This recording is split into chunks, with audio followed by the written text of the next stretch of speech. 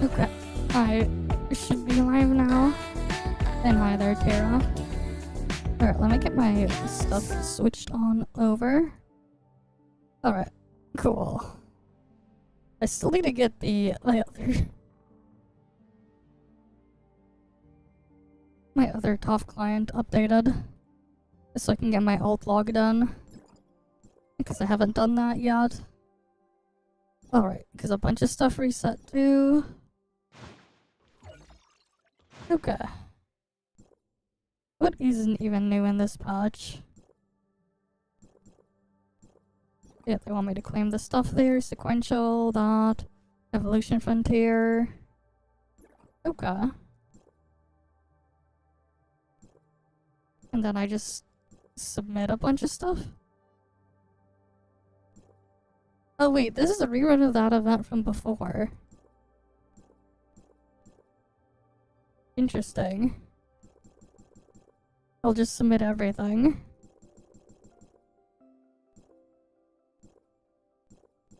That I can anyways.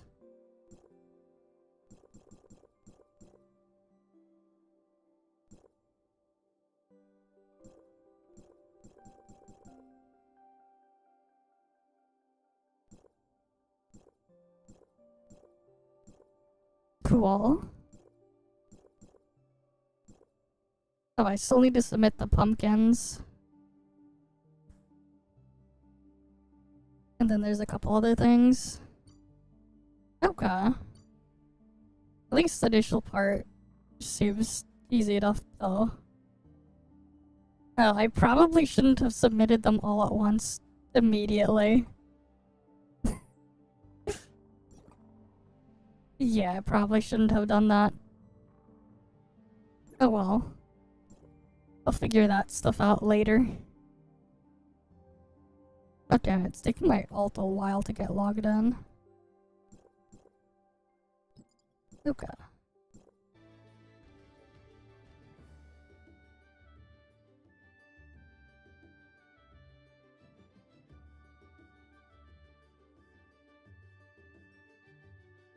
Alright, let me just get my verification code.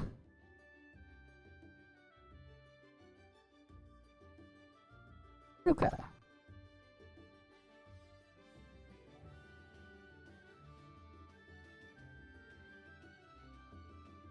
Alright, let me just check. Especially because there's like 4 minutes, if I do have it, to go and get it. I have 4 minutes to rush and get it. God damn it.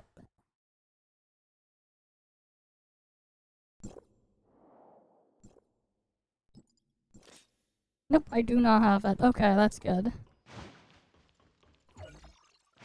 That is good.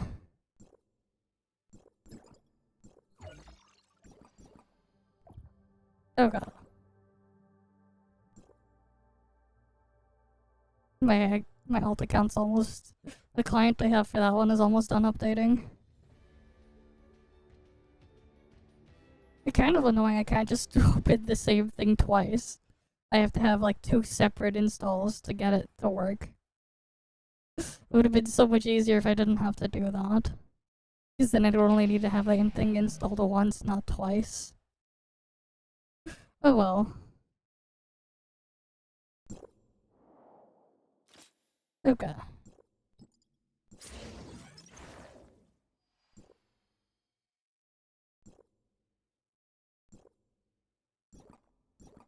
That's fine, let me get my alt logged in.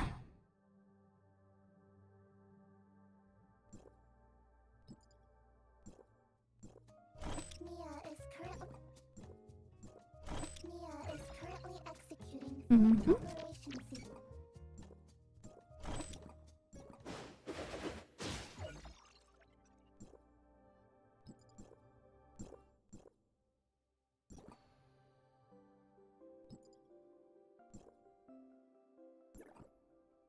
You know, I need to check if I can just do the final trial thingy. I don't want to deal with the raid. It just says clear it once. I wonder if just this will be enough to count. If I could just make it stupid easy.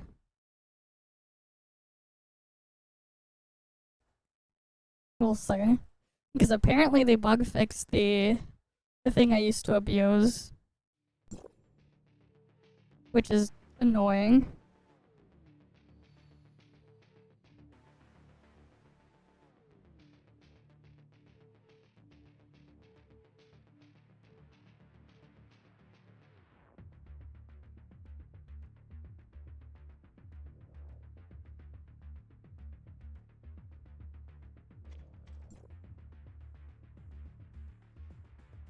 Alright. We'll ban that.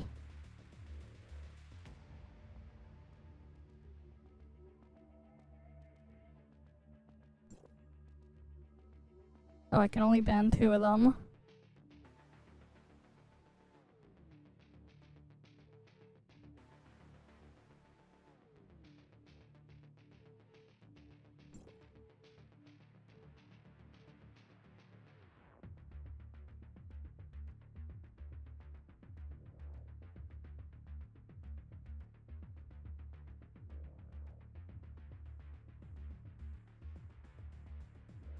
Okay.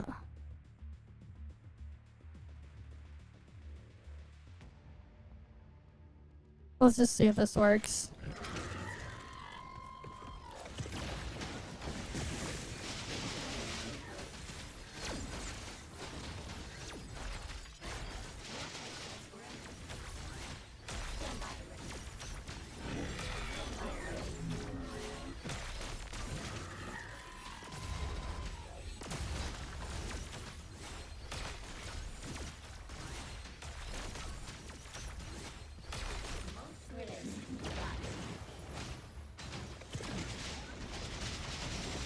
Oh, this one just still uses the old Final Trial stuff. Okay. Yeah, these are the old damage numbers.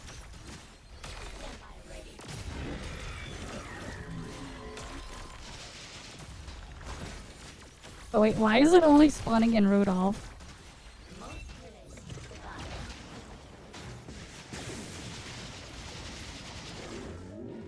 Alright, you know, let's go check the regular normal one then. Because I never really tried the challenge one on the regular server because there was like kind of no point.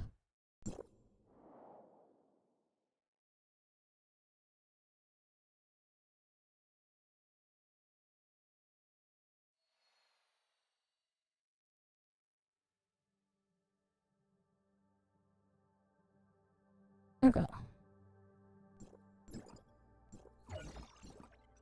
Let's give it a go. Wait, did we not get new story in this patch? I guess not. But like, I thought there was like new areas and stuff.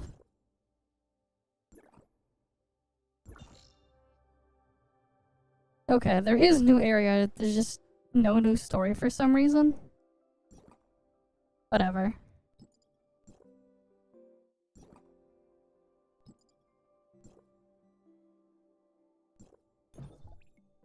Let me see if I can solo it.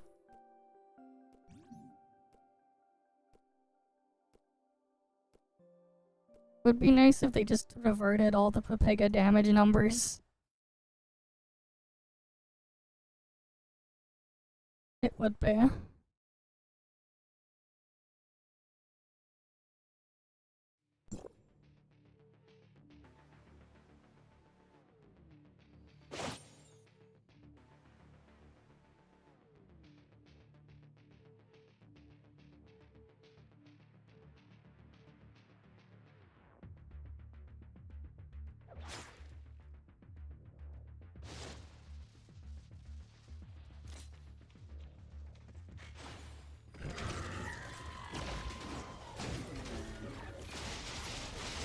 Okay, it looks like it is reverted.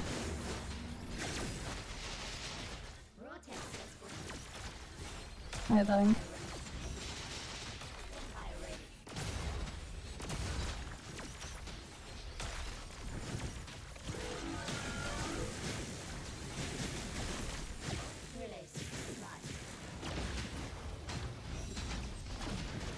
Yeah, these look like the old numbers.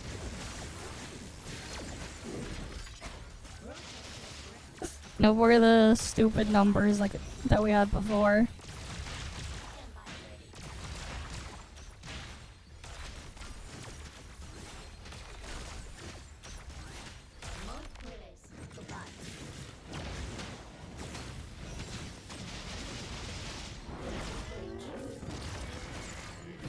God damn it, they gave us Colton.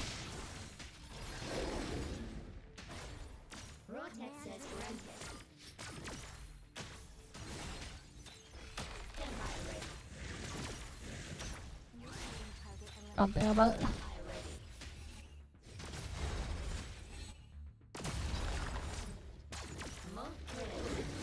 You know, I'll just try to see if I can get a group. Surely I can get a group for this. Surely. Let's see.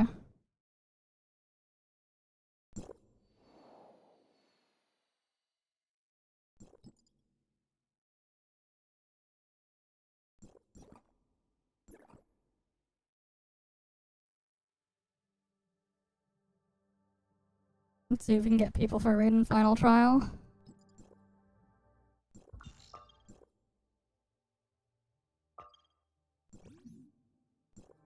At the same time, I'll go get my dailies done.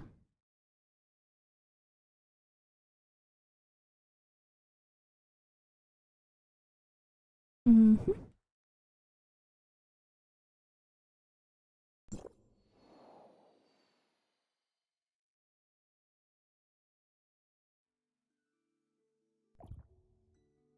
Unless the game is like too dead right now. Which is also a possibility.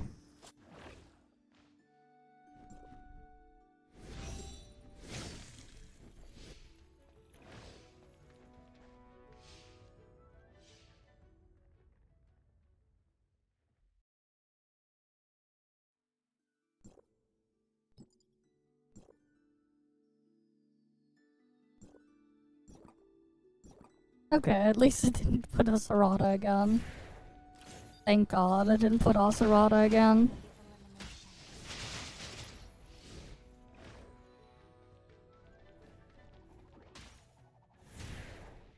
That would have been the pure pain if we did get Oserata again.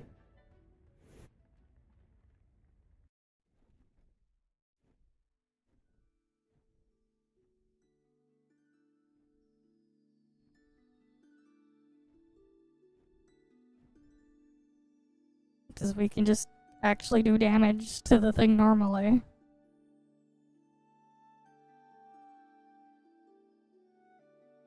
Target eliminated.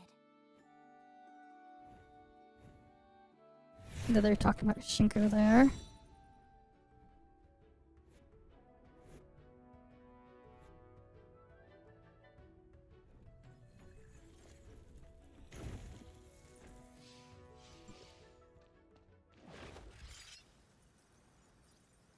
Let me just get my ult over here.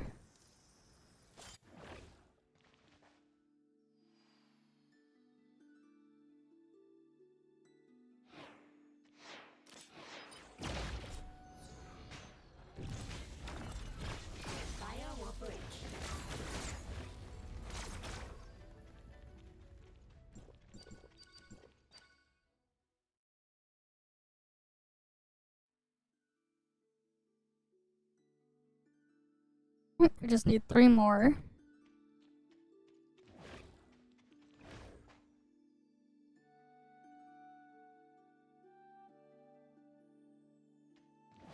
Let me just kill these guys.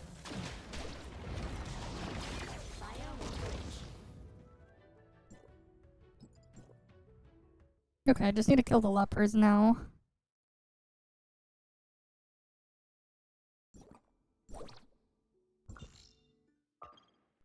Which are right over there.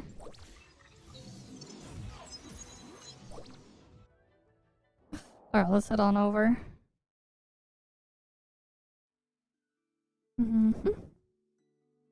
But yeah, it's like, what, filler patch in ToF right now?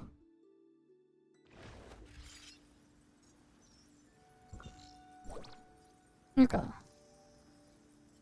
Let me just get to my ult over here.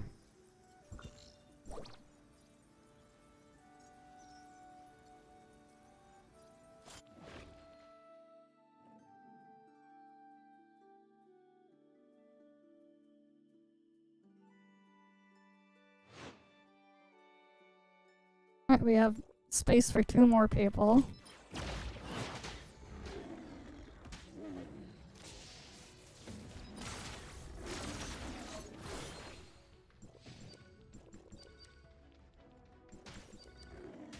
Alright. Let's get the raid done.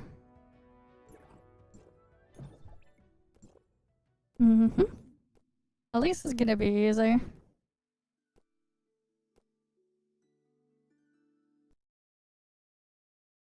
Alright, at least the stuff is gonna be easy.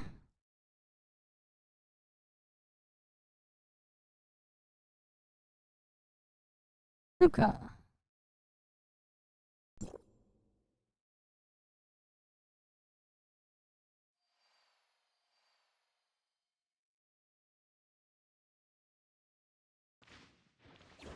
Alright, people loaded in.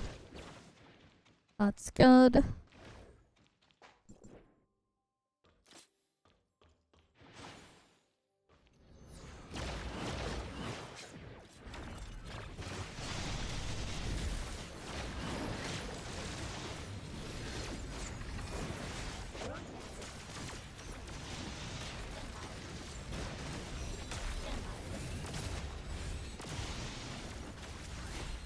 Alright, we could just easily destroy the boss. Very nice. It's nice that they reverted the Pepega damage thing. It's so nice. Things are so much easier that they reverted the stuff. When they did the, like, the really dumb change to the stuff there. It's really nice that they reverted it. Okay. Final trial now.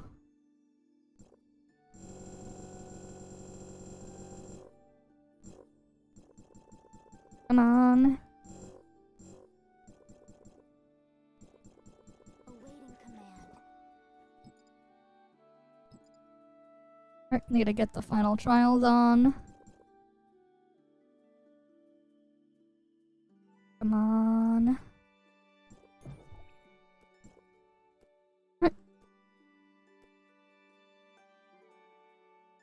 Have they not read it yet?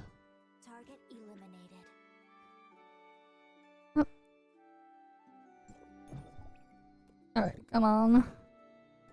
We gotta get the final trial done.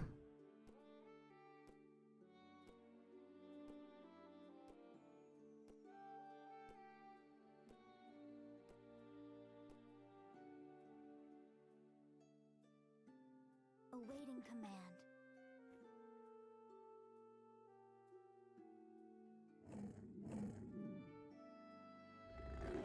The hell's up with Wolfmat? Command received. Okay, there we go. That was, weird.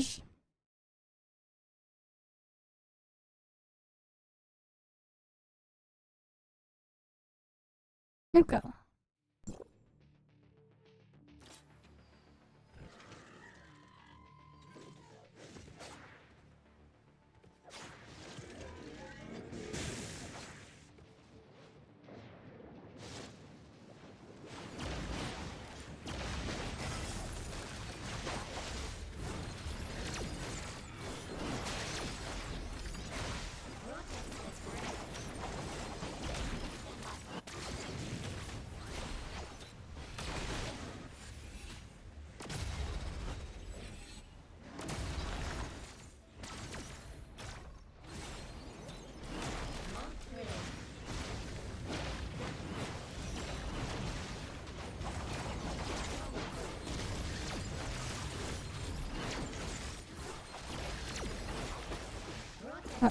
Freaking Colton.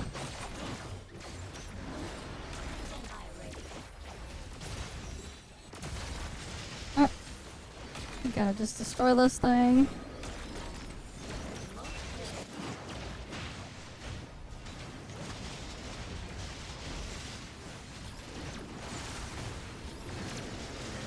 But yeah, it's so nice that we have the old style of damage back.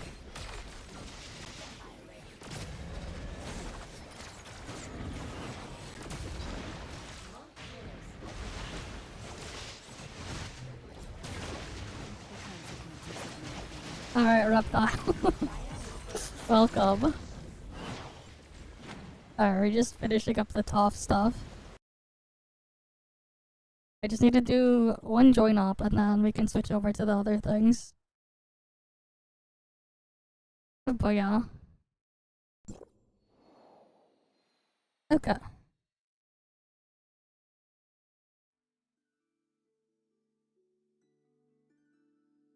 Alright, let's see.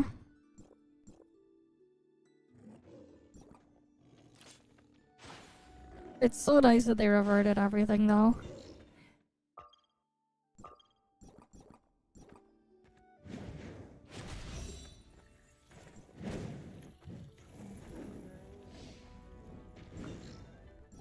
Damn it, I was hoping I could get teleported to the new area.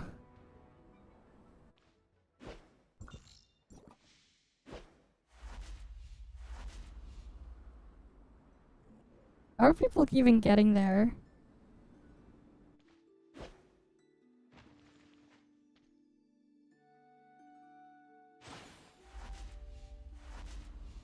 Can I just fly there?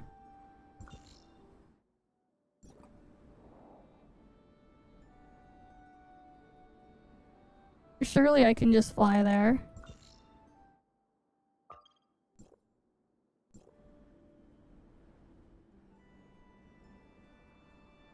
I don't know if I'll make it.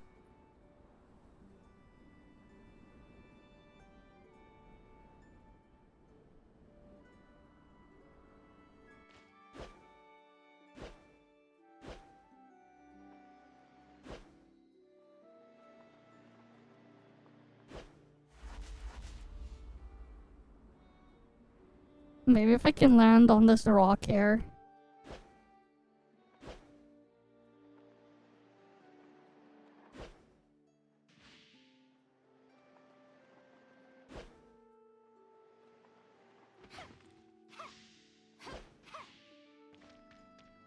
Okay.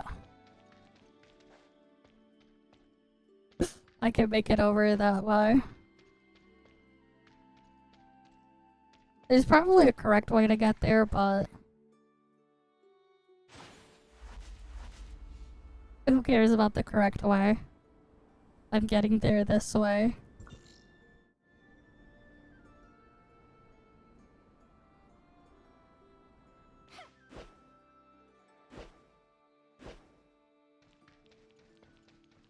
Alright, that thing is all the way up there.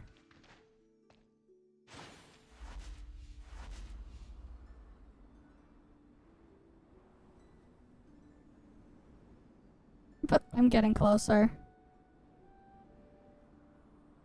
So I should be good.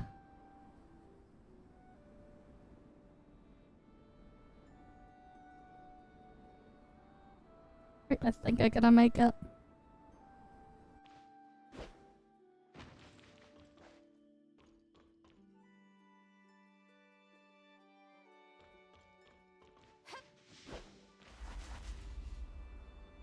Alright, I just need to get to the space rift here.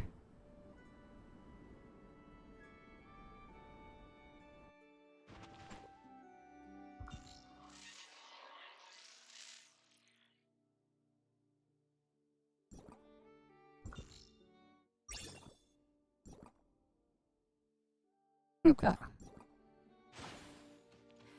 There's a couple exploration spots here. I'm guessing there's like not much that they added in this update.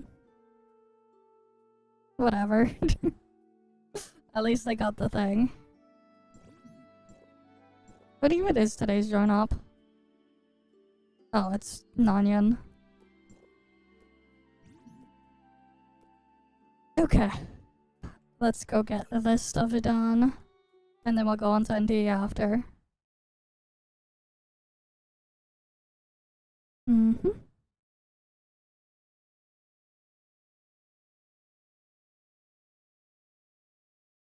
Okay.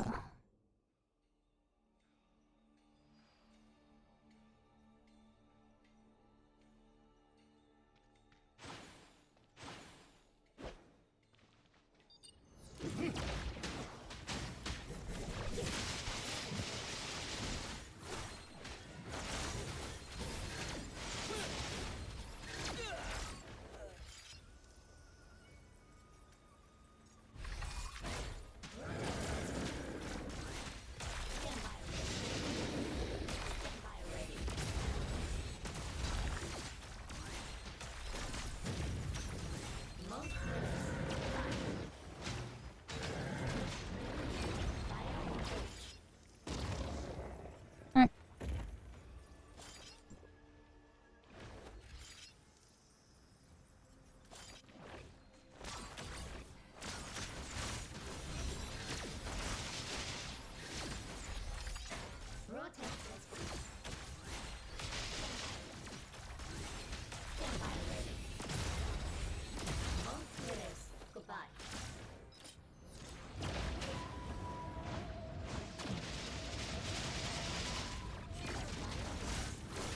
I gotta go kill Nanyan.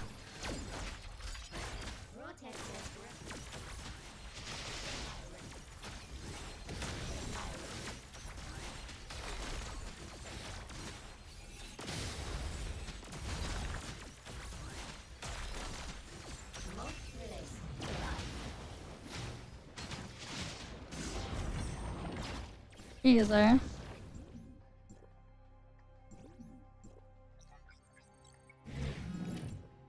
Mm-hmm.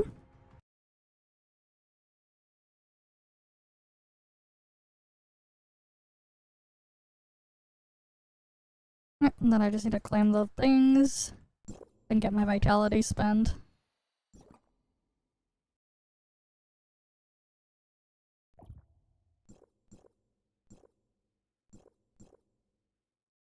Right, gotta claim all the stuff there.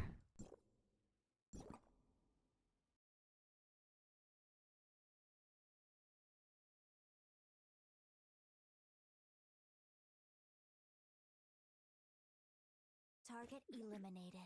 And then I'm gonna go to the AFK spot again. Just because why not keep capping on the points for that indoor zone? What else is over here? There's probably a bunch of stuff here I don't know about. Because I haven't looked at the area here. But that's fine.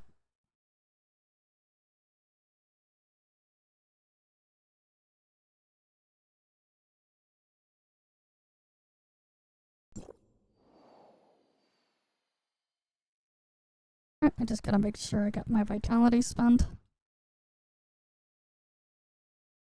Mm-hmm. Hey Flagger. Welcome, welcome. I'm just gonna get my vitality here spent. Alright, and then tomorrow should be the 1st of July at the monthly reset. Technically, where I am right now, it is technically already the 1st of July. But, like, yeah.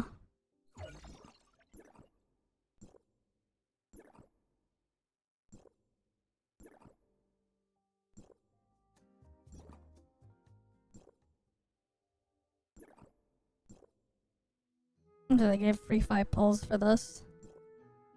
Cool.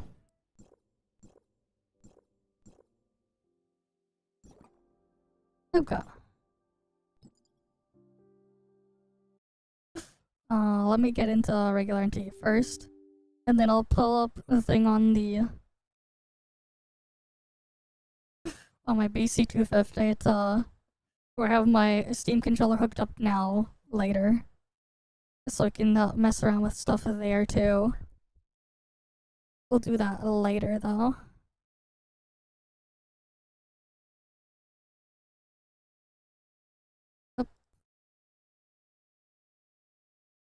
We're waiting for the game to launch first.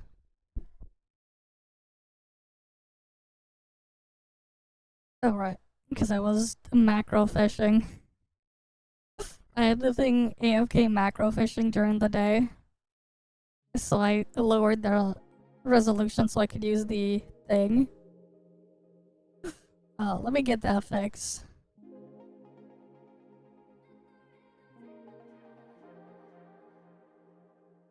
I just need to wait to get past that.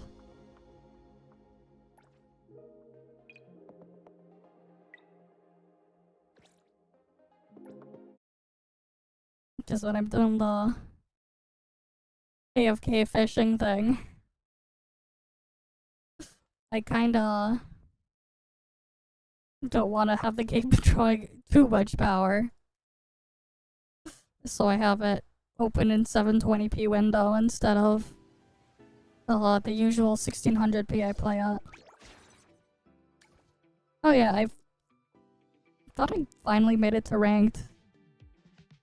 And then now I'm not ranked anymore. Bruh.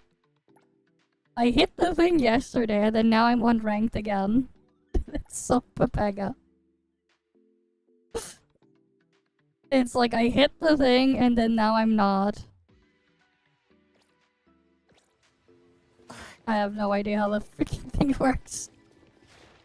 Whatever, we'll go rob you.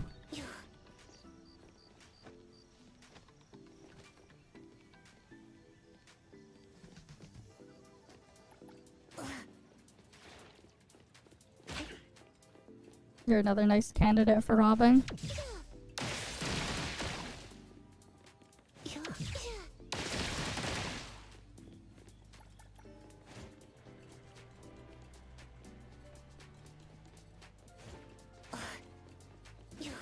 Alright, we'll go rob some more NPCs. Like this dude over here.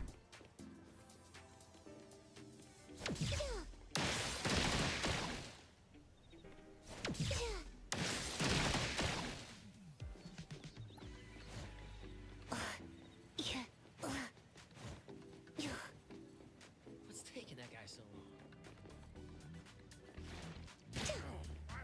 I'm gonna rob this dude.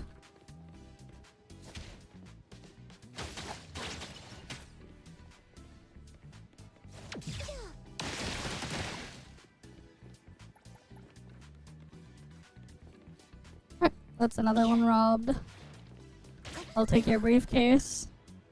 What's for dinner tonight? The weather is actually pretty nice.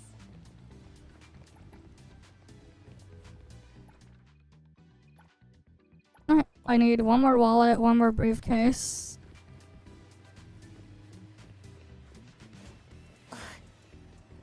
And then I should look at getting the food bags. Use fancy words in the chat, huh? But yeah, I got YouTube chat showing up again, kind of. I just made it so my bot shows up in shape chat.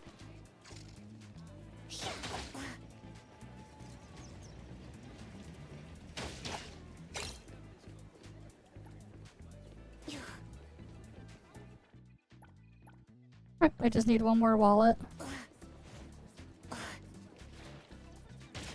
I'll take your food bag though.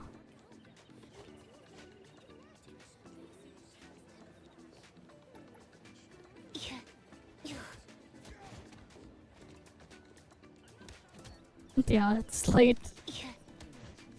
But I'm live. I guess.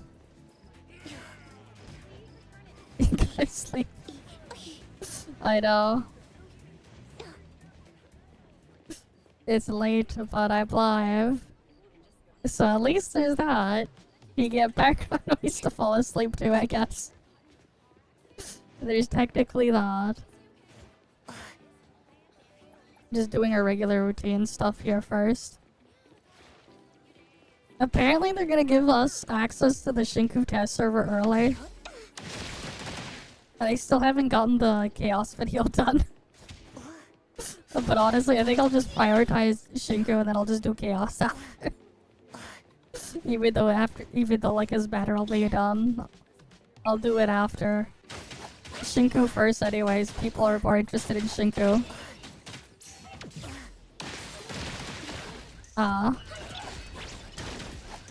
But I was like doom scrolling through Twitter the other day.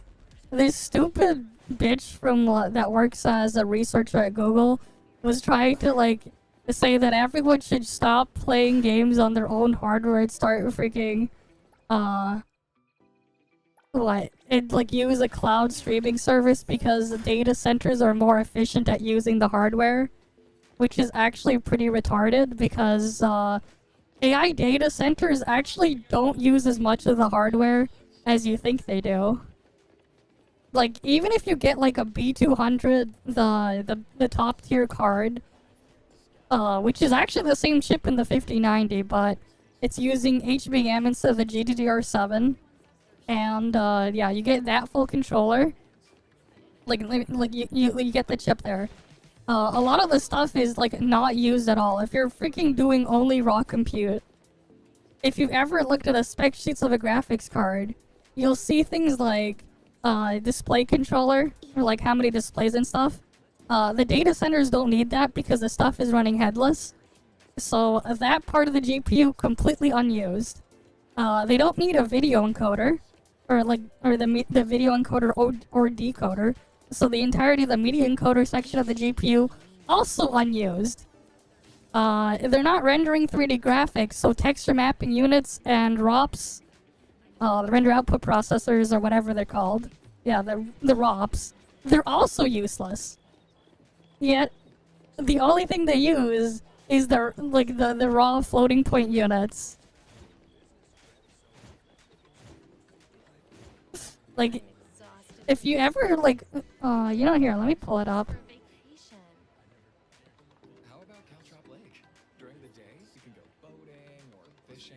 In the night, Why is my browser taking forever to open? spend the night at the Okay. beachside guest house. Sounds like you just want to fish there. That's less important. I really just want to have a vacation with you. What does she even mean by that? It's only been a few days, and I'm already broke again. I can't shake this feeling I'm forgetting something. Let me just see if I can find the picture of the actual chip. Okay, here, I found some pictures here.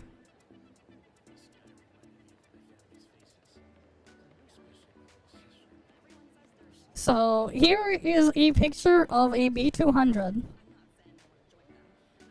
Well, this is what it actually looks like underneath the covering of the stuff. It looks like this. Right. This is what they look like. Well, this is actually two B200s. And this is just a controller chip there. But these two over here, like on the left, the two big sections there is the B200 with the HBM memory. Let me see if I can find like a better zoomed in picture.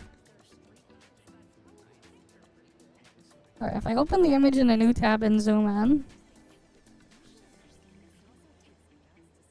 I think I should just put this in paint. But the only thing that's actually being used on this, you can see there's like multiple sections of it. So inside each of the small squares here, or these small rectangles, like you can see that are like colored in, they have it on both sides. Only about 70% of that is used. And then in the middle, the entirety of the middle is not being used. There's a section over here as well at the bottom. That entire section's also completely unused. But yeah. If there's like a better picture, I could like highlight it. Because like, there are sections of the graphics chip that are actually used for not just a raw compute. So technically speaking, a data center would never fully utilize it. Because they have no use for something they're not doing. Yeah, NVIDIA's making graphics cards, not full-on AI accelerators.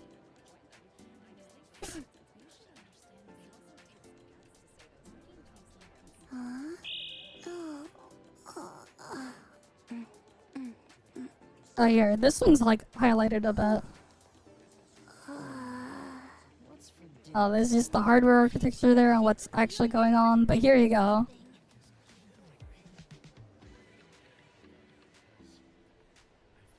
Wait, no, this is the GH. We need the B200.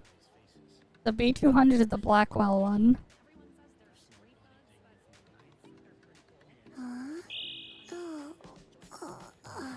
But like a large chunk of it is just like not used. Because they don't need it if all they're doing is using the raw compute.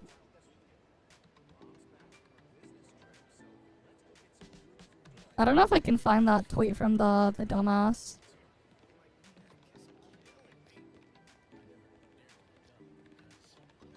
I probably can. Just about to do? Totally blanking on it.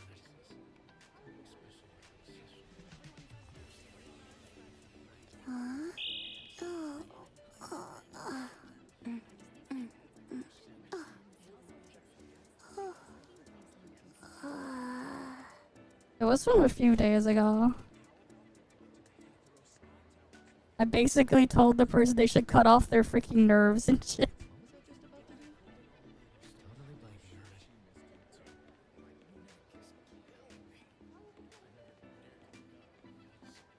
on it. Yeah, here. I'm like, how about we cut off all your nerves in your body connecting to things controlling your muscles?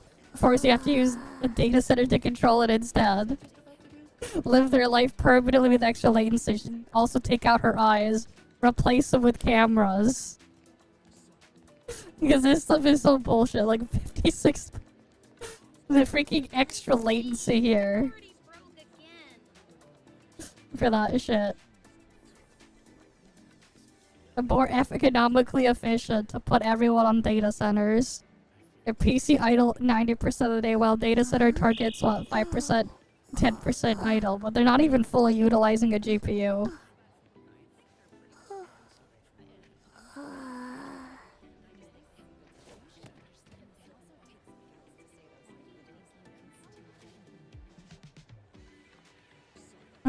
But like, yeah.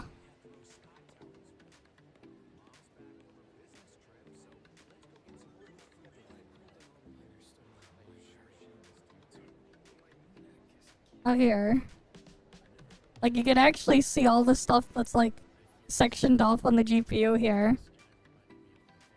Surrounding it, there's, on the edges here, there's a GDDR7 controller, memory controller.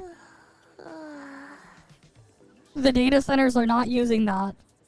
It's at the top of the chip there and on the sides. Completely unused. The entirety of the bottom region right here, the GPU as well. All of this stuff, unused. Is it using NVLink? They don't need the PCI Express connection. This is for the NVENC, that section there. The display controller's over there. They don't need the entirety of this bottom section here. They also don't need a decent chunk of, like, each of the GPU cores here. But yeah. Anyways, let's get back into the game.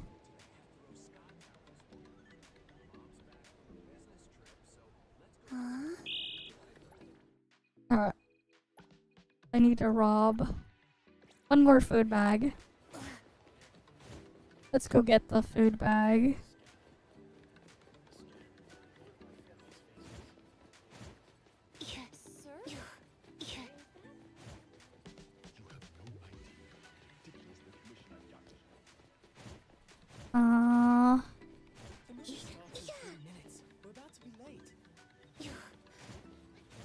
Surely we can find an NPC to rob. My kid loves worrying about me. Oh, I'm 30 minutes late for game. Oh, there we go. Look, it's an Alpha Regalia Lavelox. It's so cool. My boss drives one of these. One day.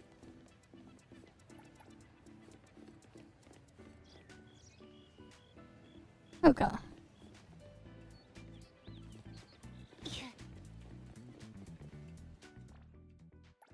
There's a survey as well. We can do the survey later too. Let's do our daily gifting. Whoa. This is for me? Are you? I need to get stuff for Chuz. Okay. Alright, I'm gonna give 3 for Chuz.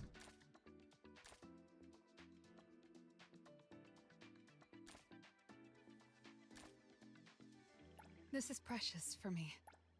Many thanks.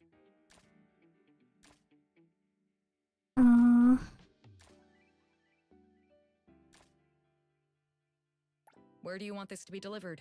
I'll just give that to Hathor.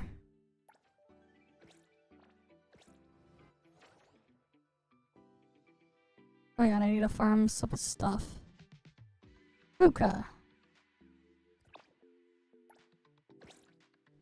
Let's go just dump the stamina first. Mm-hmm.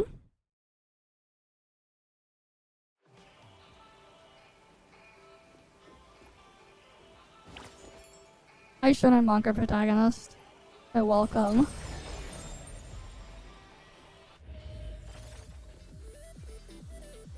Did you need something? The tide of the world, drawn to its place.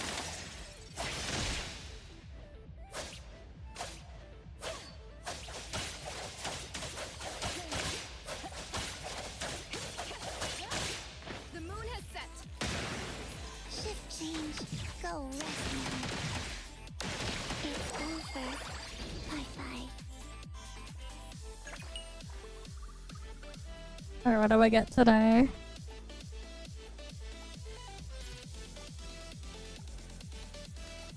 Nope.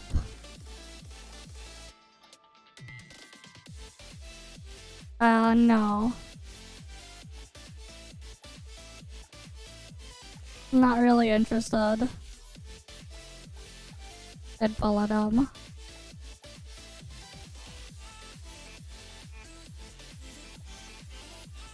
We did the ToF stuff earlier anyways.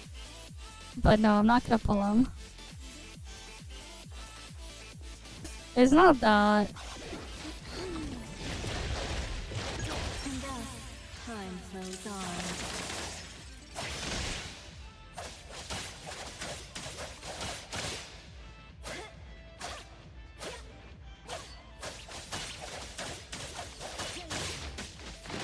Lacrimosa can handle it.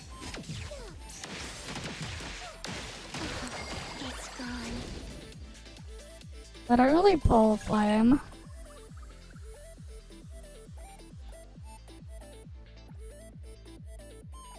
Nope, nothing good here.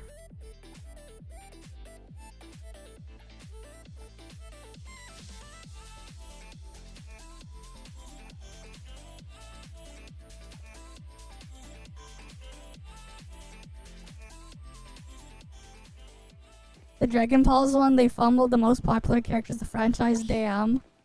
Ask something. Well, that was unfortunate. How'd they fumble that?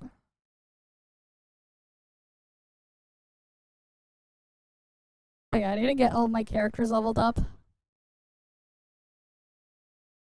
And then, I don't know when they're apparently they're gonna send me an updated test client again soon, so I can just look at freaking Shinko. And try to get content for Shinko prepared ahead of time.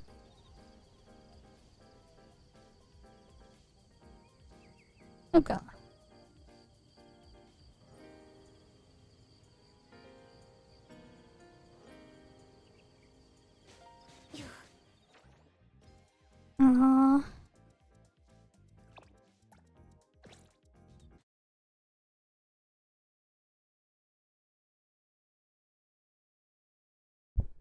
But yeah.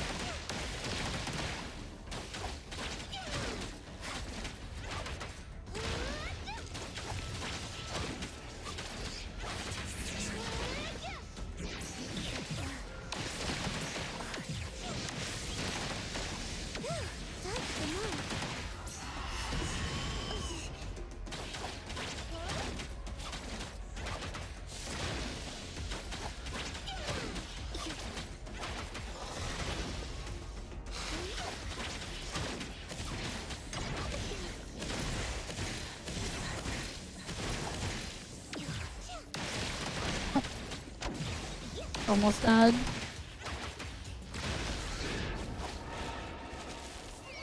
Okay.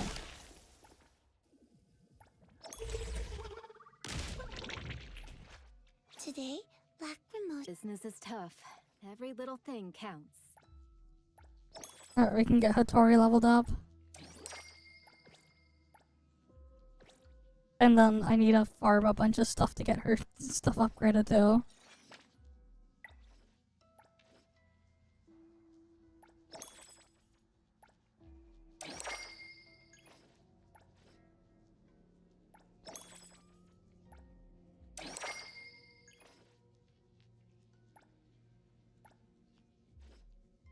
But yeah, I need to get all my stuff slowly upgraded.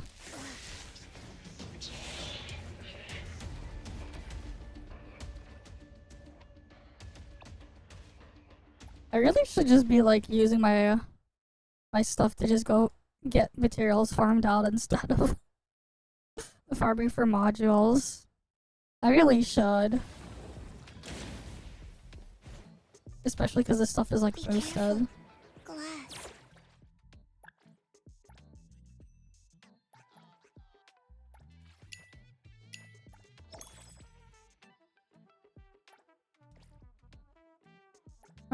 I should get Chiz gifts as well.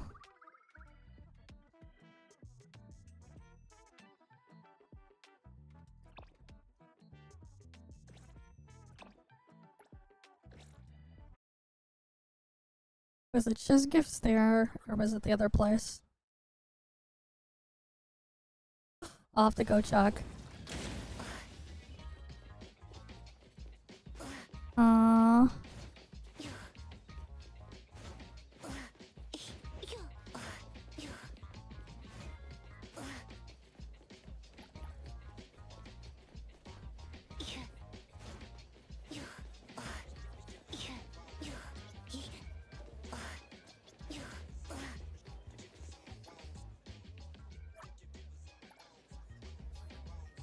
Oh yeah, it's here.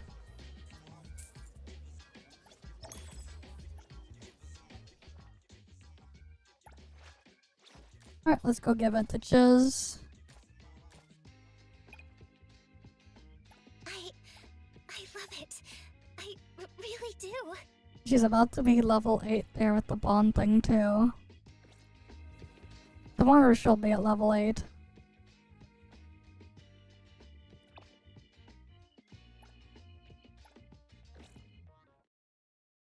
Alright. Let's go warp to the properties.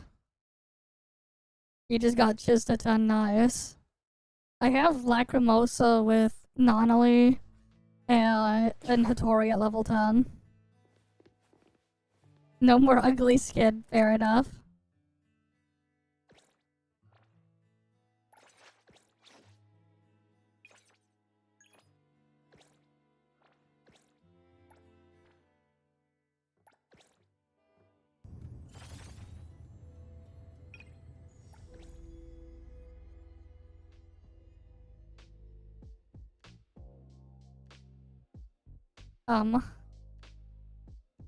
Did I just break the game?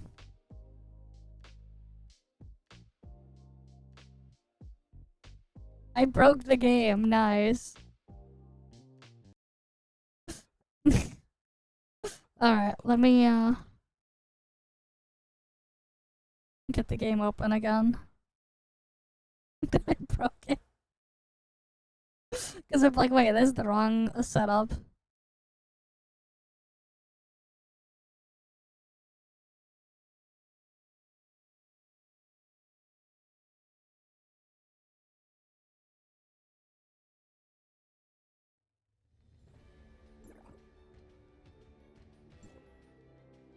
Oh, I accidentally opened ToF. God damn it.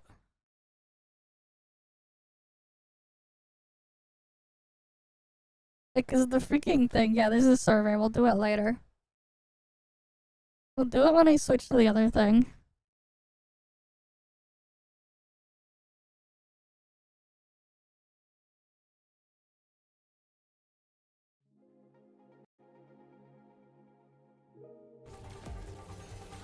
Oh, you can hear the freaking AFK farming and thing. Let me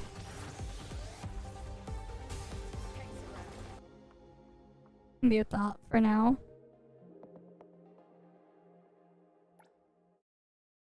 That was my PC 250 collect. No, that was the thing there. Because I was like remoting in to the thing to just check something.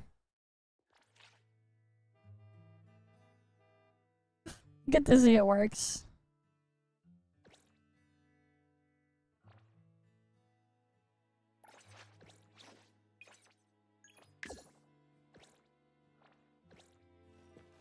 Let me go deal with the crime thing there first. Lacrimosa.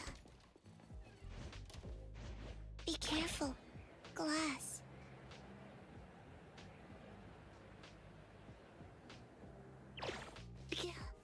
No wings. So easy.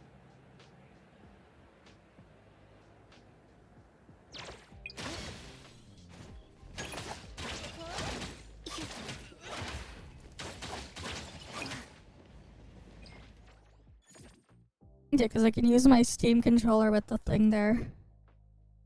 When we get to it later.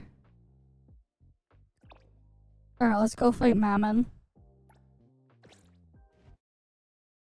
Alright.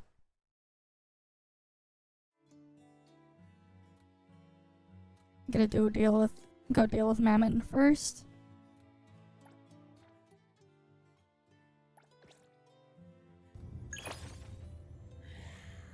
Did you need something? Haven't gone rusty, have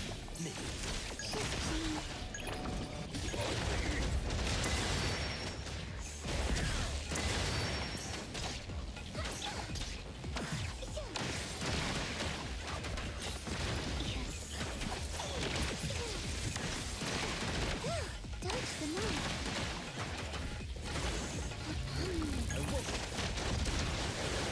Lacrimosa can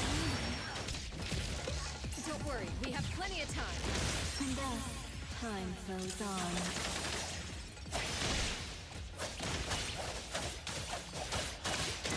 That could be good for a while. Alright, that's dead. Arriving at this very moment. What do you mean a hedgehog? What?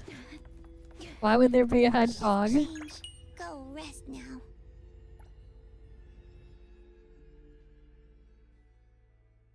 Okay. Alright, got that cleared.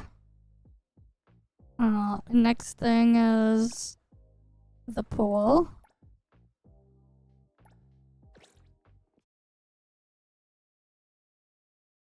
Alright, gotta get the pool thing.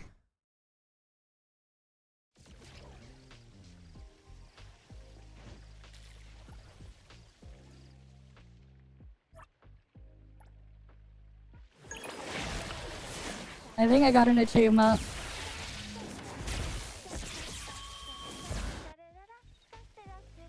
Yep, plus 1500 fawns. Nice. It's not much, but every fawns count. Every fawns. I'll always take more fawns.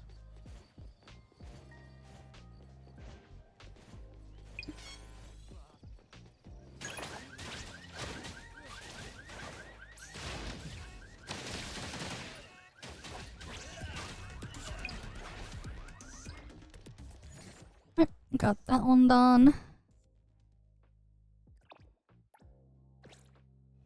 Let's get the buff from Witch's house.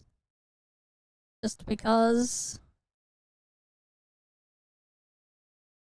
Alright, might as well just go get the buff here.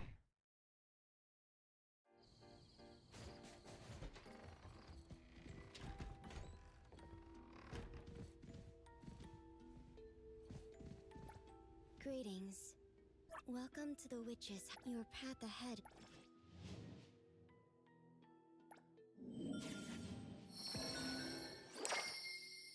Alright, we got crit.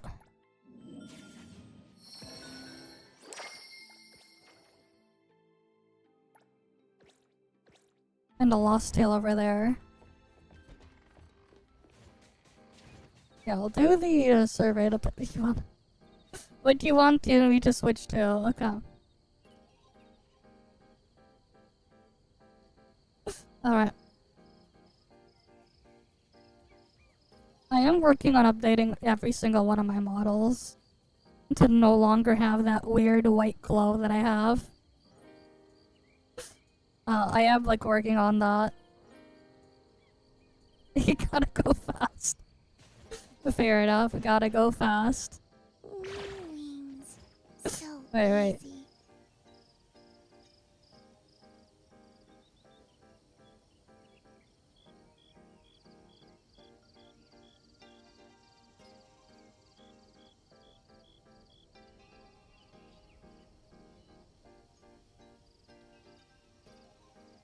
You know, this might probably be fine. I don't know. You made this? Is this what you mean?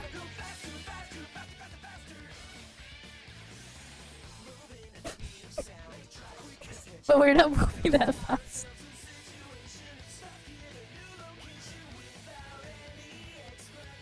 Right, they gotta go fast. Let's see what the egg thingy is pointing me to.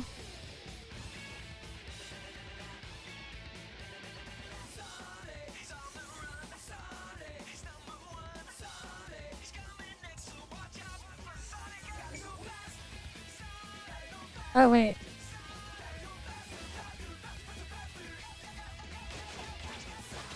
You just gave me the achievement. Probably because I already did that one before.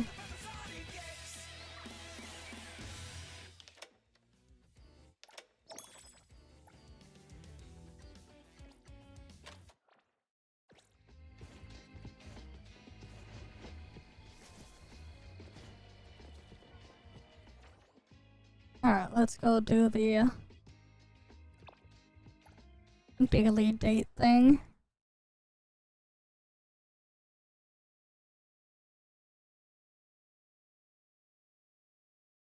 You have to go to jail. You have to go to jail and do the, and speak with Tornado, do the tornado thingy.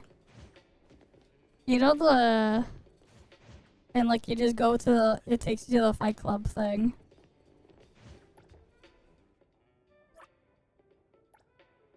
You can only do the challenge fight from in jail. If you don't do the matching thingy.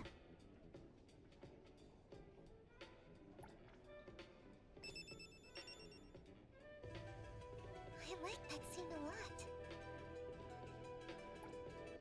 That's it? I want to watch another one. Yeah, you always talk to Tornado. You gotta do the thing there. Okay. Do you have anything else that we need to get done? Not really, right? Because it's end of patch. Damn, it's all the way up to 155k now. I should, like, go back to AFK farming this for extra beetle coins. Because I really do need those beetle coins. I'm always gonna need more of them. So, like, I should. Oh yeah, there's this part of the event too I need to do. We'll have to go to jail for that.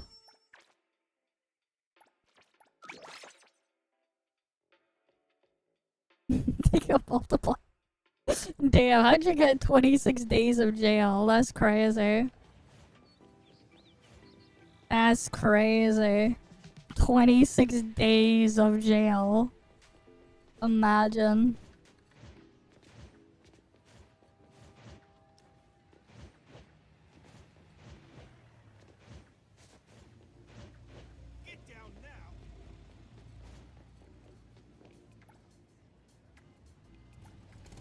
But yeah, getting your jail to rack up to almost a month of jail, that's insane.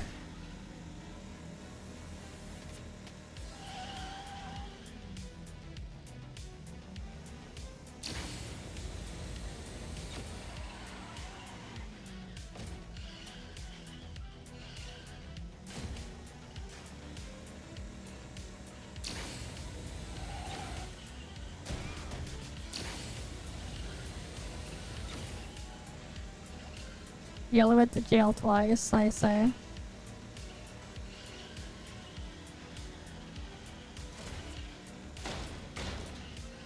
I haven't been to jail in a while.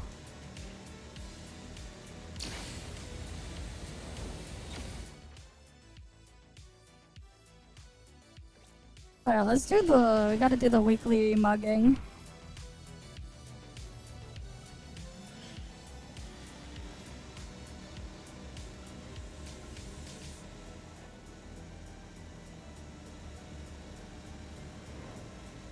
I say.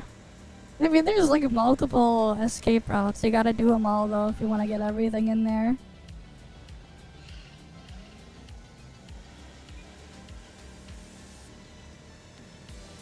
What do you mean, how can you level up in jail? You cannot level up in jail. The character you get when you're in the jail map is different than your own. They give you like some weird template level 50 character. It's weird. Don't know why.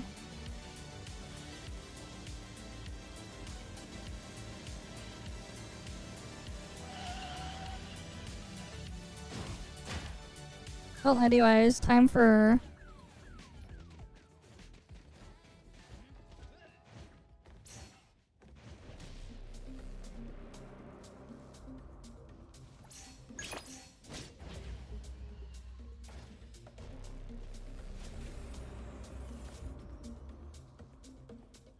They can't get me. They can try all they want, but I'm in the elevator. They're not. But we gotta fight the elevator boss.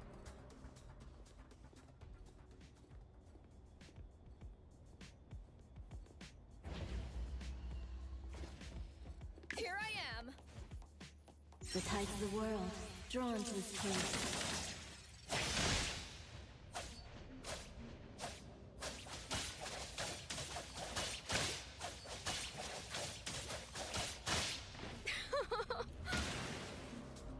Leave it to Lacrimosa.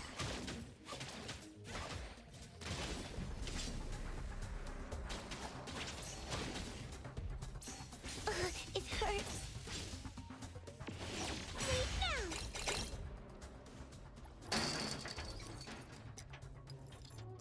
now. Because he gives another dot.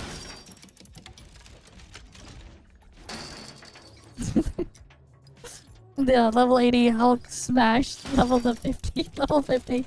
It's a single painkiller, yeah. Dispel.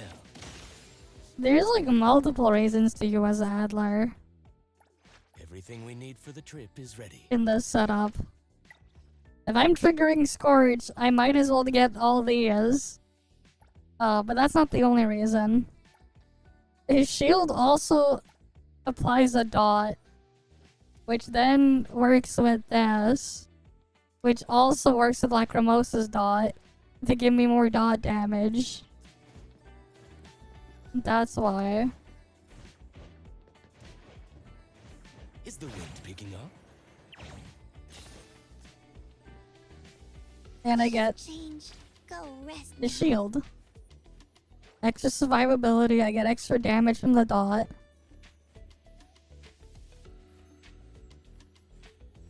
That is great. Be careful. Glass.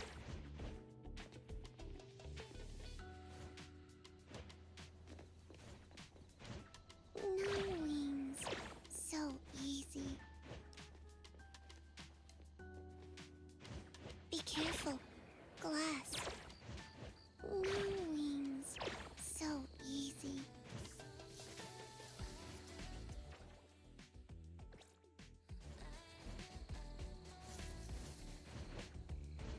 Be careful. Glass. Oh, there's a burb here. Free stuff from the burb. So easy. And a car I can return.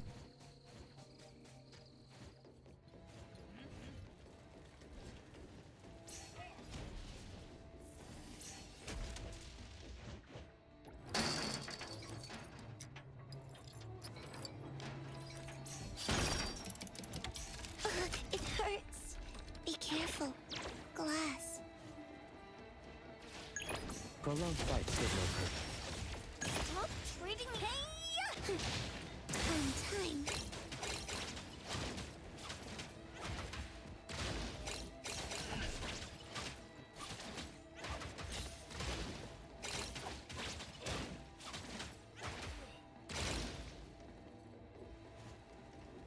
Alright, and then I'm gonna rob them for more of their fawns.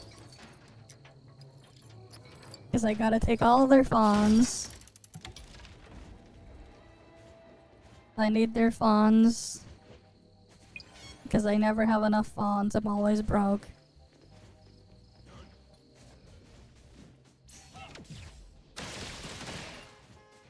Stop treating me. Lacrimosa can handle it. Wings. So easy. Like, it's only like 15k fawns a week by going to all their hideouts or whatever, but like, why not? Every fawns counts. I'll still take it.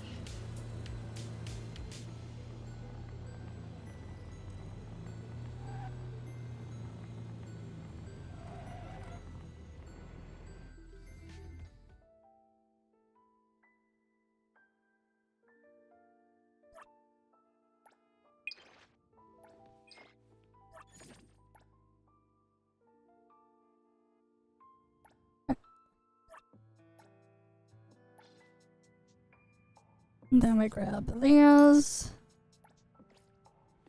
Right, because I always want more beetle coins. Oh yeah, I should get the insta clear here. And we're short.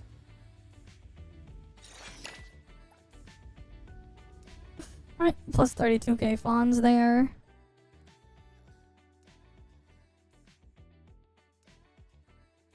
Alright, the next one's all the way up there.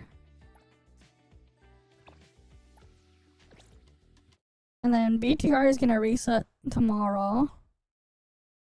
So we can go and get that cleared tomorrow as well.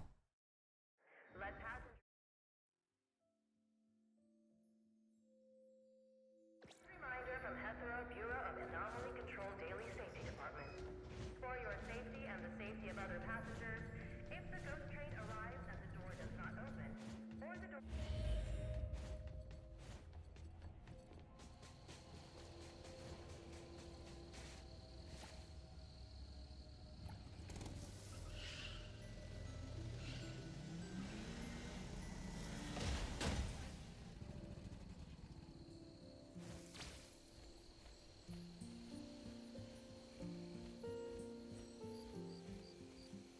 We go over here.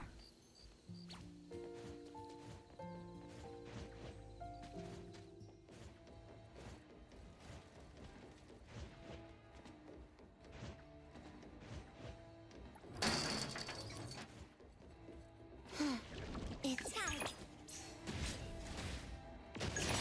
Leave it to Lacrimosa.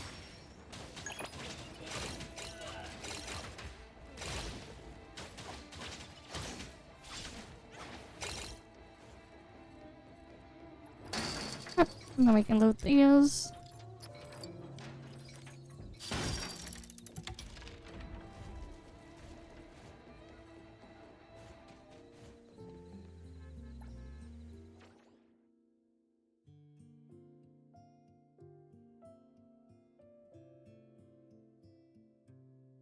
Oh wait, it's closer to just go from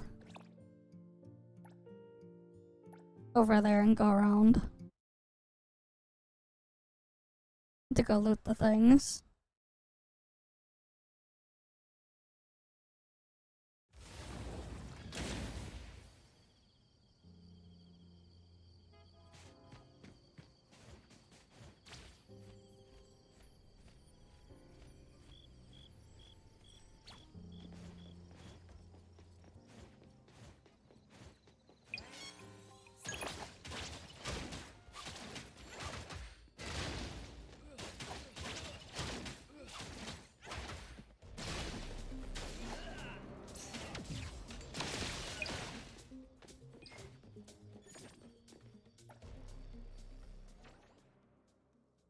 We'll go to that one over there.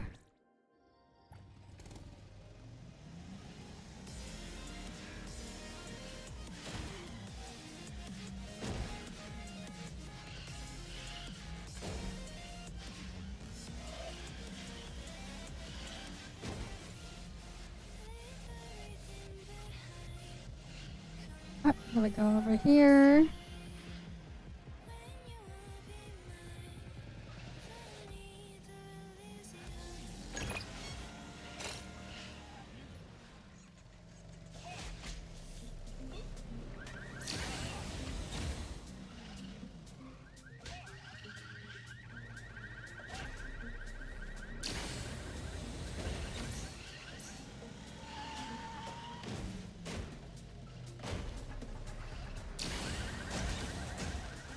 Damn it.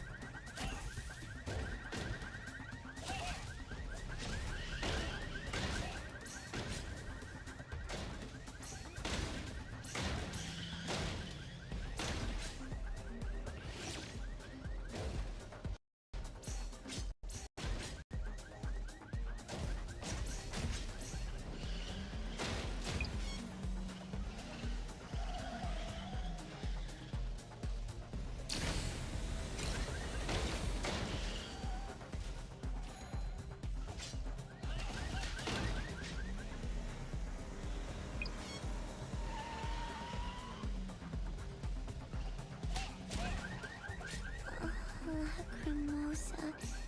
Lacrimosa. Oh, damn it.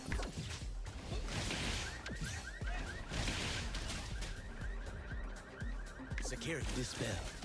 Let me keep an eye. Let me take a cloak. What a drag. Miss, allow me to handle this. Alright, there's a lost wallet here. You worked hard.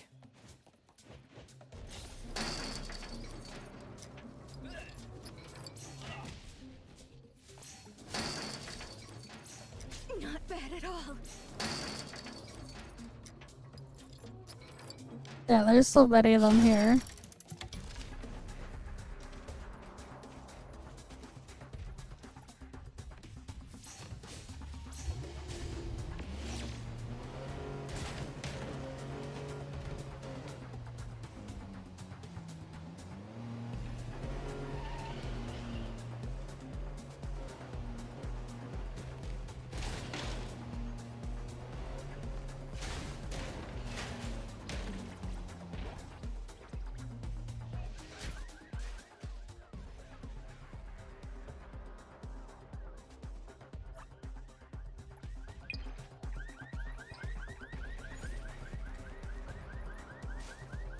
Bro, they're still after me.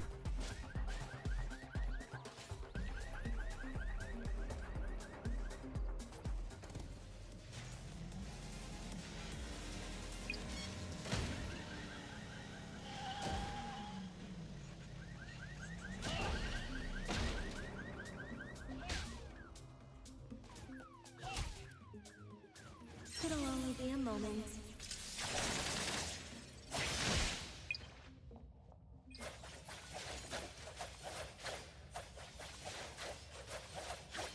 Arriving at this very moment.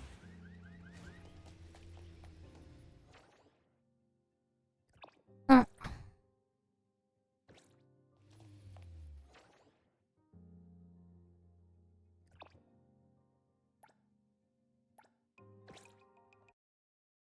We're gonna go heal up. And then we'll go off the last two spots. Shift change. Go rest now. There's one over there.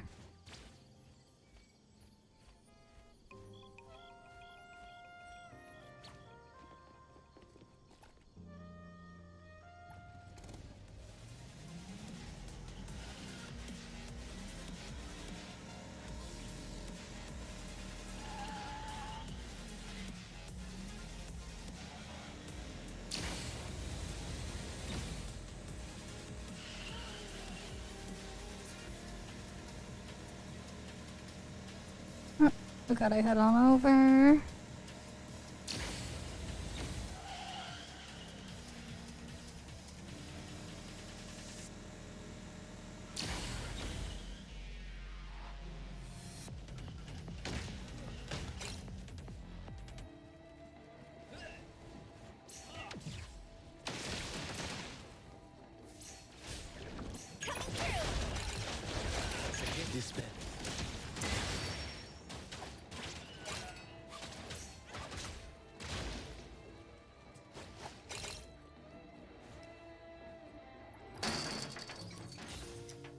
We can go loot this.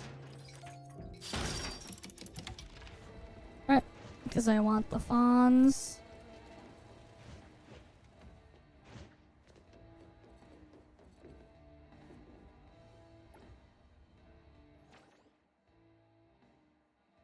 Okay, and there's one last one over there. Oh wait, I should claim the other daily stuff first too. And then I'll go after the last one.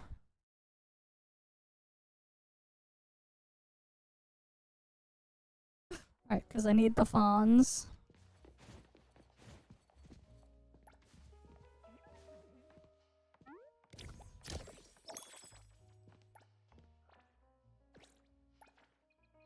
What kind of piece is it? Oh yeah, I should open these. See if I can get a bunch of fawns.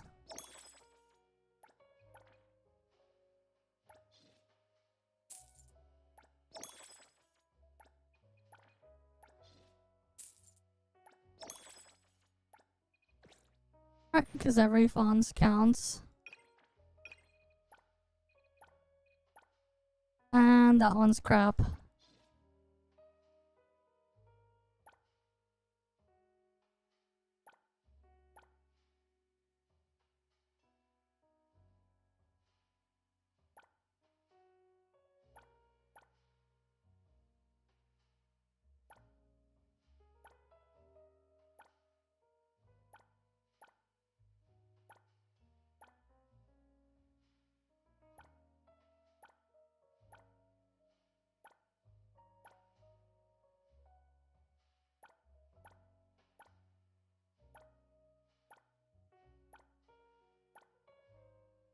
But yeah, I should like clean some of the stuff in here out.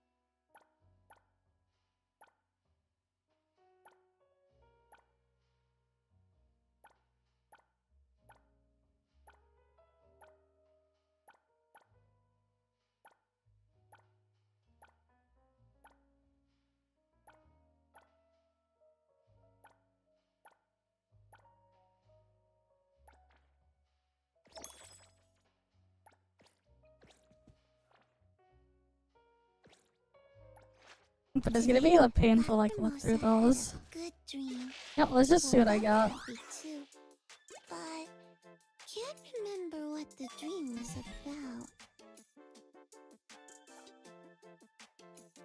Hmm.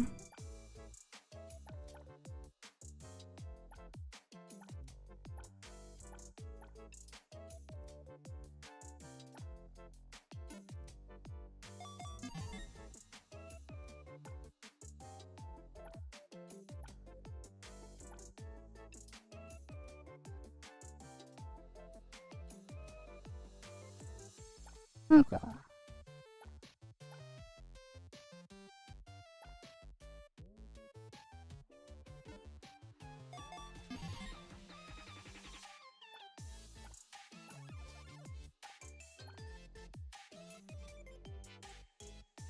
That's at least 3 pieces, 3 stats. That one's 3 stats.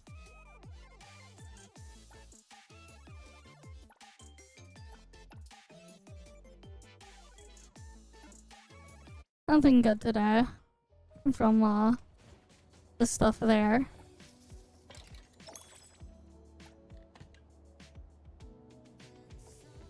Get the beetle coins there.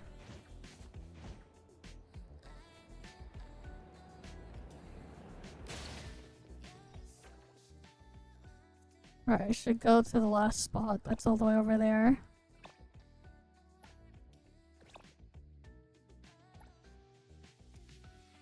We'll teleport over. Okay. And then after this, I guess I could just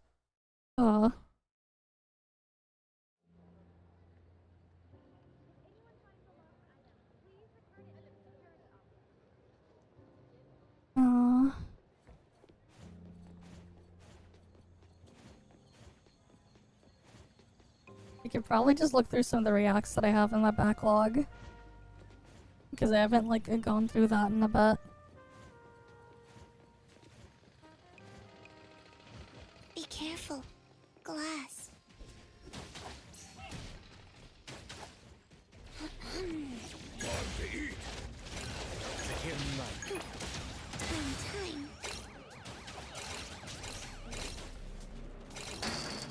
And all of those guys are dead. Easy. Alright, easy.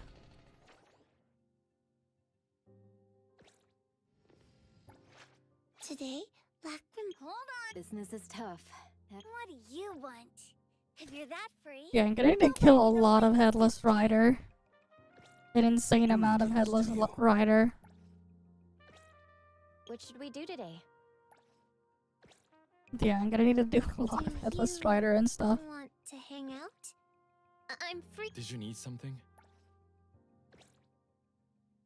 It's my duty. Yeah.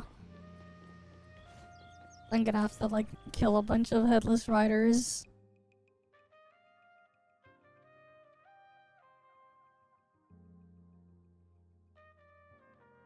I guess no reason why I shouldn't get started on that now.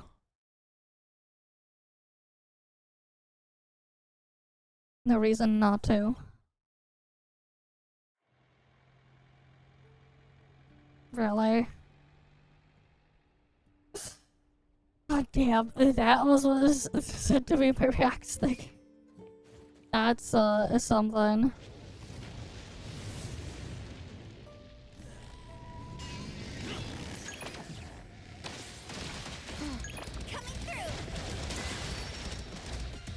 Security. Dispel. Leave it to Lacrimosa. Lacrimosa won't lose. Good thing I'm not one. Lacrimosa don't run.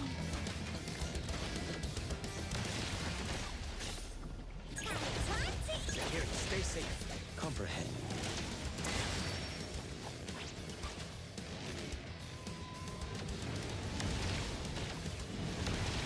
Lacrimosa, faster. Dodge them all. Lacrimosa.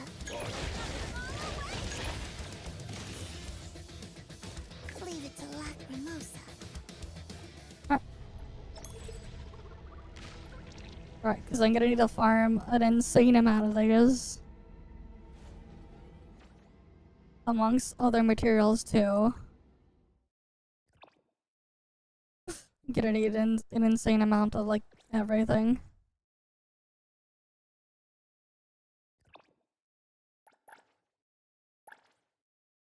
Oh yeah, I should quick sell these.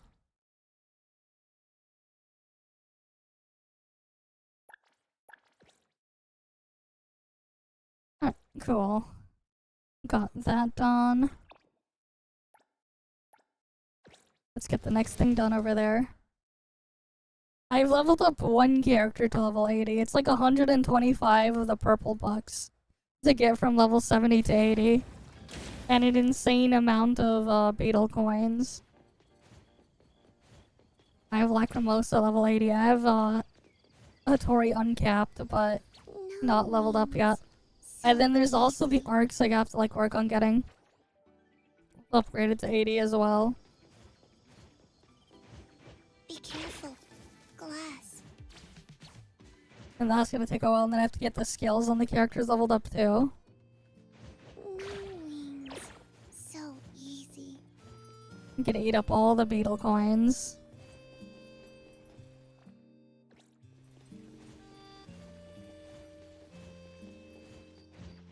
Be careful. Glass.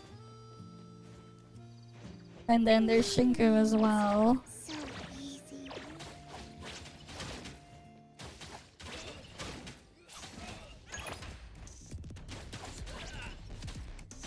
Lacrimosa won't lose.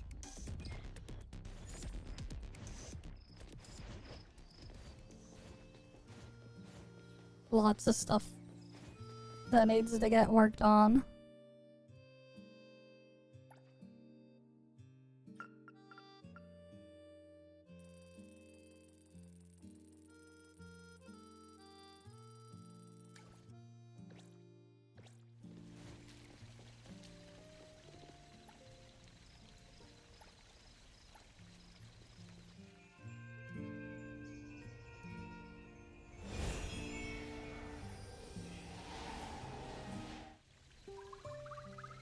Okay, Sakiri got the bond points this time.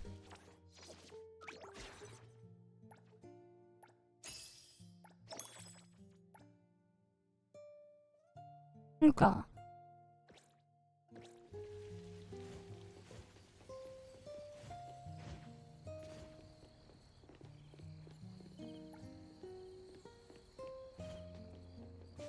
Yeah, things are just gonna be So easy.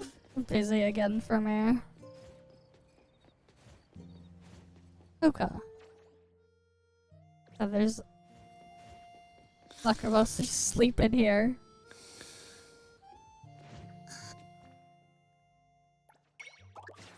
What's up with Bagel now?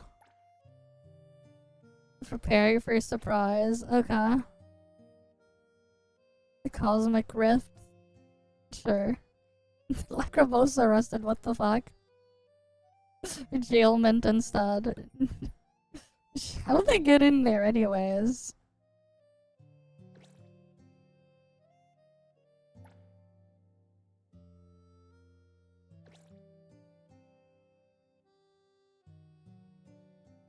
How'd they glitch into the jail like that anyways? Lacrobos is crazy strong. What the fuck? Yeah, crazy strong indeed. D5 lifting, she's evolving.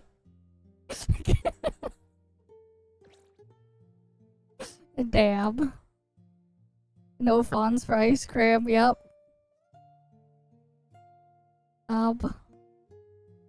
Uh-huh. Ah, yes, the absolute cinema. Of course. Expected or unexpected?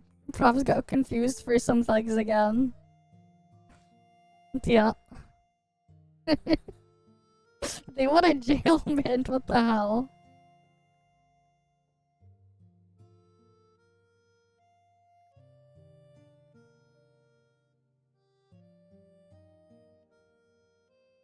They're like for like and all these other things. Oh, but yeah.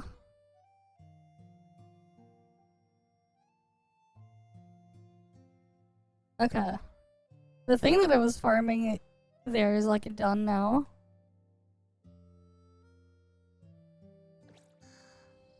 But you know, here, let's go farm and unlock the new character and do an item best a bit, baby. And then do the survey thing. I guess I could try to.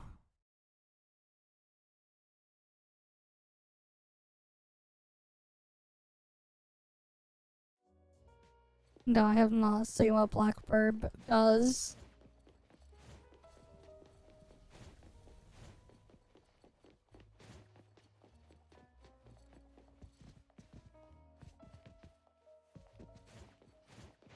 I just realized there's like no TV in this housing thing. There's like actually no TV here. I just realized that this one doesn't have a TV by default, which is kind of crazy. Like actually.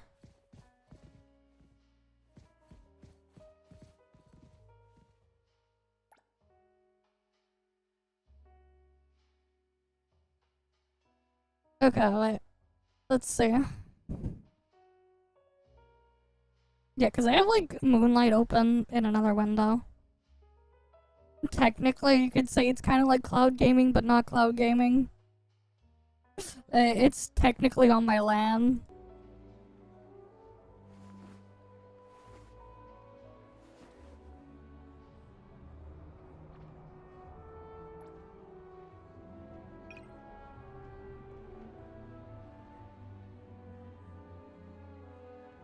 Okay.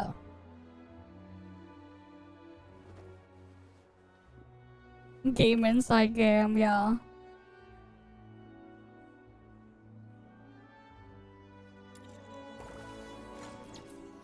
Alright, this is on the PS5 machine. Should probably get that forged.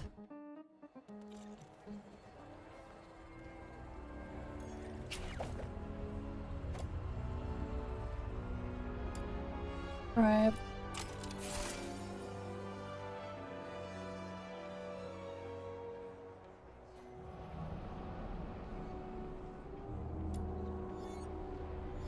It's annoying that I can't like just immediately skip everything.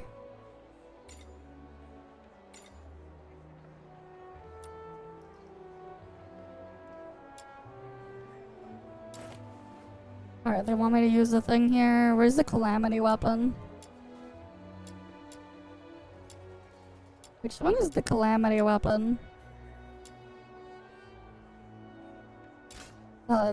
Okay, there it is. What was her weapon again? Fuck, I don't even know which one is supposed to be her weapon. Chain break. I think it's that one. Which one's Umbro? This one? And then...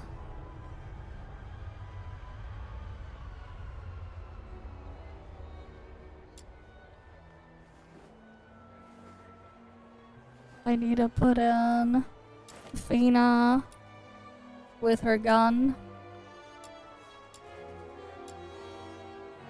No, I have not. It's pure pain to like get this shit upgraded, man. So the answer to your question is no, I have not done that yet.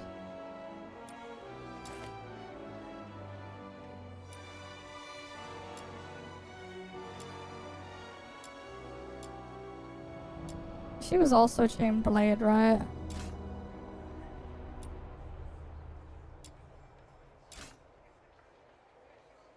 Yeah, the whip blade, whatever. Okay, she has this thing.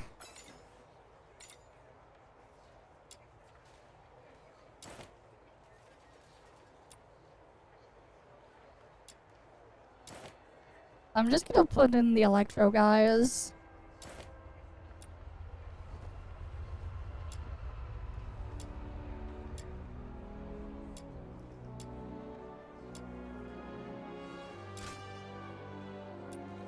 And then she has the great sword. Okay, sword thingy, whatever. Yeah, I think that one is the one for her. You can get Wainwraith.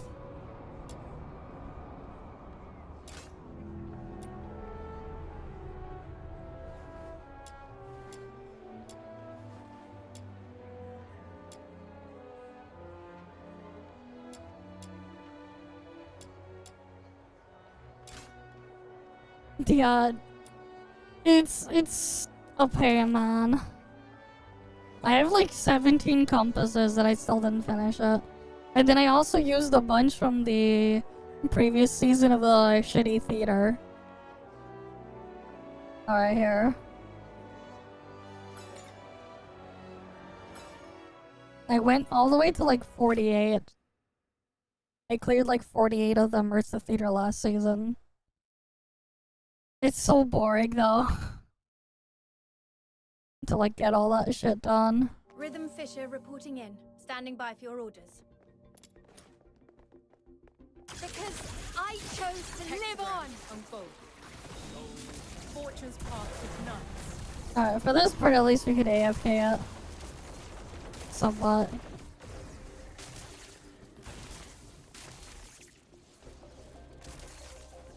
Yeah, the compass is just annoying, man. I made another compass, but like I haven't used it yet. It takes so many of the fucking gold bucks.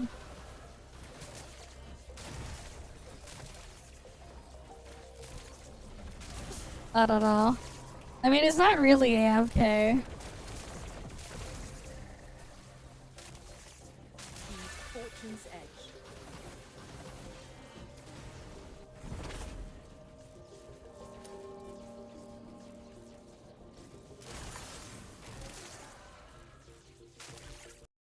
Here's what I'll do. I'll get it done in the background. Oh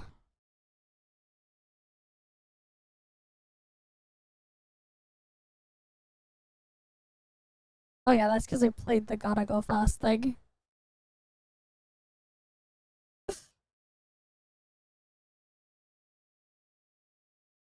Let's see, can I open the Discord?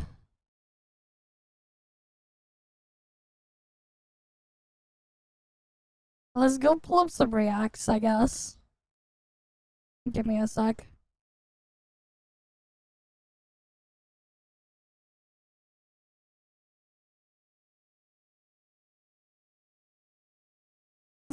Bro, this shit.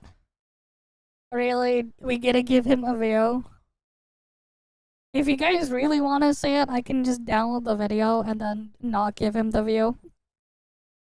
I could just not give him engagement. I'd rather not give him engagement. I could use a tool to download it.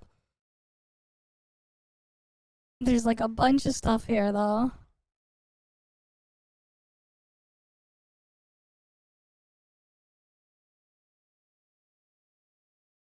Wait, how long is the video? 10 minutes long, is only 85 megabytes? Alright, I can delete it after.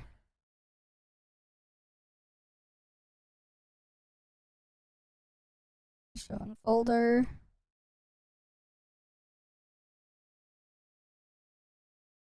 Open with. Here. Alrighty, ladies and gentlemen. There you go. We can go watch the something stupid occurred snowman relatively in clown. the space, and that is, of course, a live stream for a particular title, Neverness to Everness. Okay. And instead of actually just going ahead and like watching the live stream, stuff like that, I had a bit of a moment with my chat, bit of a moment with my community, just to talk about, well, what's going wrong with this game, why I wasn't really going to be engaging with the live stream, and, well, why I'm not really planning on covering it much in the future. Because Yeah, this like is the cold, Hoodle. harsh reality of it currently. This is a bit of a preamble, right? This live stream did not do well.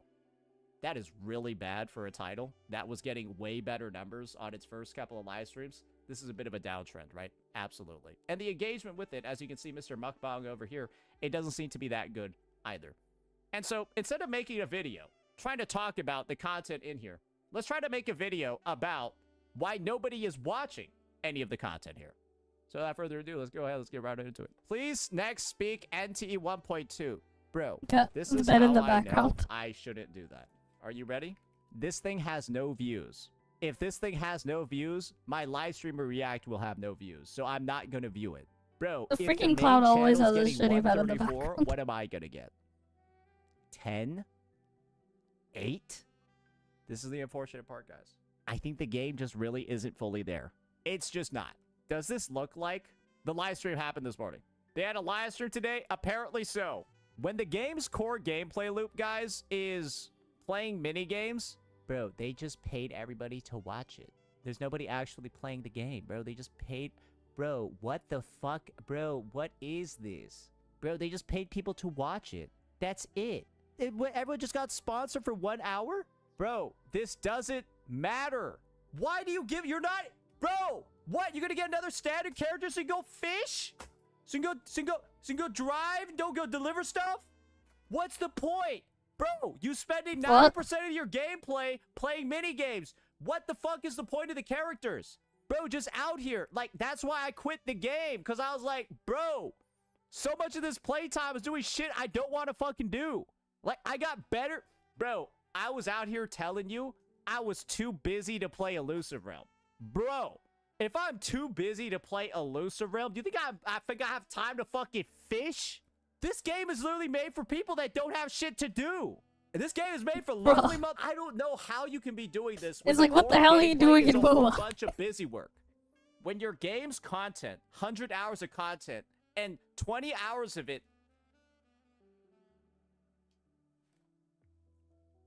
that doesn't count.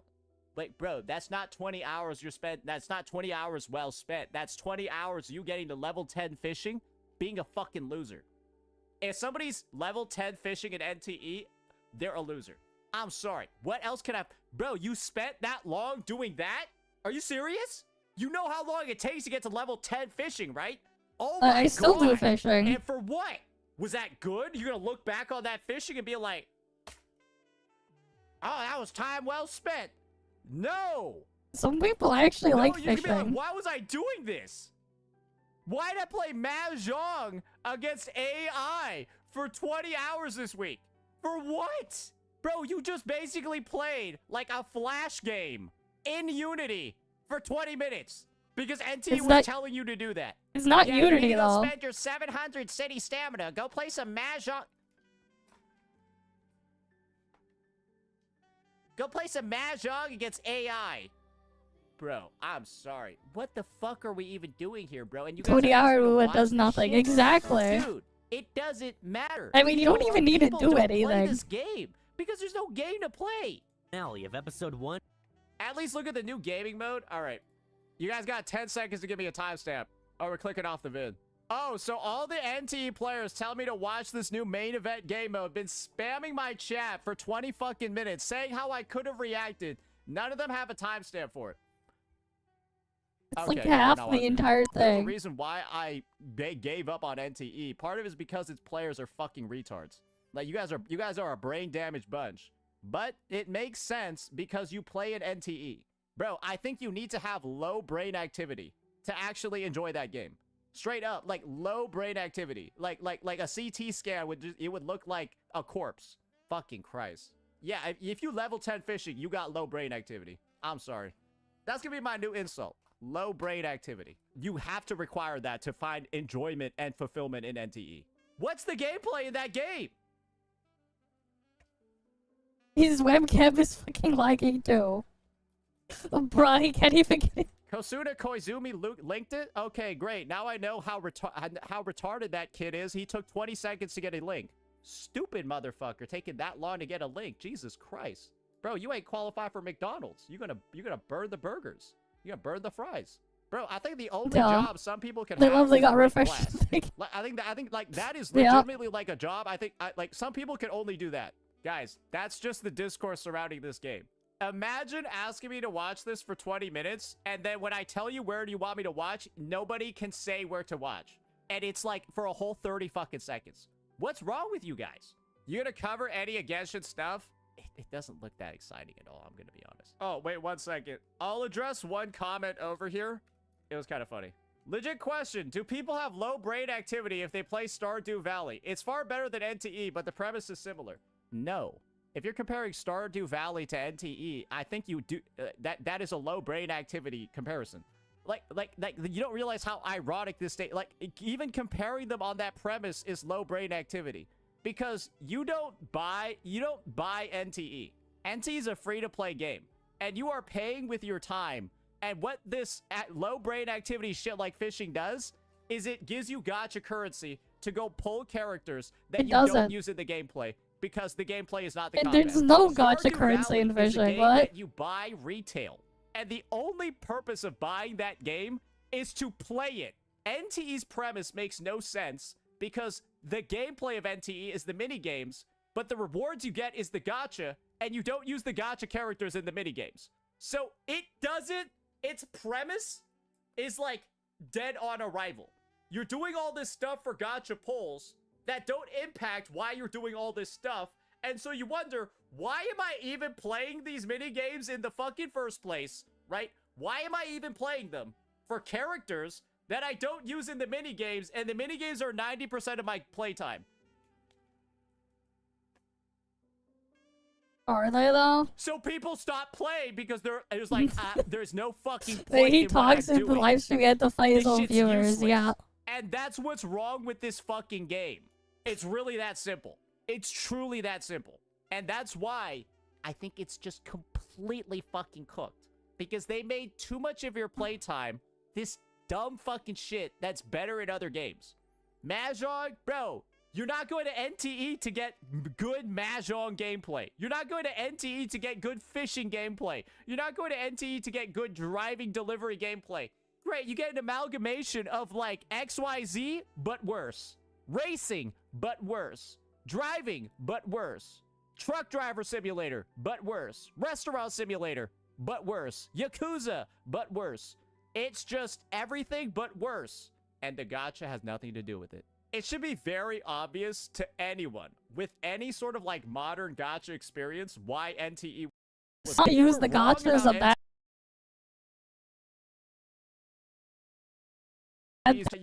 Simply just surprise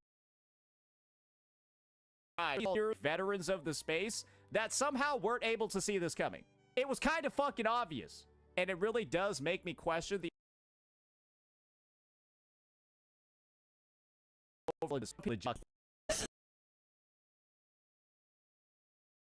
with crap. It's like writing all.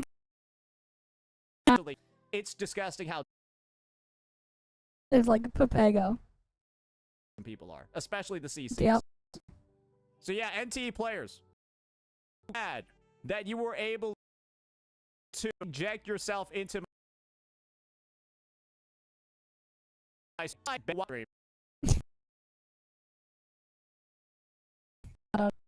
I was like, it's not like, why? What the hell is this? Finish this up. What the fuck is this? AI generated image? What the fuck? Is this AI generated? It looks like it. It's okay.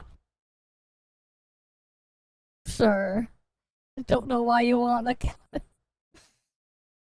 Okay.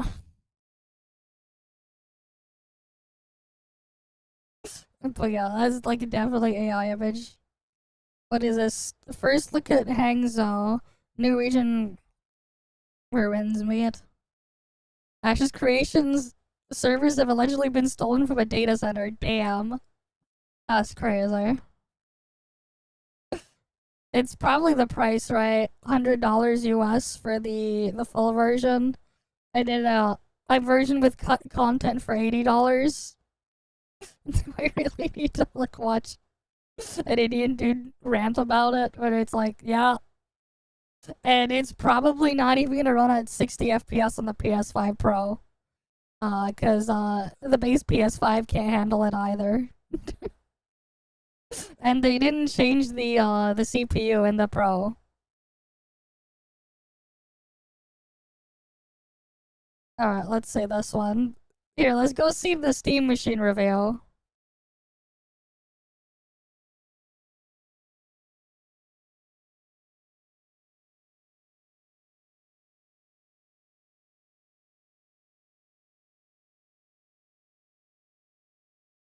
Valve's Steam Machine reservation queue is launching today for $1,050 for a 512GB model and $1,350 for a 2TB model. They also have controller bundles. We'll put the conclusion up front, no bullshit. In GPU-bound gaming performance tests and with SteamOS for the machine versus our standard Windows bench, we found the Steam Machine performed closest to the RX 6600, Intel B570, and RTX 3060, with one instance of an RX 7600 match. The most immediate cards ahead of the Steam Machine and from modern generations were the RX 7600 and RTX 5050. It's not particularly powerful, mostly because it literally isn't powerful. It's a laptop chip. Pretty hard on these parts. They're quite literally just laptop chips. And for thermal reasons. Power consumption has it in the range of 170 to 180 it's a watts low-end gaming and laptop low in a box. torture load, but that drops within minutes of starting. Thermally, the Steam Machine did better than you might expect with its closed-off front plate, but we were able to improve CPU clock boosting by dropping temperatures several degrees with a mod that we 3D printed. CPU performance and Stellaris simulation time benchmarking had the Steam Machine at around the level of the R7 3700X or R5 3600.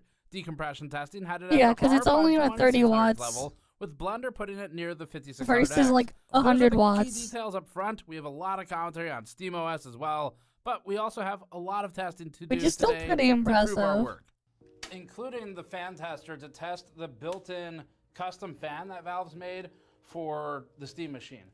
So we're using this to evaluate the pressure and the flow of the Steam Machine. Part of the testing includes mounting the back of this to the front of the fan tester, bypassing the Steam Machine, plugging the fan into this that we've wired up with an adapter cable going to the Steam Machine fan, and then using all of that to measure how the built-in Valve fan performs against the actual heatsink. This also includes testing for pressure and flow against the different faceplates, so the default one, which is just a solid wall that Valve includes, and the GN downpour steam vents that we made, and actually we are launching these on the store today.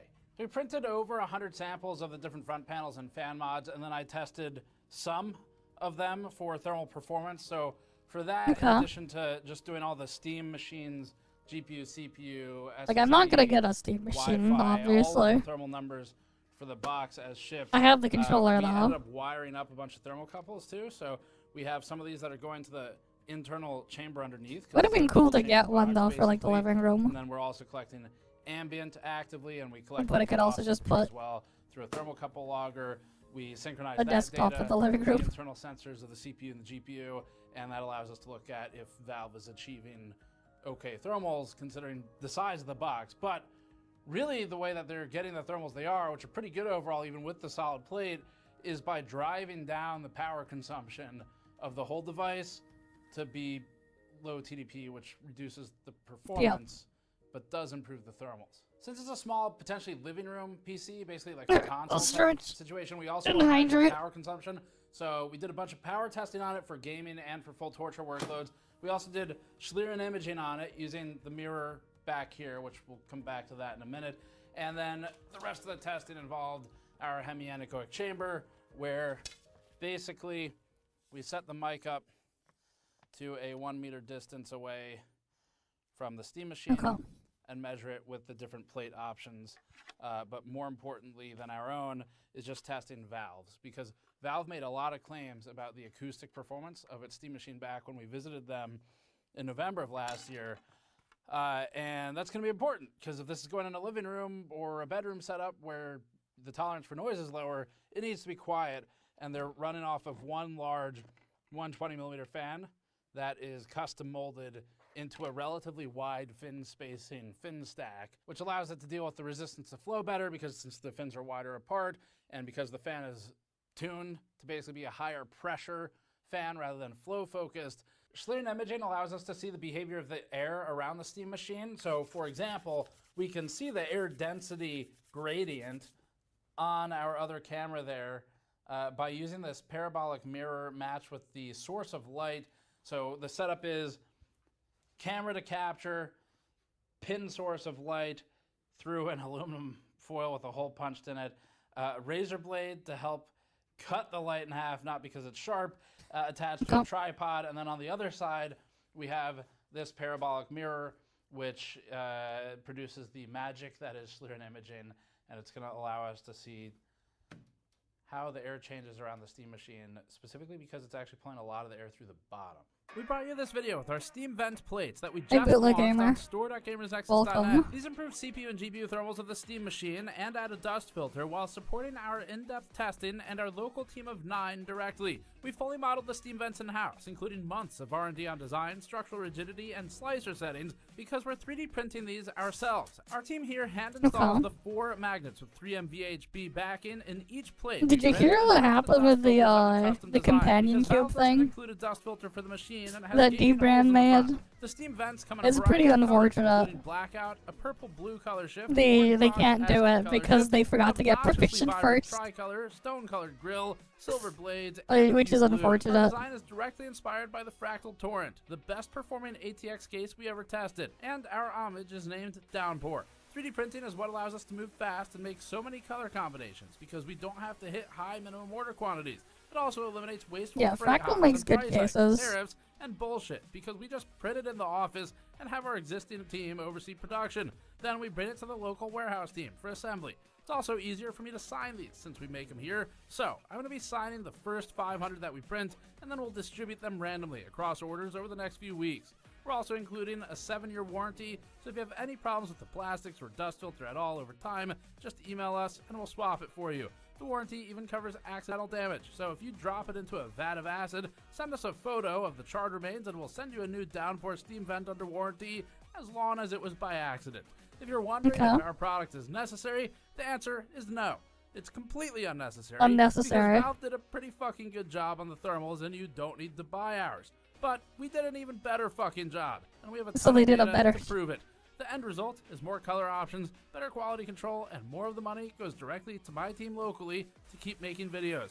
Grab one on store.gamersnexus.net Back to it. Valve shared an early draft of today's blog post with the Okay. press, detailing the queuing system for purchasing and the pricing. It included lines like, quote, "The price at which we sell our hardware is a direct result of the cost of these components. We found we couldn't source some of our components at all at any price," end quote.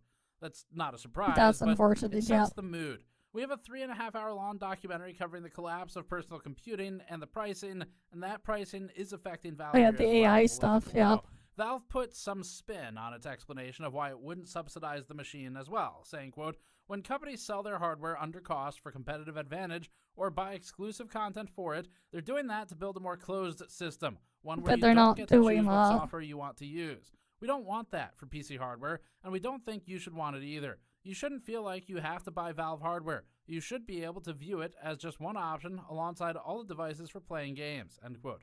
This is making the best of a bad situation, but we could also imagine Valve getting criticized for undercutting smaller manufacturers at $600 at a time when it's in a lawsuit over alleged monopolization would harm the credibility of its defense. So their choice of publishing it this way makes sense from a legal standpoint as well. With the actual prices of the Steam machine, we definitely don't think they're in any danger of looking like they're unfairly undercutting people. Most of the rest of the post explains the complicated queue system Valve set up to combat scalping. If you sign up before June 25th, you get a random chance to be put in a randomized reservation queue, not chronological, and the overflow gets put in the queue to get into the queue. The randomization is a good thing, as it means you don't need to be at your computer at minute 0 or minute -1 for the controller, as there's no advantage That's to good, at pre-ordering least. the first minute versus pre-ordering. They made it a 8 bit hours easier or for a some day people to later. get it. The bottom line is that you By don't making need it, to like, rush fully too random. much if you want this, and scalping will be harder than usual. If you care about the finer details, they're in Valve's blog post. Valve finishes by answering the question: if I don't get a Steam machine right away, is there anything else I can do? Yeah, By just get basically SteamOS saying, yourself. Yeah, use your own computer. The new SteamOS 3.8 release is compatible with some non-Valve hardware as long as it's not NVIDIA. That's mostly because NVIDIA drivers on Linux are a nightmare, not because of Valve's own choices. The Steam It's machine also uses a because 64 GameScope12-thread does Zen not core work CPU, properly the on max advertised NVIDIA. boost clock of That's why. 4.8 gigahertz with a 30-watt TDP, which would The be largest the limiter. GameScope GPU compositor uses that they have RDNA3 going with on. 28 compute units, a 2.45 That's probably the gigahertz main max reason. advertised sustained clock, a limited 110-watt TDP, and 'Cause you 8 already- gigabytes of GDDR6. Because, like, you can get the same gaming mode from SteamOS in stuff like Bazite or Kashi and a couple other distros. You can. Because like you can find distros with it, or you can add it yourself. Because all this stuff is out there. This stuff is open source. The issue though is when you're in GameScope, it's a bit glitchy. With like a lot of the UI elements on NVIDIA. That's the main issue. VRAM. I/O includes ports for 4 USB Type A, 1 USB-C, a micro SD card slot, 1 HDMI and 1 DisplayPort, and a 1 gigabit Ethernet port. We were surprised and a little annoyed that Valve opted for a 1 gigabit port for Ethernet when 2.5 gigabit Ethernet is increasingly common, even on low-end motherboards now. And although most people aren't on an internet connection this fast, including us, Steam supports transferring games intra-network without a re-download to the outside web, and LAN speeds greater than 1 gigabit per second are becoming increasingly common. So it seems like a cost down to us. Valve ships with 16 gigabytes of DDR5 5600 RAM, a 300 watt power supply, and its 2 SKUs have either a 512 gigabyte or 2 terabyte NVMe SSD. RAM is the biggest problem. Not only is it limited to 16 gigabytes of DDR5 5600, but Valve broke news to us that it would be shipping Steam machines with either a single 16 gigabyte stick or 2 8 gigabyte sticks. The obvious problem with this is channeling. Memory and dual channel will objectively perform better than single channel, although Valve claims that gaming benchmarks didn't reflect much change. The memory that's populated for most games, it probably won't make a difference, at but some point you might have 2 DIMMs, at some point you might have 1. It just changes based on the supply that we can secure. But at the end of the day, it should be comparable speeds and all that. Okay. Yeah, just to be clear, basically, the system memory is 16 gigabytes. But again, to be able to build as many as we can, we have to essentially have some with 1 stick 16, some with 2 sticks. But hey, at least for the guys that do get the 16 validated gigabyte one, they could easily just buy a second DIMM in the future when any measurable difference at all. maybe For game, and for get games, 32 if gigs you're- and just if you're doing, upgrade. workstation stuff, the memory stuff. we understand that dual channel has a difference there, but you know, the wall clock time difference for real games is not. At least we thought it was worth it. It's either that or all the machines that you know have one slots, we couldn't have shipped them. But so like I think it's worth the trade off. But that's definitely that's impacting it for sure. Yeah. But yeah, I mean, but obviously the 2 slots are there if anybody wants to use them or whatever. Yeah, it's a little bit of a weird trade off because it's like having one stick is actually better for some cases because some people might want to upgrade to 32. Yeah, they could just upgrade to 32. Module. Yeah, like right. that. So it's a little bit of a. Assuming they can buy a 16 gigabyte gigabyte DIM. Because or we SODIMM. can't really decide on just one, and we have to just take the supply that comes in. We'll do some additional testing with single stick options, hopefully this week, and publish that in a follow-up. Market conditions are bad, though, and Valve is a nobody in the world of system memory purchasing. In fact, memory module maker G-Skill, whom we interviewed for our collab documentary, is also a nobody, and their entire business is literally purchasing memory. The companies getting priority are NVIDIA, OpenAI, and other hyperscalers and data center type companies. Valve does not get contracts with Samsung, SK Hynix, or Micron, who collectively control almost the entire DRAM market. We actually have a documentary about the DRAM cartel. The DRAM we spoke with Valve cartel. about that for a separate video coming up, but here's the important part. Were you able to lock in kind of contracts for memory with the suppliers directly, or did you have to jump through a bunch of hoops? Or look, there's no contracts. There's nothing. Like those guys, they are, you know, they give us a price every month or something, and they say you can buy that many, and it's yes or no. And if we say no, then they never talk to us again, right? So the RAM situation is out of Valve's control, or anyone's control, other than like 5 companies, basically. Here's a pricing breakdown of the Steam machine as compared to the DIY price of a similar system by paper spec, which is different from a system by performance spec. On paper, the Steam Machine's semi-custom CPU and GPU are most comparable to AMD's R5 7540U and RX 7600M. These are laptop parts, so that's no good for DIY pricing. It's a bit Most faster than the comparable new 7600M though, the desktop hardware graphics. other than OEM parts, so we're talking things you can actually buy retail, would be AMD's R5 7400F and RX 7600. The 7400F matches the Steam Machine CPU architecture and core count and has a similar max boost clock, but it has a noticeably higher 65-watt TDP. The machine is heavily power limited. The RX 7600 very power limited. GPU architecture, VRAM, and clocks, but it has 32 compute units instead of 28 and a higher 165-watt TDP instead of 110 watts. We had to get creative with suitable replacements for Valve's proprietary CPU cooler, motherboard, and case. This isn't a spec we necessarily recommend, the one we chose, just close in parts. Compared to our DIY equivalent systems, the 512GB Steam Machine's premium over DIY is $71, or roughly 7.3%. It's $211, or 18.5%, over DIY for the 2TB configuration, which also includes the 2 extra plates. In reality, though, Valve doesn't perform anything like this system. The Steam Machine is far lower in performance than this equivalent build by paper spec. Valve's premium over DIY for a new build doesn't look like much, but the comparison's also not simple, since the parts are all semi-custom and power limited. For additional reference, HP sells its Omen 16L with an R5 8400F, RX 7600, 16GB of DDR5, and 512GB NVMe SSD for $1,350 at the time of writing, which makes Valve's 512GB Steam Machine $300 cheaper than HP's comparable but power unbound offering. Here's a look at steady-state GPU thermals using delta T over ambient values for A/B comparisons. Out-of-the-box test with a solid panel, feet installed, and the auto RPM, which resulted in 1252, put the Steam Machine at 23.5 dBA at 1 meter. GPU edge temperature held 42 degrees Celsius over ambient, junction was 57, and VRAM was 46. With ambient, those are about 62, 77, and 66 degrees. The GPU and memory are both within spec. Running auto RPM, but without a front panel, put the machine It's at actually 37 really and good, those 51, temps. So a 5 to 6 degree improvement, while also reducing the fan by almost 100 RPM, which told us that there was room to improve on Valve's design. Normalizing RPM to 1252, our downpour mod By the way, though, improves those temps thermals are by good. 6 to 7 degrees at 36 degrees edge, 50 junction, and 40 VRAM. Our noise level's higher at the same RPM at 27 dBA versus 23.5 dBA, so Valve prioritized the noise. Most people are able to perceive noise changes at 3 dBA increments, so the downpour is louder but much cooler. We achieved slightly better thermals and better dBA SPL noise against the stock plate by setting the fan curve to max out at 1050 RPM instead, Noise reduced to 23 dBA and temperature reduced about 1 degree on the GPU. Running auto with downpour into filter, we improved by about 1 degree on the stock panel, while now filtering Yeah, it was dust. just This is with very the 0.5 unlucky millimeter hole timing. spacing on the filter, but our finals will be somewhere between 0.8 and 2.0. We're not sure If yet, it but came that'll out improve last thermals. year, it Next, probably fan would have been RPM at fine, or 2000 even the year pushes the solid before, plate but machine to 35.4 dBA, it came out pushing too late. noise, and a 42 degree junction temperature. Downpour hit 38 degrees, 38.7 dBA, Yeah, but without the I wind heard pushing the noise, whole thing we is wouldn't just recommend those ridiculous 2000 as RPM well. regardless. Removing the Because beat only had a 1 degree impact to GPU thermals. they say it's to protect the kids, but it's obviously not what they're doing. Obviously, it's not.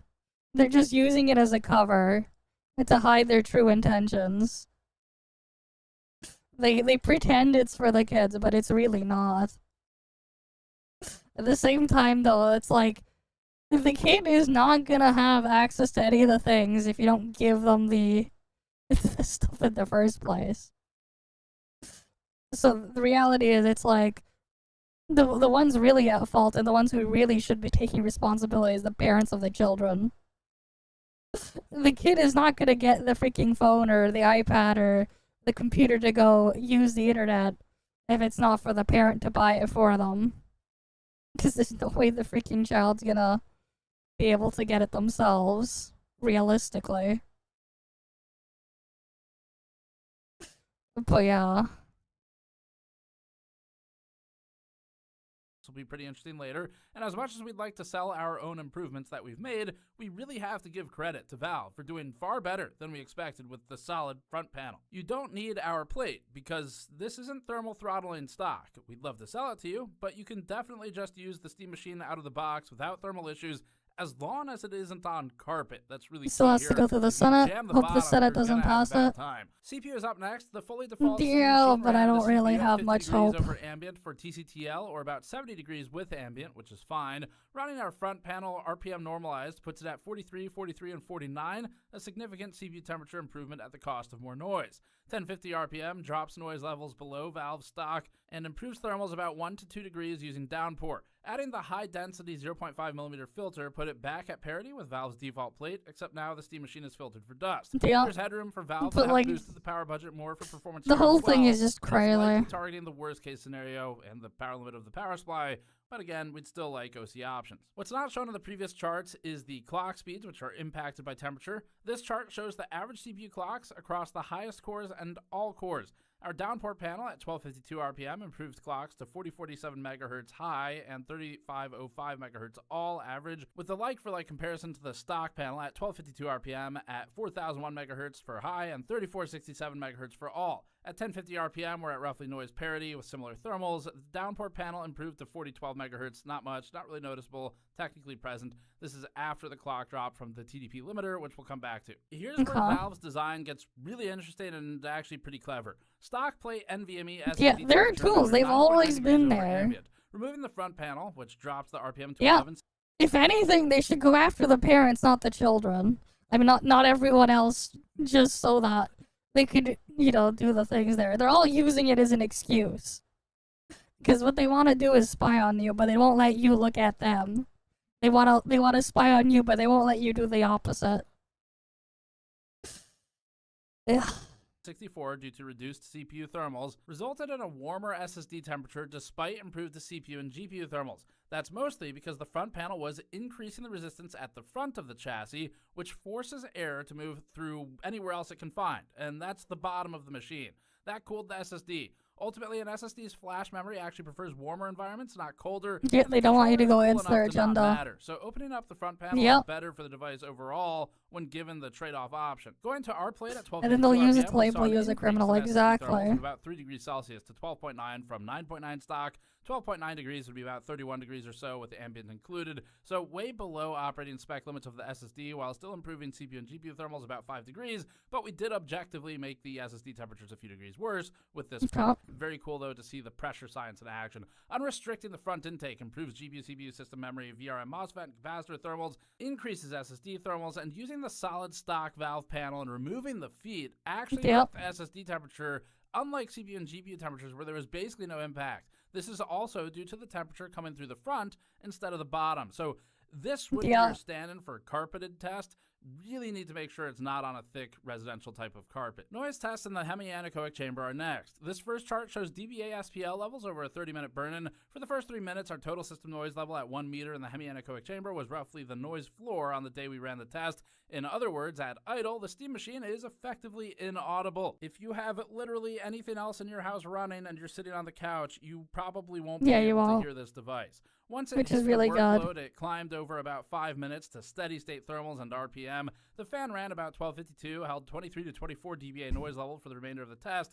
The gaming test with Black Myth Wukong had it steady at about 20 to 21 dBA, so notably quieter on an already quiet system with the solid front panel. For reference, several of the higher performance full tower pre-builds that we've reviewed over the years operate in the range of 30 to 35 dBA in this test, but while cooling much more power. This is the frequency spectrum plot for the stock machine with auto settings. Under a full torture load and 1228 RPM, the machine showed a low frequency spike at 140 Hz, a spike shifted right at 210 Hz, a larger spike at 533 Hz, and another around 1000 Hz. The gaming load spikes at 123, 199, 521, and 908 Hz with its 1125 RPM.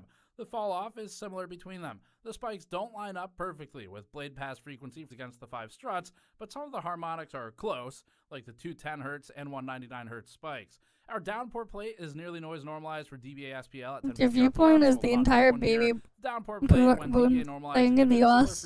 The parents need to be citizens to have their baby in the US. If they are, shift them back. Fair enough. For the direct comparison, we also see a lower noise level in the range of 200 Hz to 400 Hz, which is the low whooshing sound that we described earlier as generated by the stock solid steam machine faceplate. The downpour plate is quieter in this range when normalized for levels. We saw a similar spike at 500 to 600 Hz as the stock plate, but ours was louder in the range of 700 Hz. All right, moving on from the plates. During our acoustic testing, we logged the power from the wall as well. The full system was drawing 13 watts at idle in the lead up to the looping Black Myth Wukong benchmark, and once the test began in earnest, it reliably ramped from 173 watts to 176 watts during each loop, with obvious dips down to approximately 50 watts between the loops during loading. With this workload, there wasn't any discernible difference in power draw from start to finish across the 30-minute load period. Valve has a 300-watt power supply, so pulling 176 watts is definitely well within its capacity. Also, the 13-watt idle here is at desktop for, well, gaming mode for SteamOS. If you have it off but in standby, we measured that at less than 1 watt.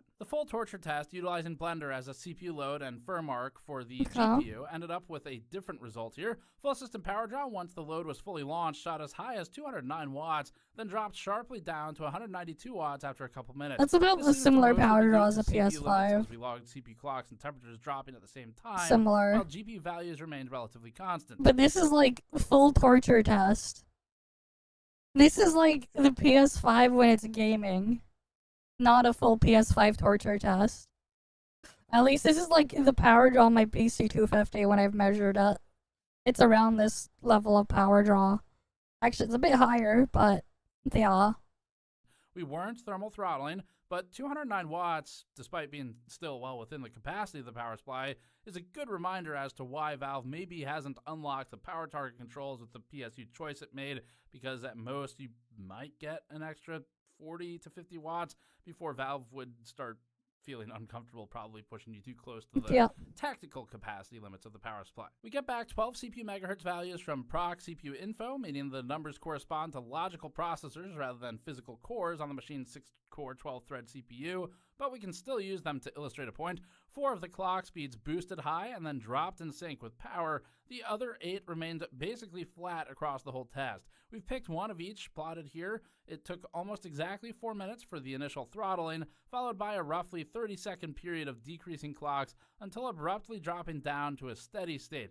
We don't think this is a big problem since games don't typically keep the CPU fully loaded for minutes at a time, but it is interesting to see the kind of limited boosting behavior and mixed clock speeds that we associated with Intel processors of the past. This is a clear throttle, likely intended to prevent thermal issues. Really, the biggest downside would be if you were doing especially things that aren't gaming, like, say, rendering with Blender, as we showed earlier, because in those types of workloads, you will load the CPU sustained for long periods of time. Yeah, you will, Gaming, typically the CPU fluctuates up and down. Game benchmarking is next. We usually benchmark games and Windows using PresentMon via command line, a well-established open source tool. We've had great conversations with Intel's Tom Peterson about how PresentMon and the graphics pipeline work, but a lot of that is specific to Windows, including the PresentMon software. On Linux, including Bazzite and SteamOS, we use Mango HUD for login, another third-party open-source tool that Valve uses for its own SteamOS performance overlay. The frame time numbers we get from Mango HUD work for a general comparison to the present-mon numbers in Windows, but the caveat is that they are different tools,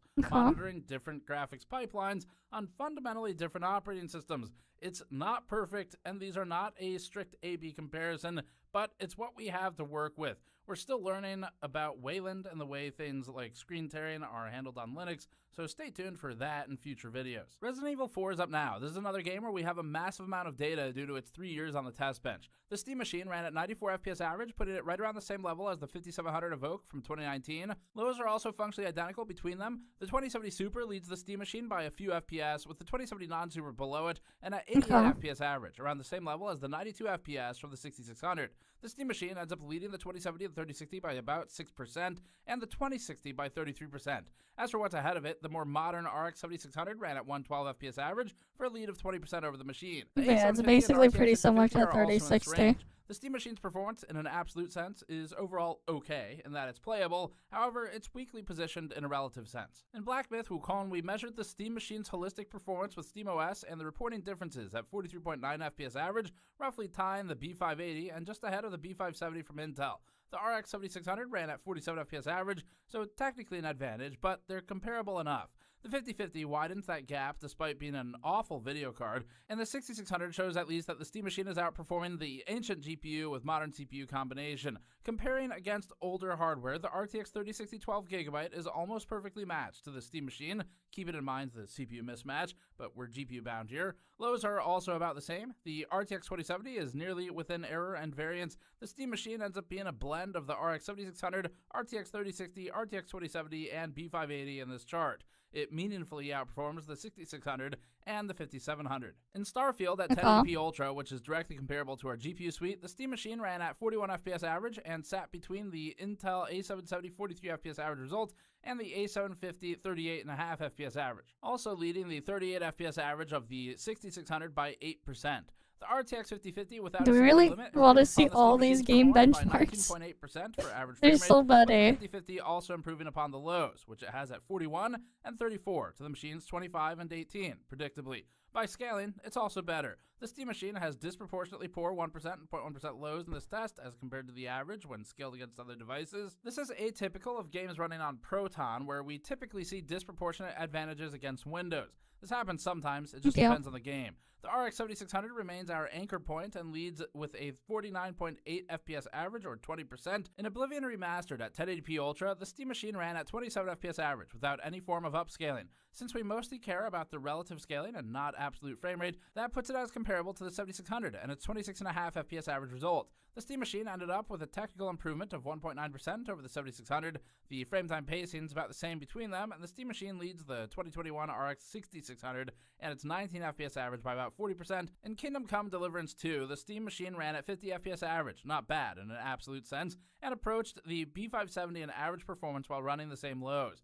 That's a good thing for low pacing. The machine is still beaten by the CPU unbound RX 7600 at 59 FPS average, or a 19% advantage. In Dragon's Dogma 2, the Steam machine held a 52 FPS average with our 1080p max settings. Again, that's not bad in the absolute sense that you can play this game on the machine with these settings, especially if tuning the settings or using upscaling. In the relative sense, which is what we care about here, that makes it basically a B580 or A770 for performance, both of which struggled with this game. The RX 7600 leads the Steam machine with a 60 FPS average, or by 15%.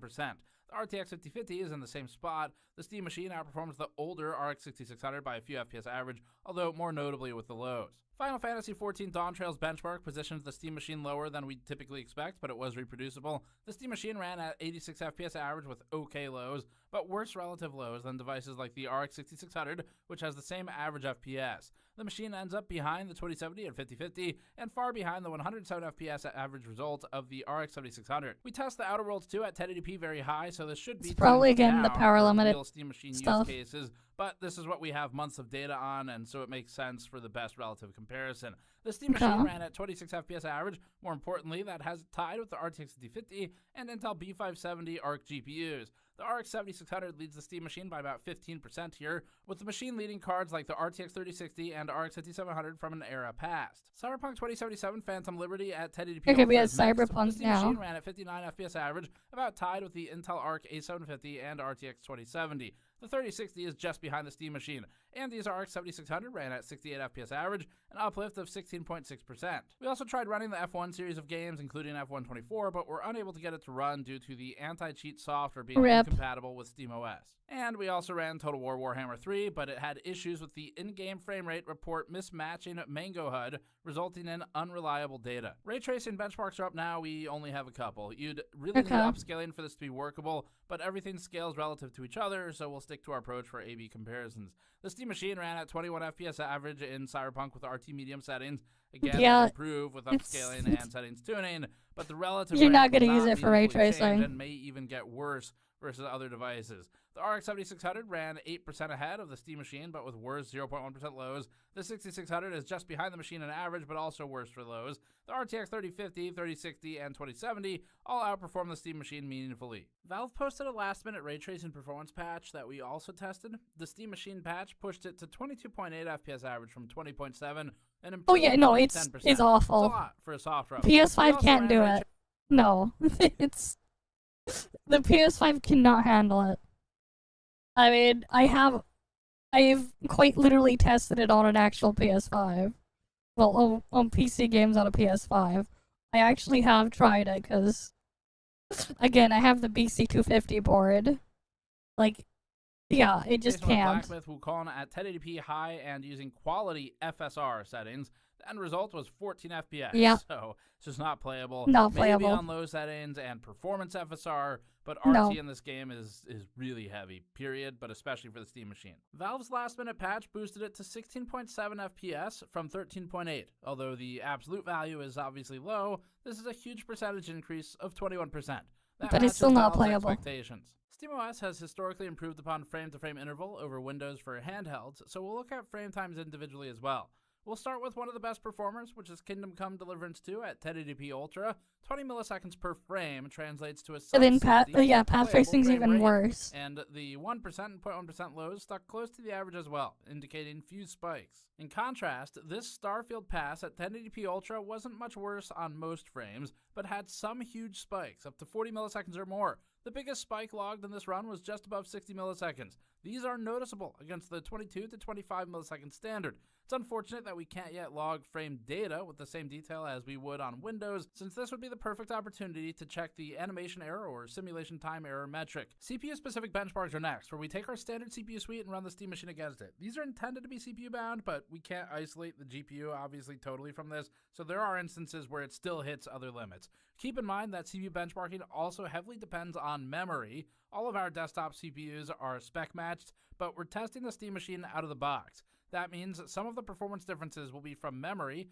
since we aren't isolating the components like we do for a desktop part, and there are no speed and timing controls. We'll start with 7-zip file compression testing measured in millions of instructions per second. Yeah, it's not going to do great. The Steam machine completed 55,000 MIPS on average, putting it just below the R5 3600, which... I mean, it could be worse. If you put an actual PS5 on this test, it would be much lower than the R5 2600 there. Despite all that, it'd be much lower if you put a real PS5 as a test on this. Leads by 7%, and just... Yeah, of course, the 9950X3D and 50X3D2 is at the top. The extra cache on the 3D cache CPUs does help. They don't have the 7950X3D on here, but it would probably be around up here at the top as well. Just ahead of the R7 2700 with a 1.7% advantage for the Steam machine CPU. The R5 2600 completed 46,000 MIPS, meaning the Steam machine is ahead by 19%. Valve's Steam machine may be a Zen 4 solution, but with its hard power limits in at least this test, it performs closer to Zen 2 and Zen Plus. Yeah, because they have the 7800X3D. Yeah, if you just added both of these together, you'd basically get the the 7950X 3D if you combined this core from like these two. Use. In file decompression, the Steam Machine falls below It would the be around R7 200K. and R5 3600 meaningfully, outperforming only the R5 2600 on our charts. The Steam Machine ran about 7% ahead of the 2600. The 3600 outperformed the Steam Machine by 12.5%, with the 5600X at 31%. The 7600 completed 103,000 MIPS, which looks impressive against the 67,000 of the Steam Machine, and leads by 53%. Blender rendering with cycles on the CPU is next. In this one, we tested the Steam Machine both with the like-for-like version of Blender, with all of our other CPU tests, and with the newer 5.1.2 version. The comparable version is slower, but better for AB, while the newer version may have optimizations for Linux. Like for like, the Steam Machine required 24.4 minutes to complete a render of a single frame of our intro animation, which is basically tied with the R5 5600X 3D and R5 5600X. We'll start with CPU game testing in Stellaris, where we can confidently test that we are CPU bound. I don't know why you would, but you could. Limits. This helps us isolate the performance. The Steam Machine with the Alright. X11 version of the game required 67.4 seconds. I don't know why you would, but you could. That's the thing, you could. The 5600X completed the same simulation. But just because you could does not mean you should. Of the game, the Steam Machine improved to 63.9 seconds, a reduction in time required of 5%. It's likely that the other parts here also improve with the Linux version of the game. CPU testing for Kingdom Come Deliverance 2 is up now, tested at 1080p medium. The Steam Machine ends up at the bottom of the chart. We haven't tested anything lower performance than the R5 2600 in a couple years, and the 2600's 111 FPS average result puts it 31% ahead of the machine. Even though this is significantly higher in frame rate than the GPU-targeted testing we ran in the same game, it's possible that we're hitting the GPU limit now, but higher. Let's move on to another game. In the Outer Worlds 2, with our CPU-focused test at 1080p low, the Steam Machine ran at 64 FPS average and roughly tied the R5 3600. The lows are nearly the same. The 3700X improves slightly, with the 5600X's 73 FPS average 13% ahead of the Steam Machine's 64. You'd probably just use it just to play games and that's it. But paying this much money for effectively a 2019 R5 3600 computer in 2026 doesn't feel great. In Starfield at 1080p low for the CPU, the Steam Machine landed at 65 FPS average with poor lows, disproportionately worse than those. I mean, there are other things that you can get on it that it does have the advantage of, because it does have HDMI CEC, and you can wake it from sleep with a controller input, which you can get working on Linux, on any Linux distro. You can do that. There is a way to do it. I don't know about being able to do that awake from sleep that way on Windows, but I know you can do it on Linux.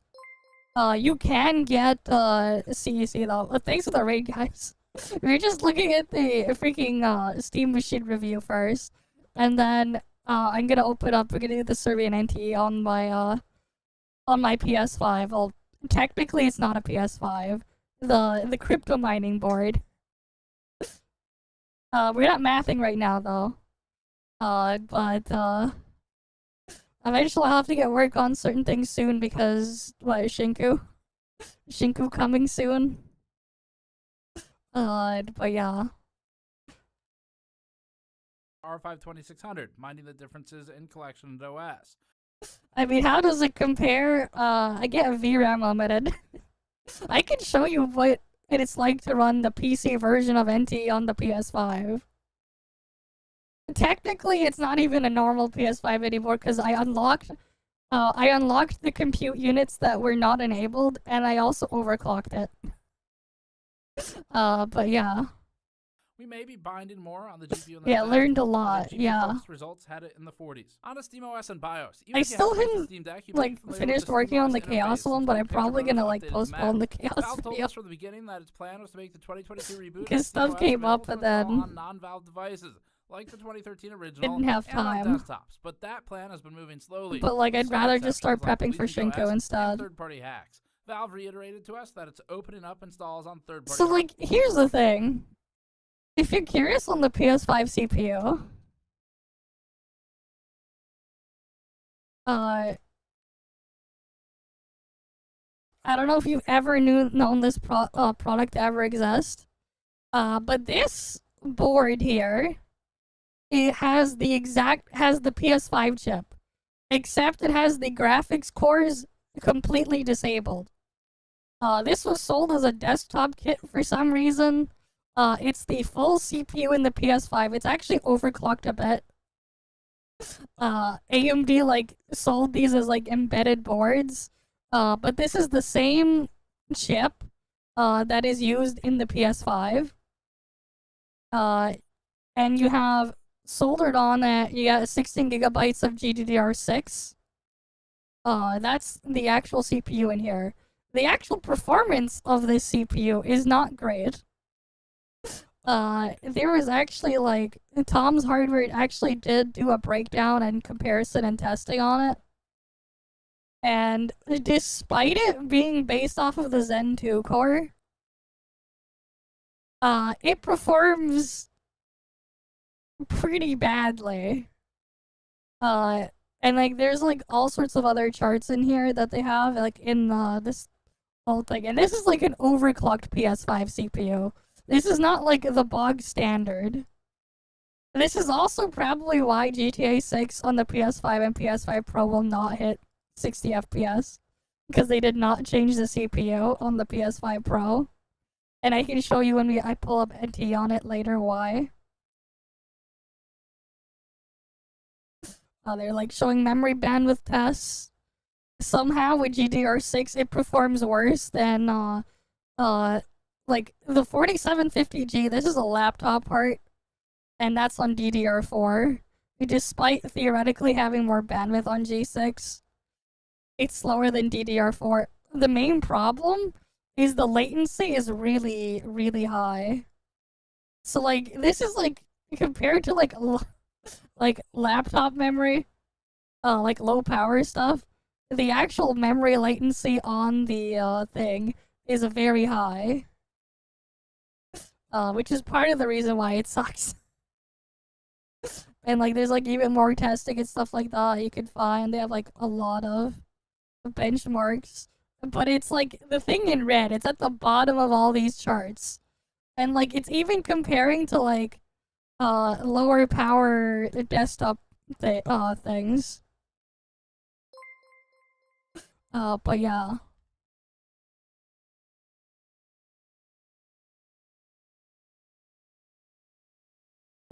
Alright, yeah, it's 2 a.m. Fair enough. You have a good night. But yeah. You don't know about Warframe, but most FPS anti-cheat are awful. Yeah, NTE works on Linux, and I've asked the things there before if it's like fine, like they won't block us from it, but like yeah. Like in terms of like a CPU benchmark, so like this is the PS5 CPU overclocked, and this is the first generation Ryzen CPU from 9 years ago. The 8 core from 9 years ago. It performs worse while being clocked higher. Which is pretty funny. Technically speaking, like, do we have anything similar generation?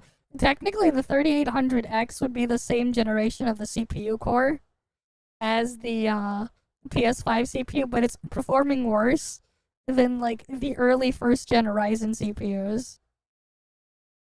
And like yeah, this is a physics test thing there.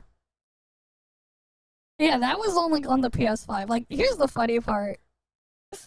These also perform worse. The PS5 CPU performs worse than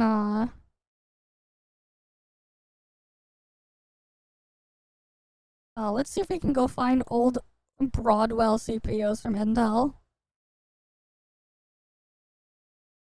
So, like, from over a decade ago. Let's see. What's, like, a comparable CPU?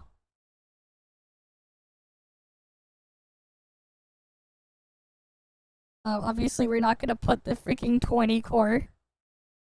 So something like this. Like, there's a really old socket 2011 Xeon. From well over from over a decade ago, is also faster than the freaking PS5 CPU. But yeah.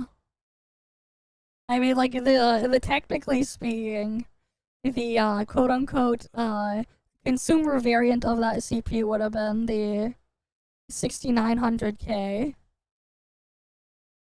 This thing. Right, this is from, again, 10 years ago. This thing is faster than a lot of the early Ryzen CPUs. This thing was $1,000 back then, and the cheapest motherboards you could get for these was like $400 because this was on the server socket. Right, this is from 2016. Right, a decade ago. This is like a server CPU that they sold as like a high-end desktop CPU for workstations. That's why you get 4 memory channels instead of 2, which means these boards had 8 RAM slots. But yeah. What's funny is you can find even faster chips like this. Like, let's say we go on eBay. Like an even better chip would have been E5 2687W V4. You can get them for like $50 Canadian. Like these Xeon CPUs. This is like a 12 core versus the 8 core here. These are also faster than a PS5 CPU. A lot faster, like, in terms of CPU performance, this is like more than double. Similar single core though, but like, yeah. I mean, this is just, I mean, the reason why this stuff is so cheap is because this is just old server stuff that nobody is like using anymore. But like, you can find stuff on like AliExpress. You can find X99, I'm gonna just close that out. X99 motherboard. You can get like cheap motherboards to put them in. Some of them have RAM kit thing. What's great is if you're like buying stuff on like for extremely cope. What's great about these old Xeons is you can use server RAM. Because on the used market, ECC RDIMMs, so registered ECC memory, you cannot use these on regular consumer stuff. These are cheaper than regular DDR4. At least sometimes you can find them for a lot cheaper. Because this is just from old servers that like don't need them anymore. Like a 32GB stick of RAM of DDR4 ECC is like less than $100 with shipping. This is in Canadian dollars. Yeah, it's $75 for 32 gigs of RAM. Like ECC memory, used ECC memory, like registered server RAM, is a lot cheaper. But you can't use this on like your desktop machine. You can only use them on server boards. But there's a lot of cheap X99 server motherboards out there, even like dual socket Xeon boards. This shit is dumb though. Like buying this shit is kind of dumb. It's not worth running this stuff like a dual socket system like that. Part of it is just really high power drop, but also like you probably don't have anything that would actually benefit from having the second socket. But like, yeah, there's like a lot of like cheap remanufactured like old X99 or socket 2011 V3 boards. But yeah. It's this tab. Hardware. It also sounds like NVIDIA driver support is predictably tricky because The Linux, NVIDIA drivers, NVIDIA, yep. But AMD and Intel should be fine. Escape during the boot process enters BIOS, which is navigable with a Steam controller if you get one before 2027. Performance settings are entirely I mean, I have one. inside the OS and are very limited. I got one a There aren't couple any days, controls for last memory or week timings on within Friday. BIOS, which may make upgrading less precise. There aren't any overclocking options or TDP or PPT bypasses, which sadly limits the headroom of Alright, you have a mods, good night. useful overclocks, and competitive overclocks. BIOS consists of settings for S4 Wake on USB, S4 S5 Wake on LAN, and WLAN, Fast Boot, which is on by default, BIOS Splash logo support for presumably third-party Steam machines from OEMs and SIs, and USB hotkey support. LED options include a toggle, power and strip LED brightness, with the strip being used for game and firmware downloading progress as a progress bar, strip effects and strip colors. Valve's been short-sighted on its non-handheld deployment of SteamOS in several instances. On first boot, the machine immediately shows diagrams for connecting a keyboard and mouse, as well as a Steam puck and controller. After that, we couldn't get any further than language and time zone without an internet connection, and there might be a workaround equivalent to the OBE bypass for Windows, but considering the whole thing is built around logging into a Steam account, that wouldn't really ultimately accomplish that much. Before going all in on SteamOS, it's worth considering how you feel about a Linux distribution that's built ground up with an always online philosophy, even if you can use it offline, especially with Steam having an offline mode. If you wanted to install this on a standalone desktop that's not the Steam machine, you might want to consider something like Bazite instead, just because it's built with the however the fuck you want to use it sort of use case in mind. Logging in was the first reminder that the SteamOS UI was not built to prioritize mouse and keyboard. Problem with Bazite though is it's an immutable distro. And that has its own other challenges if you want to like make any modifications to things. Because you can't. Looking forward to when NTE comes in Steam. Yeah, same. I can use it on Linux because of how I can open the game on Linux, but I also got a Steam controller recently too. Right, like this is a picture I posted on my Discord the other day.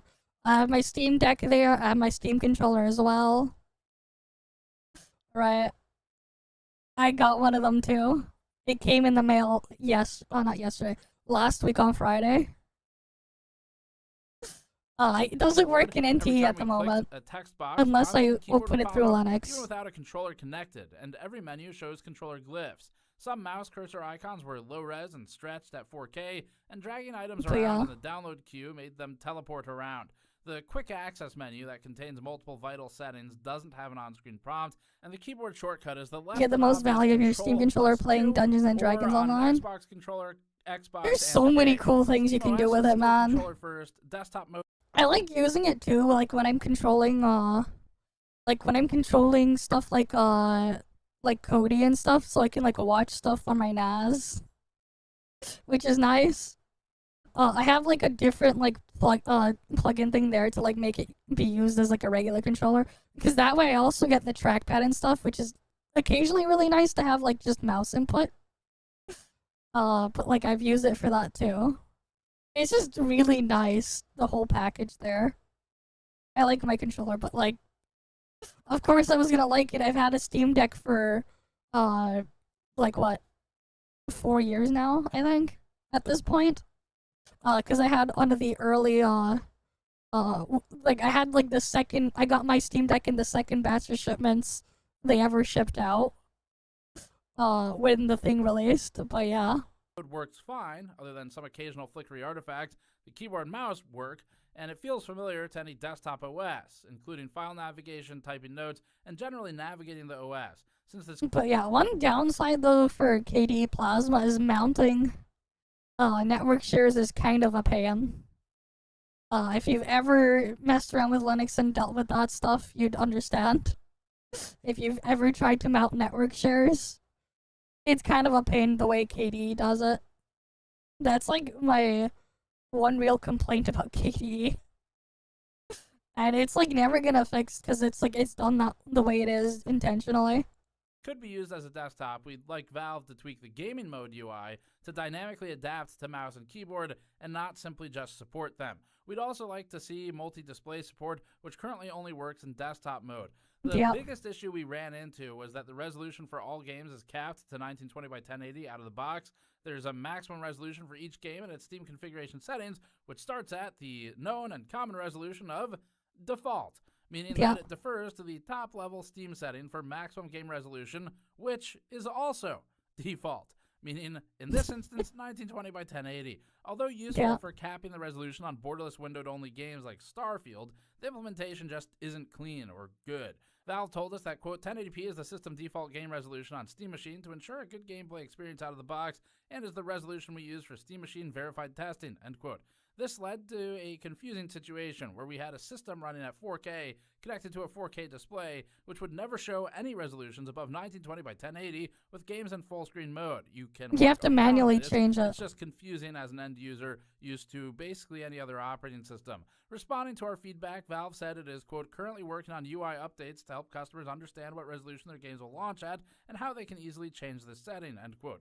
The fact that the cap is tied to the Steam Machine verified program makes us worried that they won't change it, but it should at least be less confusing. Speaking of the verified program, our feeling that Valve has been short-sighted is growing. We had wondered what the long-term plan was when Valve launched a verification program around a single deck hardware configuration that labels over 100,000 games with, quote, Steam Deck compatibility, end quote. Yep. The answer is apparently that it's just adding another verification program, which seems unsustainable given the inevitable Deck 2, although since Valve can't count to 3, maybe it's not that unsustainable, but then they run into the problem of Legion Go S and other official SteamOS partners. There are other signs of ill-preparedness. All the directories and usernames on the Steam Machine contain the word Deck, which it isn't. Yeah, they didn't clean that up yet. Sensors, we get an error because one of the Steam Deck sensors isn't present because it isn't a Steam Deck. Valve was supposedly always planning to distribute SteamOS on non-Deck devices, so they should have built this without those dependencies and artifacts. This is bleeding into game functionality as well. There's now a per-game disable Steam Deck auto-detection toggle, which may be necessary for games that see the Steam Machine running SteamOS and, for example, automatically disable mouse inputs like Kingdom Come Deliverance 2. Even with the toggle, there can be dev-side issues like Dragon's Dogma 2 and Resident Evil 4 detecting Linux and then disabling ray tracing, or Baldur's Gate 3, temporarily assuming that literally all Linux users ever are on SteamOS. Also, games like Total War Warhammer 3 will default to downloading native Linux builds whenever possible, even if those builds are worse and sometimes out of date than just running the Windows builds through Proton. To us, this is just messy, especially with APKs shipping on Steam for the ARM-based Steam frame. Valve laid the groundwork for a single device and type, so these artifacts are showing up in things that aren't those device and type. As for running software, we didn't run into any major differences versus the Steam Deck, other than higher performance, of course. We ran into some issues with DX11 games stuttering and presenting a lower frame rate than they should have, but that's not a surprise. Proton is a huge leap for Linux gaming, and sometimes gaming period, but sometimes it still takes legwork to find the right combination of Proton version and other settings, like disabling Steam Deck auto detection or FPS caps. As usual, some games, like F1, are completely incompatible due to their anti-cheat software. Valve has made some console E updates. The Steam Machine can be turned on by activating a paired Steam controller, which is actually pretty cool, and although that does mean that the machine is technically always on unless it's unplugged, as confirmed by the manual, it draws 1 watt or less in standby. By default, the machine is set to finish downloads in a low-power state when shutting down. Despite the disorganization in many places, we like SteamOS overall, and we especially like seeing Proton making Linux a viable option for gaming, with Proton having significantly improved frame time pacing over the years. When it works, it's often better than when it's for gaming. It's just kind of messy the way that the greater OS wrapper is deployed. With Schlern imaging set up to image the air density gradient at exhaust, we can see a relatively conical, wide flow out the back of the machine that pushes air far away from the box rapidly. The key thing we're looking for is whether the warmed air can get away fast enough that it doesn't recirculate. Here we see that it does. The air goes basically straight back and in a cone at fairly high speed, so you'll want to give this some room from the wall to ensure it doesn't just ricochet off the wall and find its way back in. With the valve plate on the front, you can see some of the air is going up and over the front panel. Some goes up and then down into the small slit at the top, and a lot of it is actually flowing towards the bottom inlet between the feet. Taking the front panel off altogether, you can see the impact to flow. Air predictably finds its way straight into the machine because there's not a solid wall there anymore, although mostly biased up and towards the top half due to positioning of the internal components. Switching to our steam vent downpour plate, it doesn't change much, which is by design. This is basically an open front panel with some smaller obstructions.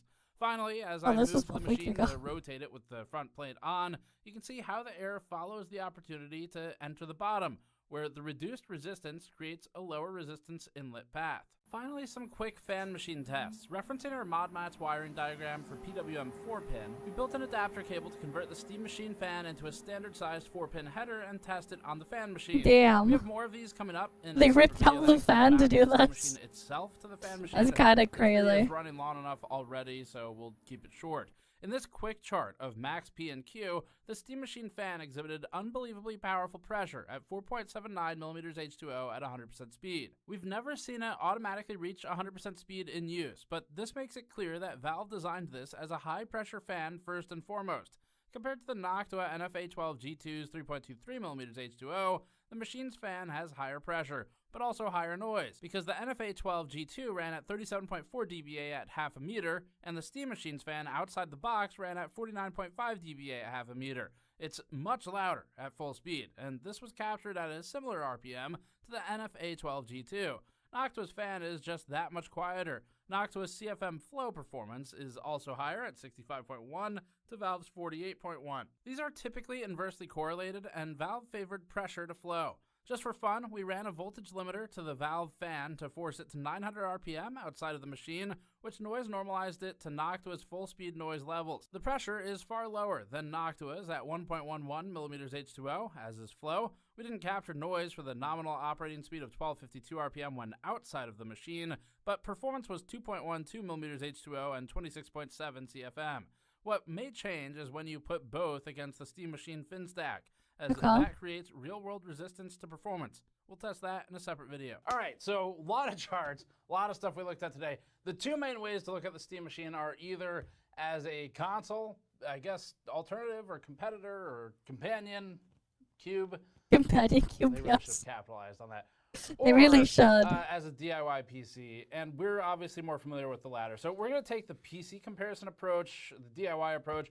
It's a shame that the D-Brand Companion Cube got From canceled. that perspective of PC gaming, we've shown that you can put together a box that would perform better than the Steam Machine in terms of FPS for the same amount of money or less. The machine isn't massively overpriced for what it is versus the awful market conditions, but it's not swooping in to save the struggling gamers either. Recapping performance in gaming, the GPU-bound performance lands the Steam Machine as about the same as an RTX 3060 12GB, A750, RX 6600, RX 5700, or frequently the Intel Arc B570 in our testing. Typically, we saw the most immediately ahead parts by relatively modern generation as the B580, RX 7600, or RTX 5050. The most immediately behind in our tests were the RTX 2070, RX 6600, RTX 3060, and RX 5700, among some others. Unfortunately, RTX 3060 12GB used GPU prices are unbelievably stupidly high for how old they are, and we can thank Lord Jensen for his impact on the GPU market. Wait, how bad are RTX 3060 pricing?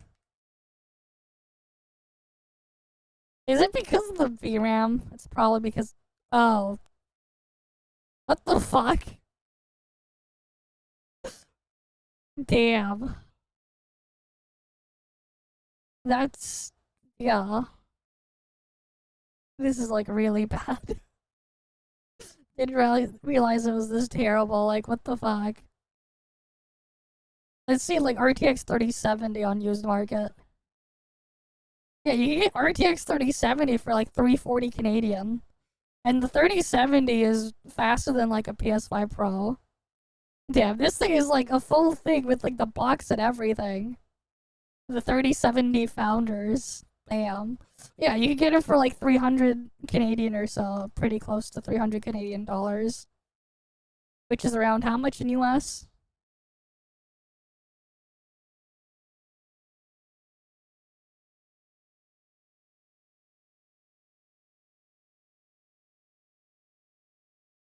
Oh, the price is a bit thing.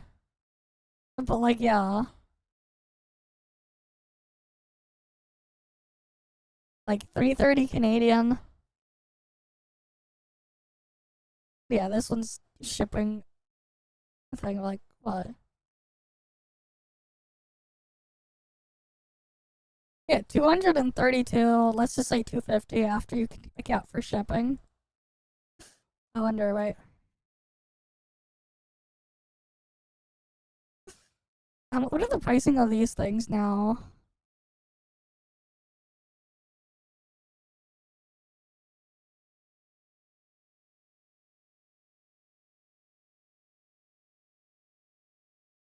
Oh, damn. Yeah, so like, in theory, if you wanted like a really decent like a budget PC, you could grab like one of these like HP Z440 towers, change the CPU for like $50 CPU upgrade, or 50 Canadian dollar CPU upgrade, or like 30 US dollars, toss it a 3070, and then buy a little bit more RAM. ECC RAM off the used market. And you get like some crazy shit, like Oh, this one's like, this thing's crazy right here. You just need to get like another SSD for your game drive or whatever. You toss in the 3070. You upgrade this to like the Xeon E5-2687W. You can actually get a pretty crazy system out of that. Like decent value system. With like these prices.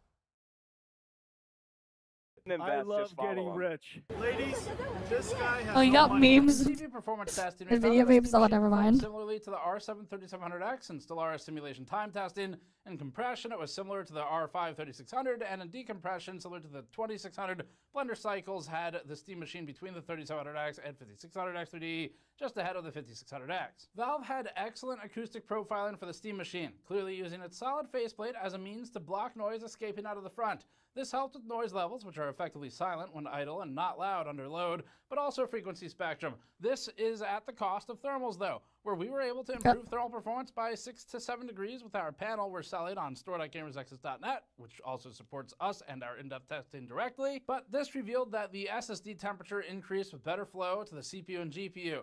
Valve made bottom intake the easier path for air to flow in, hitting the SSD first, but worsening core component temperature. The SSD doesn't need that much cooling, and NAND actually lives longer if it's warmer anyway. We spent a lot of time talking about SteamOS in this review. It's actually kind of fun as long as it doesn't get too hot. Like the direction it's going, but that Valve NAND is created better a when it's nightmarish, warmer. disorganized mess for itself by not building for its known future of a desktop and instead framing everything around handhelds, which from the start it knew weren't going to be the only thing with SteamOS. As SteamOS becomes more common and more devices are supported, both Valve and developers have a lot of work to do to ensure that correct, compatible versions of an incomprehensibly vast catalog of games are delivered. If Valve wants to capture a console audience, it can't rely too heavily on submenus for disable Steam Deck auto detection and manually selecting a Proton version to forcibly download the Windows build instead of the outdated Linux build when your buddy just wants to come over and play Borderlands 2. Our only really specific criticism of SteamOS on the Steam machine is that system-level resolution cap for games should default to the native screen resolution, not 1080p, or at the very least, it should show what the default cap is. It's a weird choice given the marketing. Enabling 4K gaming at 60 frames per second with Except FSR. not. FSR obviously helps, but you still need to increase the resolution cap to get 4K output. It sounds like Valve is working on it, and things may be changed by the time machines ship to customers. So where they exist, the real advantages of a Steam machine over a DIY PC are that it's pre-built, if that's your thing. It's really tiny, if that's your thing, which is done by customizing the components in it. It has ongoing and active SteamOS support. It's pretty easy to get into and maintain and take apart. They are going to enable a bunch of separate parts purchasable from iFixit, for example, to do internal maintenance. I think they may have other partners as well. iFixit's the one I know of. So these are all good things. Really, the main reason to buy this, though, honestly, is just because it's fun. Because if you're into computers and tinkering with things, then it's fun to have something different. This is a tiny box. It's uniquely designed. It's got a different operating system on it. I don't know if it's $1,350 fun, but it's fun to mess with it. I think that's probably a lot of the audience. It's not a good value in terms of performance you get for the money. DIY is going to be better than that. It's going to be probably larger, almost absolutely larger than this. You can still do ITX, of course. Buying used. I mean, ITX is still going to be bigger. Even those prices are stupid right now. I mean, memory, 16 gigabytes of RAM, similar to this. Bottom of the barrel is like $240 fucking dollars. Yeah. DIY, like that destroys the price of anything. So awful market right now to launch anything into, but also to build stuff, unfortunately. Anyway, you can feasibly put SteamOS on some DIY solution if that's the only part you wanted. The box isn't bad, but it also isn't a savior. The best thing coming out of the Steam machine warning again. Damn. is the software development, where Valve has done an enormous amount of work that is commendable on Proton. Oh, good thing I could just AC blast. Games to just work in Linux and all kinds of different builds. Proton has also improved frame time consistency, frame pacing over the years for, say, the Steam Deck first, and now we see that in the Steam machine as well, so that's great.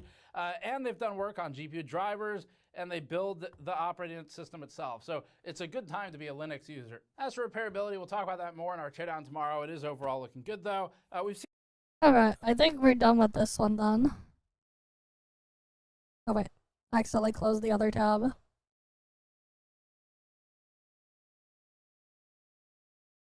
Give me a sec.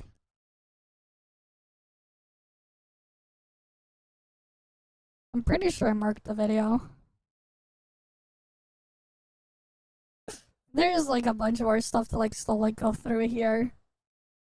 But that's fine. Give me a sec.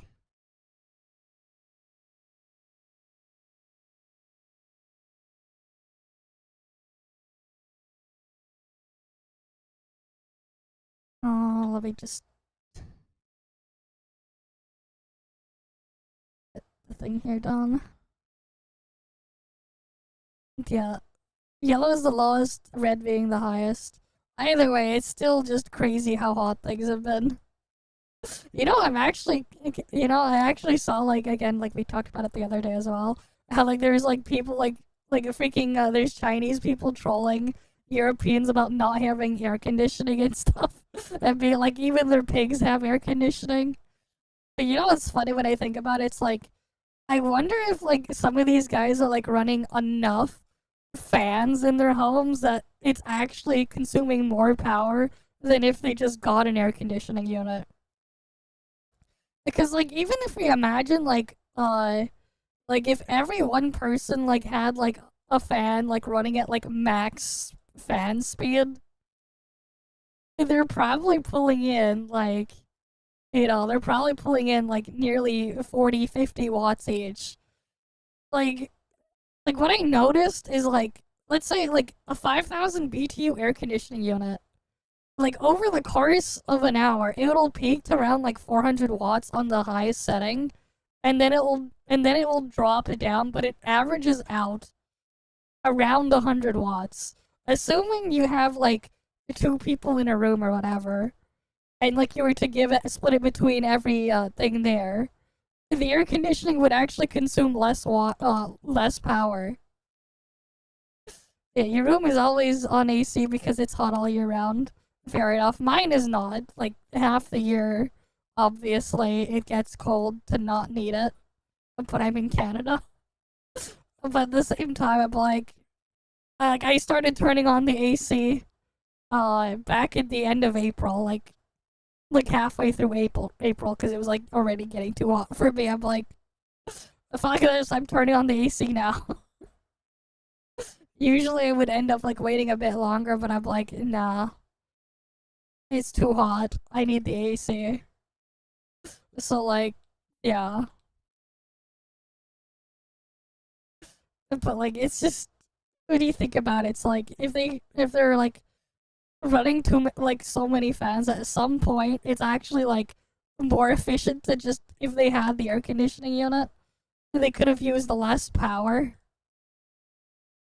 But that's just how things can be kind of funny. Alright. Here, let me pull up the, thing now.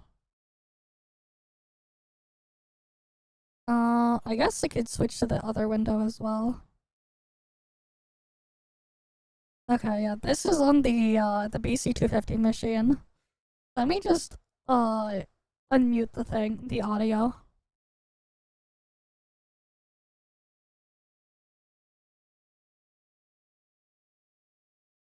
I ended up making, like, another Steam account, so I don't have to deal with it logging out of my other thing on my main machine.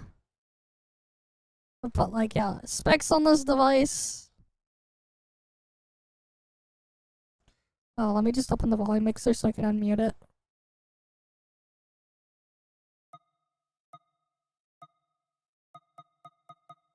Right. We're on Bazite. BC250 is the thing. Yeah, here you go. It just shows the base clock here, but it's overclocked a bit. Right. Yeah, it shows 15 because the other half gig is there. Not always. It depends on where in Canada you live.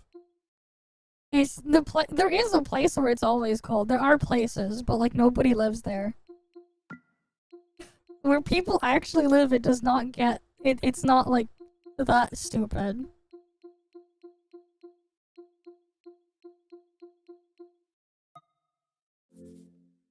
But yeah, we can get, like, NTE booted up here.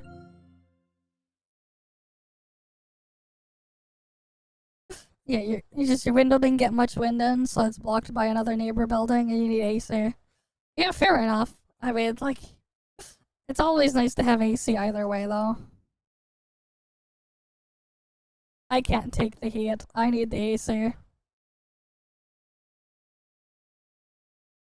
This is gonna give me, like, the driver warning, because there are no drivers. There are no drivers for, this thing, but it still works anyways. It doesn't recognize this device ID, because it's probably expecting a regular, graphics chip from any regular generation, but this is the PS5 board. So we can do some fun stuff with this. So we're just gonna get logged into NTE here.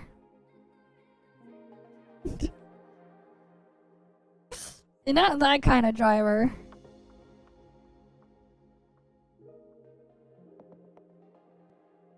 But yeah, a Steam controller here, as you can see.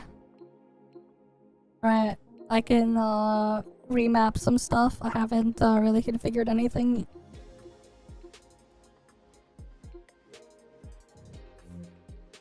Oh, you don't like this game controller? Look at this game controller. Look at that. So many things on this game controller. I get those two big trackpads as well. I can use it as a mouse.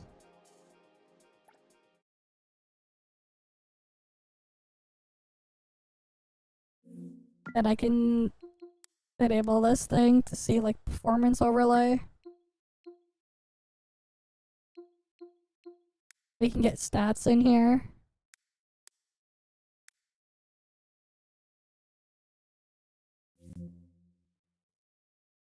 Yes, they're trackpads. There's two of them. Alright. So here you're gonna see why GTA won't be at 60. GTA 6 won't be at 60 FPS on console. I can, like, kind of show why. I mean, you can see the frame rate numbers as we get closer into the city here.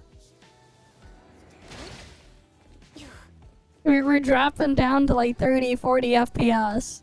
We can't hit 60. This is on the overclock. The CPU is overclocked a bit too. Like, we have dips down in the high 20s. The CPU in this thing is, like, not good enough. Be careful. Yes, it's not going to run because the CPU is not going to be capable.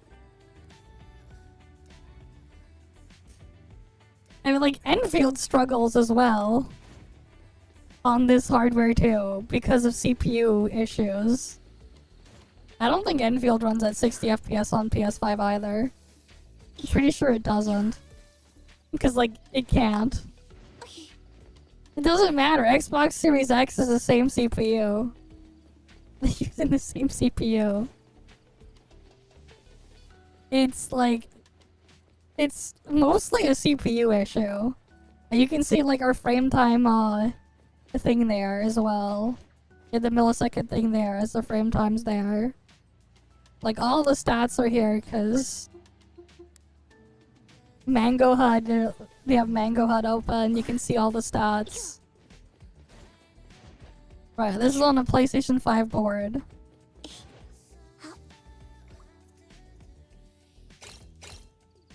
Like, let's say we go get our Porsche and we drive around.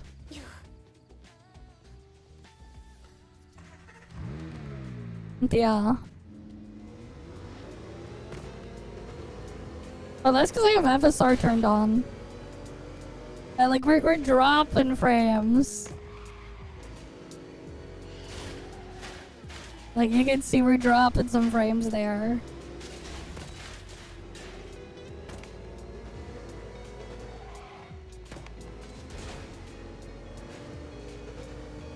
But yeah, we're mostly getting 30 FPS. It's the CPU problem.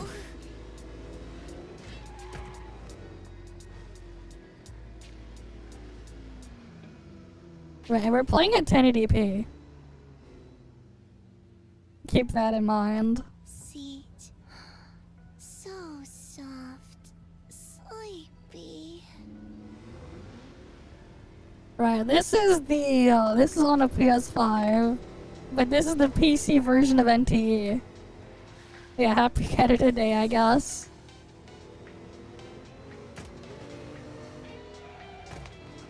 But yeah, we got the PC version of NTE on the PS5 running.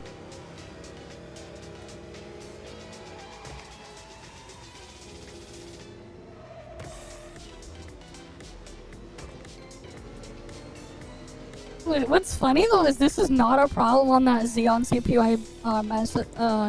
I mentioned earlier. I mean, I should like get it like reset up on that machine, because I do have like what are those those like used HP server workstation machines. I bought one because they were cheap to like just tinker around with, and I put my 3070 in it. But like, yeah. Like, this is like just the reality here. I don't think I have like traffic turned up all the way either. Oh wait, I have it at 900p. Oh here, we'll put it to 1080p. Native anti-aliasing. Oh, like our frame rate didn't really change much. Oh wait, no, it's a little bit lower. Again, it's like, part of the problem is we're CPU limited. This is on performance mode too. If I switch this to quality FSR, we'll probably get a little bit of the FPS back. Not much.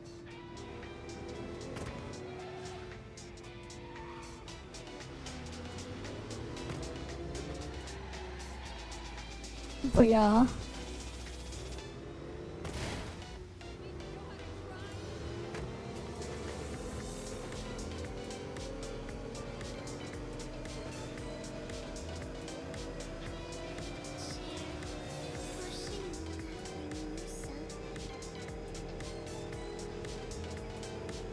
So yeah, this going around for a drive, you can see the frame right here. We're mostly getting around 30 FPS.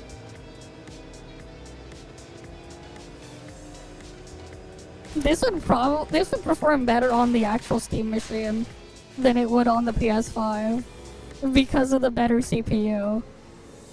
We're CPU limited, that's the main problem. And it's not really the optimization problem in this case, it's the CPU, we're CPU bound. Part of the problem is just the early Ryzen CPUs were not that great for gaming. With how they're optimized. It's part of it's just a flaw in like the early Ryzen CPU core design. They were worse than like a Broadwell Xeons at gaming. Despite being pretty similar in like other tasks at the same clock speed, they were worse than the stuff on X99.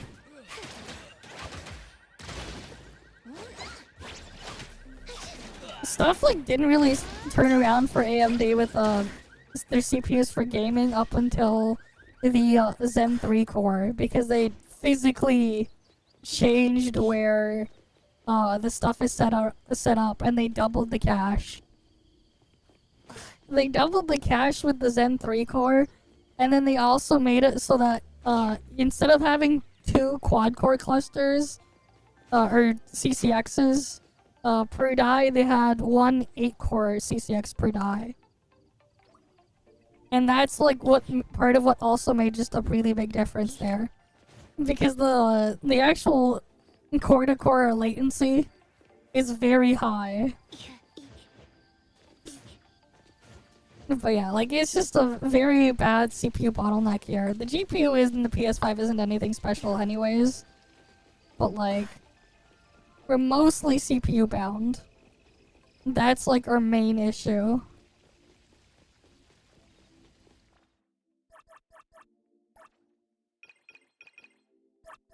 And like I can turn down traffic to like medium. We get a little bit more FPS back, but yeah, depending on like how aggressively go with some of these settings and stuff like that, like this is kind of why it's like, especially if they don't want GTA 6 to look dead.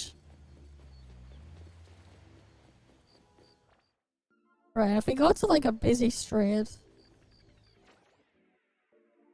Right, so like we go to the cinema.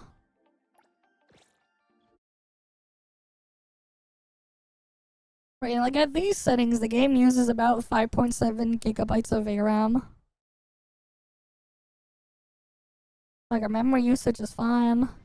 We're using in total like 13 gigabytes of RAM. So we're not running into like memory issues. At the very least.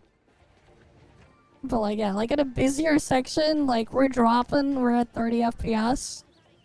Standing still.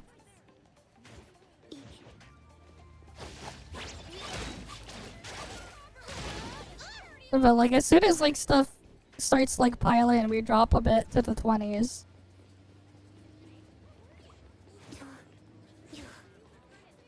And this is just gonna be like kind of just what you should expect there. From like the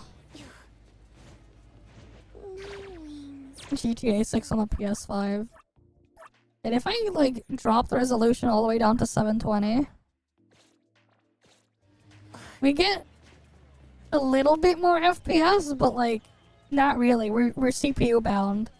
You can clearly see we're CPU bound. Like the main issue is we're CPU bound. Yeah, we're dropping to the 20s. Be careful. Glass. Right, like.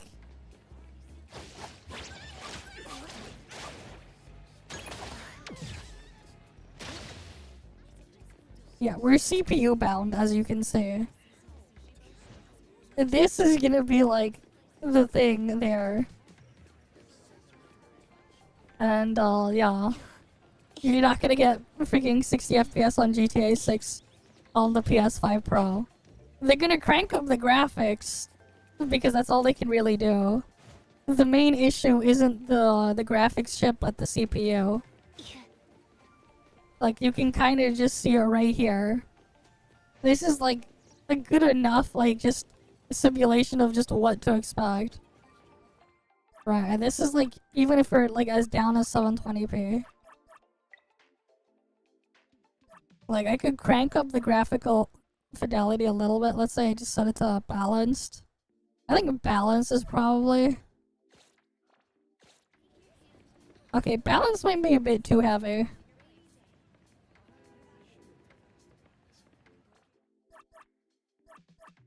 One of these settings is probably needs to get, like, turned down or something. Okay, we don't have ray tracing as well. How's it, or lumen.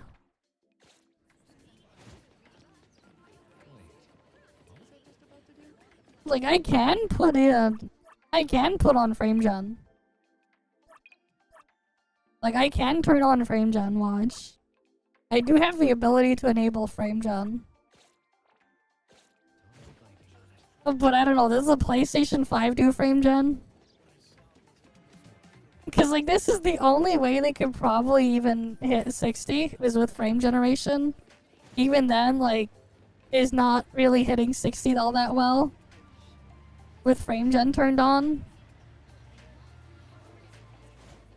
Because, like, yeah, I can do that.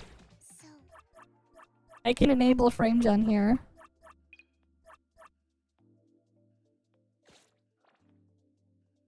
But yeah, like, that's kind of the reality here.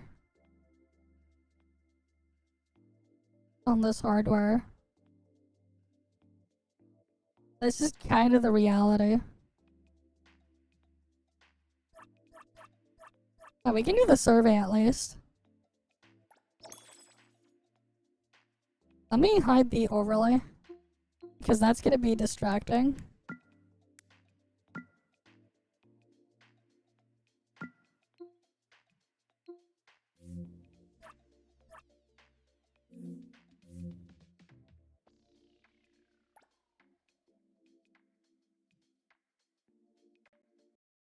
Alright, it'll just pull it up.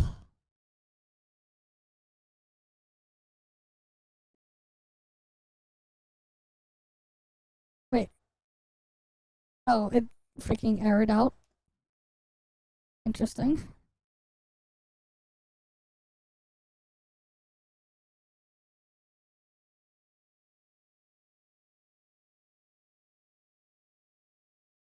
That is interesting. If opening this thing, like, actually froze it. Damn.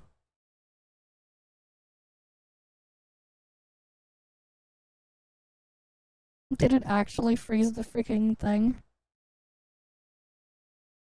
Oh shit, like, it's actually just, like, freaking froze like this.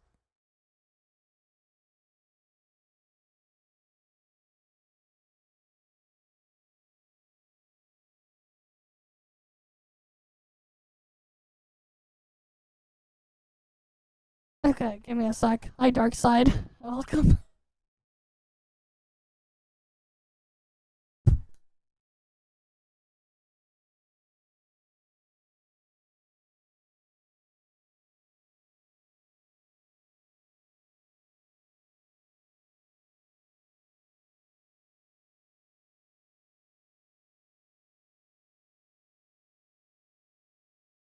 Okay, I'll just reboot it first. And then we'll see. No, it's the thing froze. The BC250 froze. Oh, now it says video format not supported with the. There we go. It's getting picked up. I could change the thing on the screen. I could put my face on it if I wanted to. Because like I could easily customize the BIOS screen. But I just have it set up to look like that.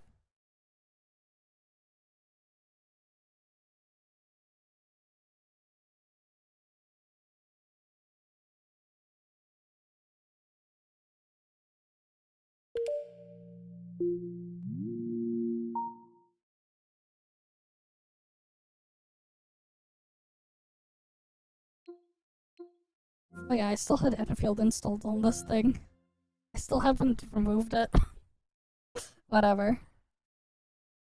So we can get on back in here. Let's see if we can actually try to get that survey done.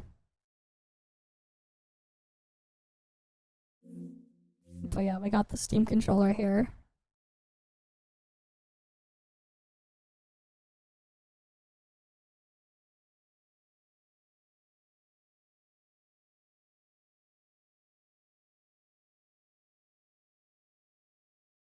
But yeah, like this thing technically can run NTE.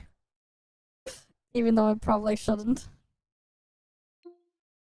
But yeah, it's more so it's just like this is just what happens when you run a similar type of game where you're trying to load a bunch of objects in the city.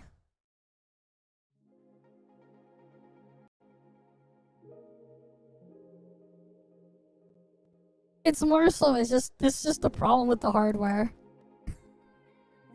Right, like even the freaking overclocked PS5 with extra GPU cores unlocked. Like this thing pulls around, like if it's really stressed, around 230, 250 watts, somewhere between there. But like yeah. Oh yeah, its debut in CN is wait, that's the day? Oh yeah, I guess that makes sense because we get our thing in that week.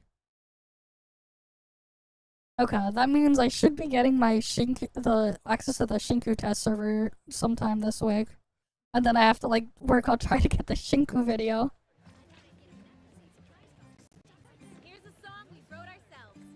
But yeah, like if I pull up the stats here. Hope you all enjoy it. Again, like you can kind of see just performance here. Was this still with frame gen turned on? Oh, frame gen is off. Yeah, like, it's not really gonna be able to do 60 FPS. We have to like run like FSR quality, so we're upscaling from around 720p or something. If I turn that off, I don't think that's gonna change too much. And the traffic is set to medium. Like, we get all these dips and everything, so it's like... And this is just what's happening here. At NTE. Like, I don't expect GTA 6 to run at 60 FPS on any of the consoles. If this is already the case here on a PS5. Mind you, I don't have the PS5 version of NTE and a way to check it on a regular PS5. Just on the funny overclocked PS5 board I have. Yeah. 30 FPS though, not a problem. They're just gonna crank up the graphic settings.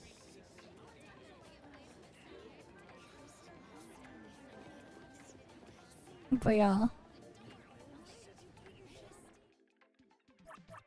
Let's see if we can get the survey done.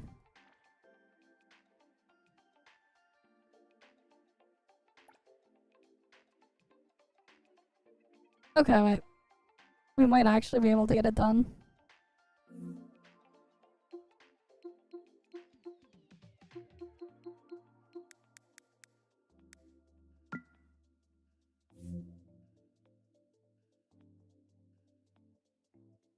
Oh, I should probably get this edit layout, trackpad.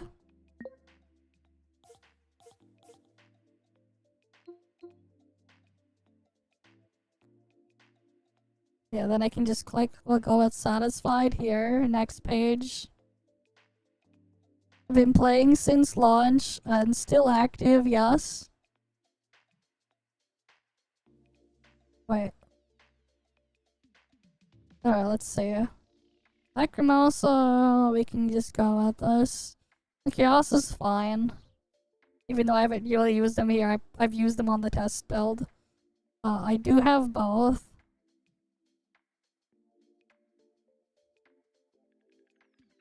I can go there.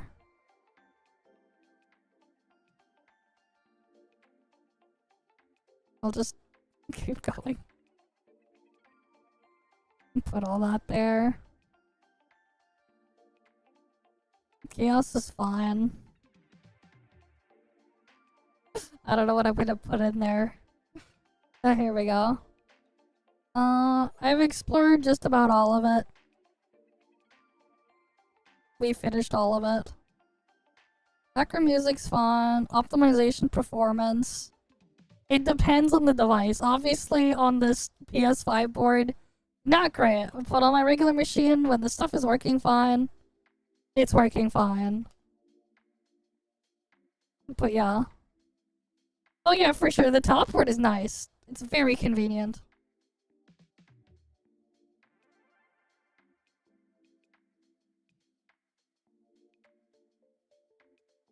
I'll just put neutral for optimization. I finished all of the Dreamwalk Corridor. Quest design. I thought the story was pretty cool. I'm gonna go with neutral on the combat part. Animations are pretty good. Alright, let's see. Oh yeah, they're talking about Bagel. Bagel's cool to mess around with. The Fight Club, it's okay. Alright, it's pretty easy to get the stuff in there. For at least for the event. That's pretty much all I did. Which of these did I partake in? I did all of them. We did everything.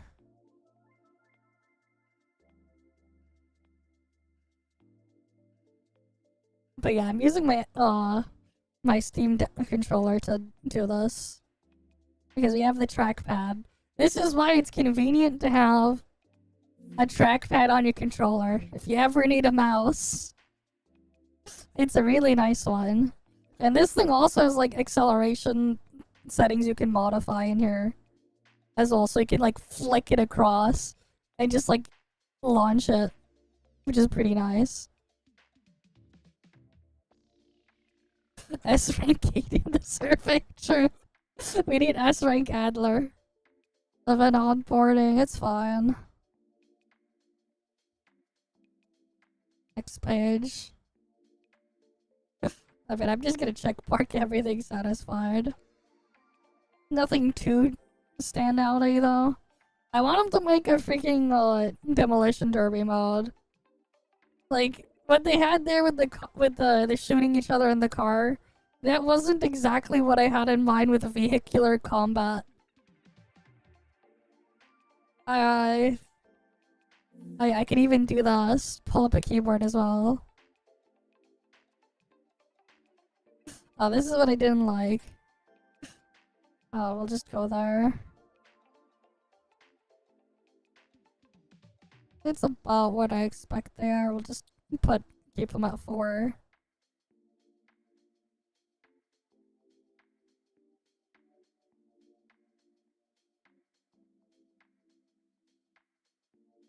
Wait, can I scroll? Oh wait, I didn't set up scroll on the right trackpad, on the left trackpad. Wait. Oh, that's not what I meant to do. Edit layout. Left trackpad. We're gonna have a scroll wheel.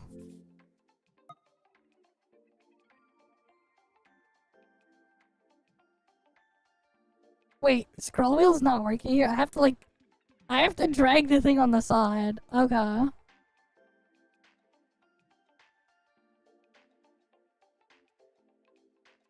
I'll just put neutral for Skia. I don't really care for Skia too much.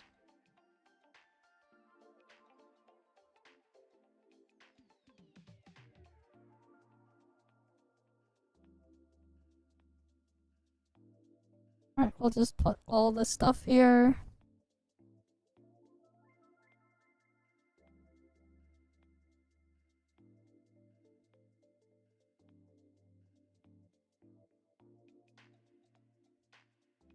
Here, you guys can go guess the age. Demo. Lation. Derby. Car. EVP. That would be fun. I'll just put that there. There we go. Got the survey done. Right? Got the survey done, and we'll get our 60 analyth after. We can finally have 2 more dishwashers in the shop. We're in more shops, true. I mean, come on, wouldn't you want it? Like a freaking demolition derby mode? With how, like, the stuff in the car can, like, break and, like, come off and everything. Wouldn't that be fun, like an actual demolition derby arena? Like, come on. It would also give, like, a niche for certain vehicles, like the TRX car. And they could make, like, more cars for that. Like, I can imagine, like, they go to the TRX shop and they sell you a fucking monster truck. You just get, like, a monster truck to drive around in. Wouldn't that be fun? Right, more vehicles. Because, like, something like a monster truck wouldn't fit in with, like, Regalia, but, like, TRX? Right. Like, when you consider, like, it's supposed to be, like, a rugged vehicle and all that stuff. Right, like, you get one of these, but, like, you make it into a monster truck. You got your restaurant and clothes shop? Yeah, fair enough. But yeah. Be careful. Glass.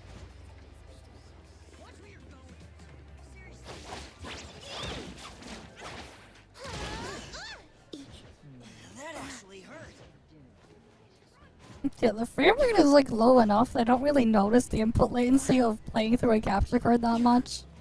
For this, but again, that's because the freaking game latency is like enough where like the frame rate is low enough where like it's not nearly as noticeable. It's not great because I'm not playing the game at 60.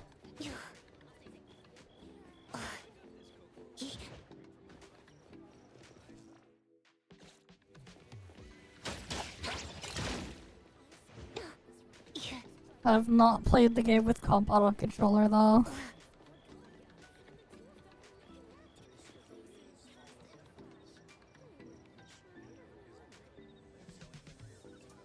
The bike is being leaked as gacha. They're probably just trolling people or something. I doubt it's gonna be a gacha. They freaking showed Regalia. It's gonna be probably in the Regalia shop. No one's so easy.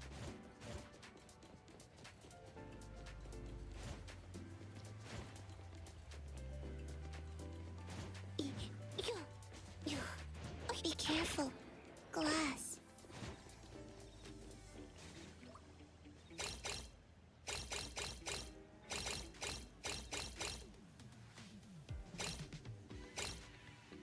But yeah, this works with Steam controller. As you can see.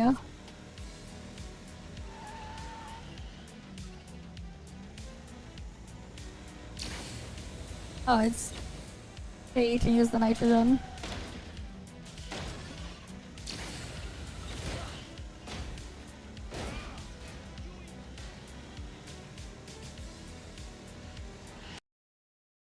Oh, what the hell just happened?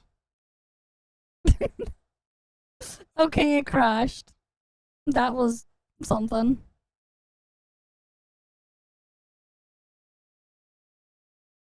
Okay. I don't know what the hell happened there. Did it overheat or something? Maybe. Yeah, there's no signal to the BC250. It crashed.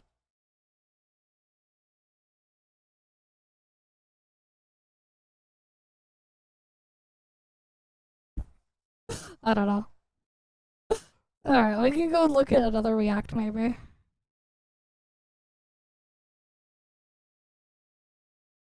What do you mean voice crack? What is this? Never patched modern games that are still broken. What is this?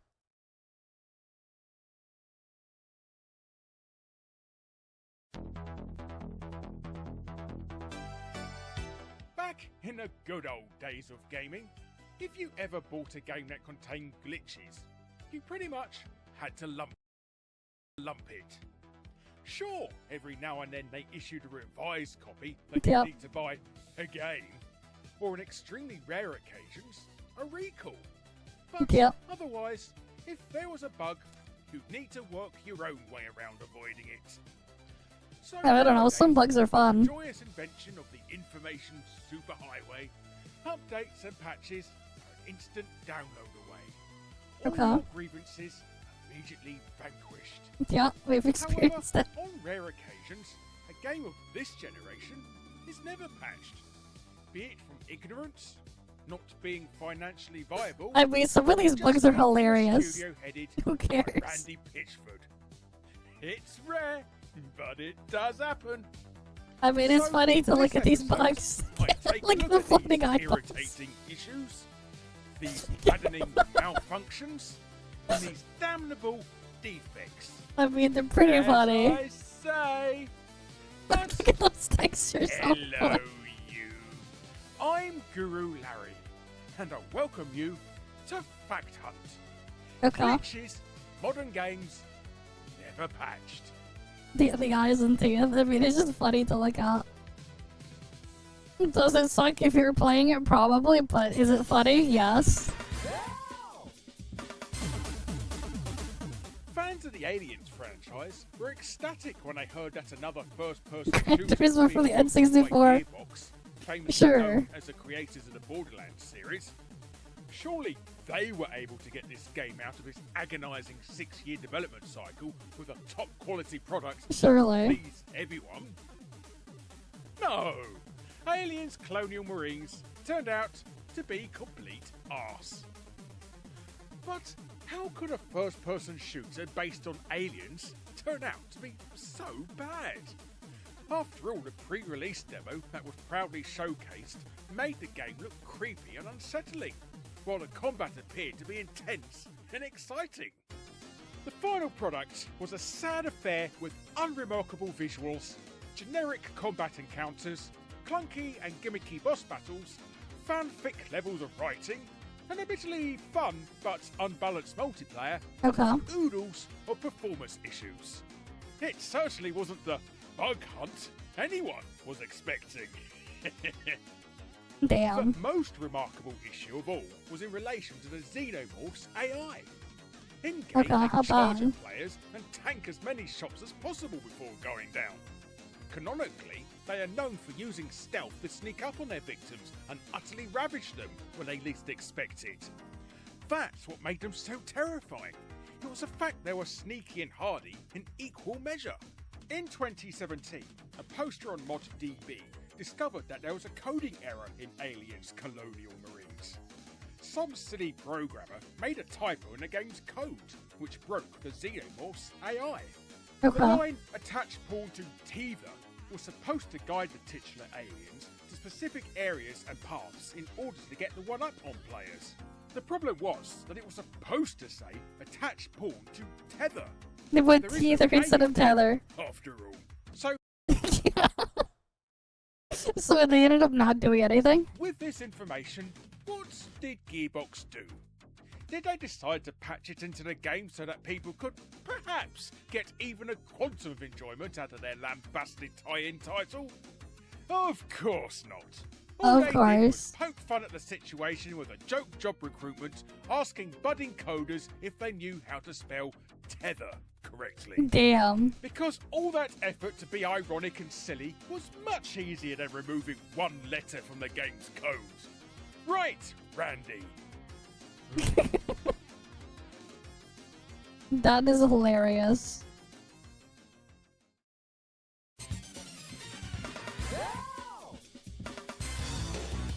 Oh look, another Gearbox title. Who'd have thunk? Damn Gearbox. In 2016, to coincide with the 20th anniversary of the release of 3D Realms' blockbuster hit Duke Nukem 3D, Gearbox pushed out a new port of the game called Duke Nukem 3D 20th Anniversary World Tour. At its core, it retained most of what made Duke Nukem 3D great. 3 chapters plus the official 4th episode, filled with nasty aliens to blast with shotguns, shrink rays, and pipe bombs. Plus, the titular protagonist could interact with the environment, flirt with ladies, and drop funny one-liners. 20th Anniversary World Tour featured updated lighting effects, re-recorded dialogue from John St. John, a rewind feature from the Xbox Live port of the game, and more. Excitingly, it even featured a brand new chapter designed by the original mappers of Duke Nukem 3D, and with new music by Lee Jackson. You know, the bloke who not only composed 70% of the original game's soundtrack, but also created his iconic main theme. However, alas, it did not impress the most hardcore Duke fans. It was released after General Arcade's vastly superior and cheaper port, Duke Nukem 3D Megaton Edition, was delisted from stores. This was because Devolver Digital's license expired in 2016. Plus, on release, the in-game sounds and dialogues would sound muffled and low quality.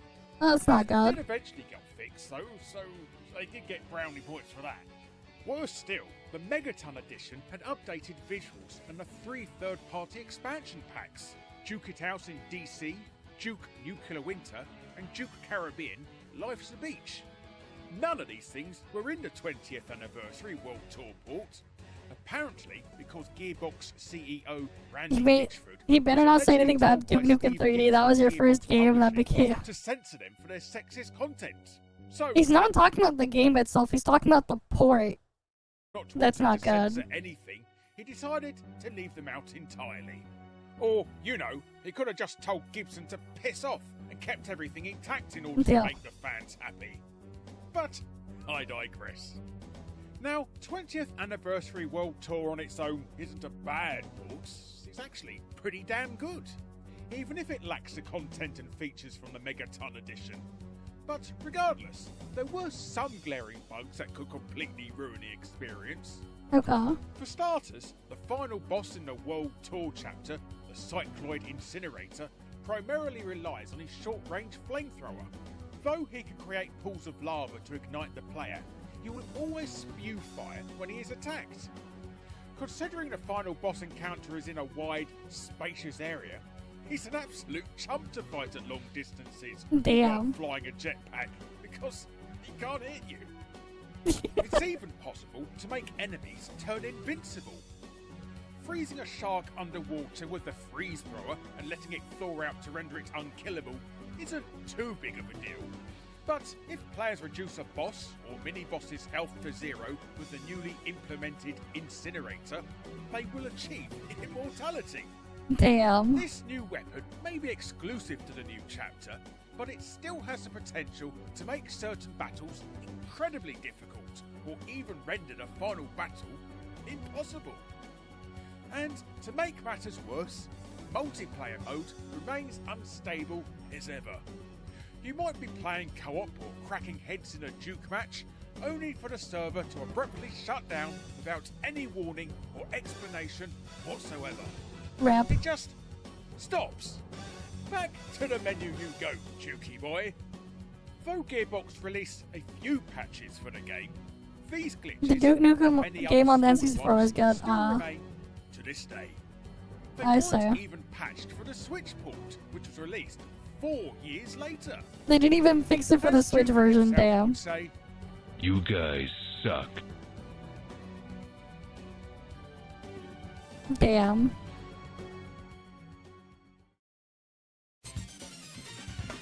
Tony Hawk's Underground 2.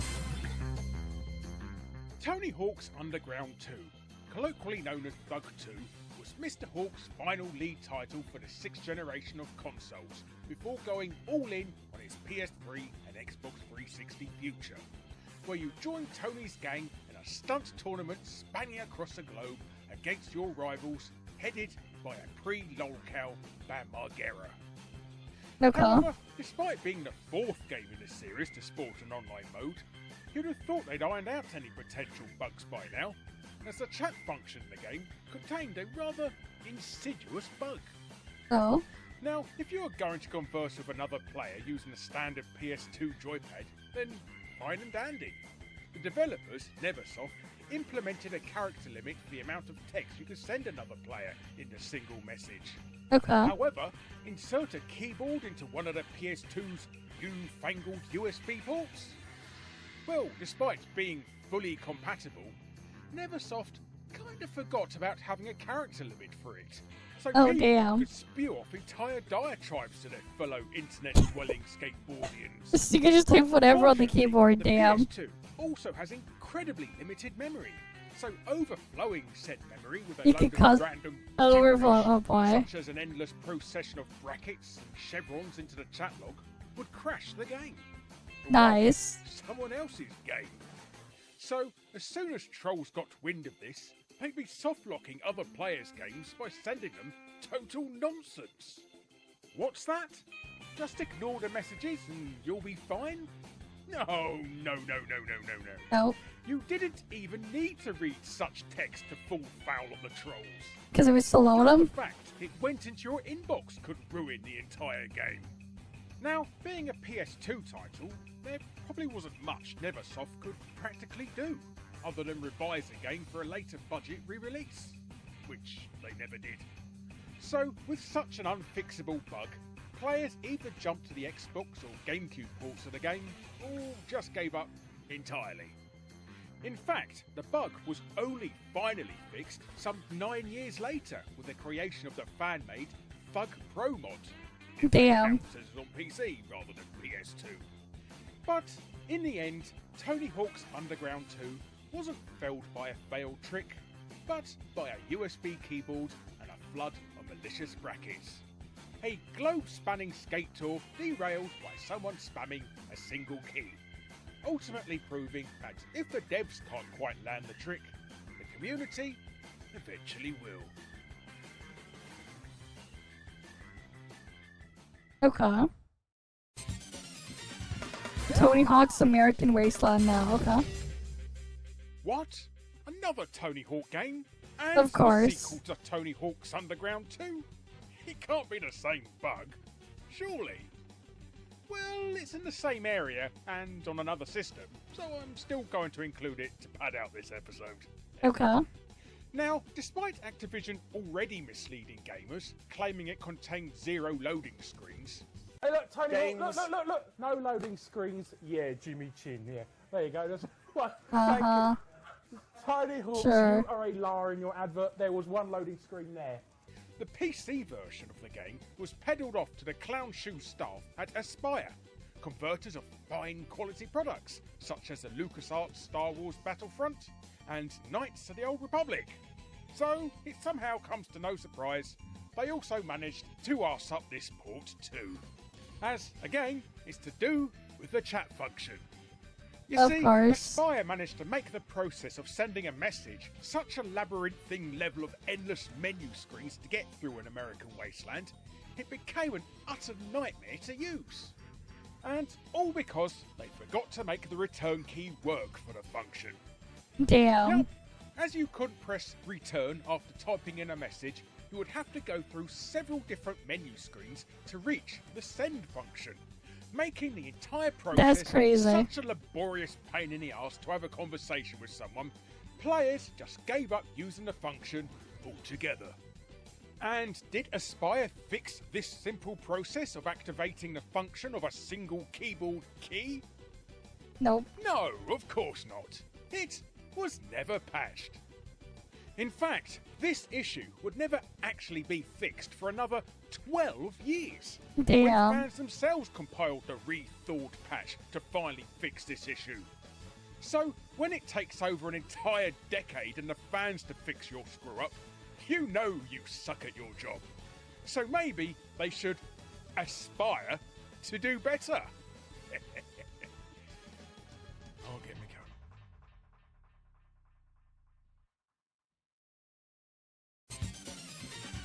going. Now we got Tomb Raider. Okay. The 2013 reboot of Tomb Raider took the series in a vastly different direction. I mean, I've played a Tony Hawk's game before on the PlayStation 2. I forgot which one it was, but it was a long-ass time ago. I only played one of them. I've played Tomb Raider before. It's in my Steam library. Some of those games, though, are before my time, or I just haven't played. Yeah, too badly cancelled the 3 and 4 remaster. Spunky Toblerone-chested It is badass unfortunate. that popularised her as a gaming icon. In this gritty adaptation from Crystal Dynamics, Lara had to rely on her athletic skills and raw instincts in hopes of surviving the many baddies and puzzles. Thankfully, there were still tombs to raid, as per tradition. Sort of. It was a ballsy move, but it paid off as it sold millions of copies and was well received. The campaign contained many memorable and exciting moments. But there was one part in particular that really ticked people off. When you first acquire the roper sender, you have to use it to yank a large container attached to a magnet crane towards you. Afterwards, the crane would release its load onto the shipwrecked boat, thereby creating a new path. This was essential for progression.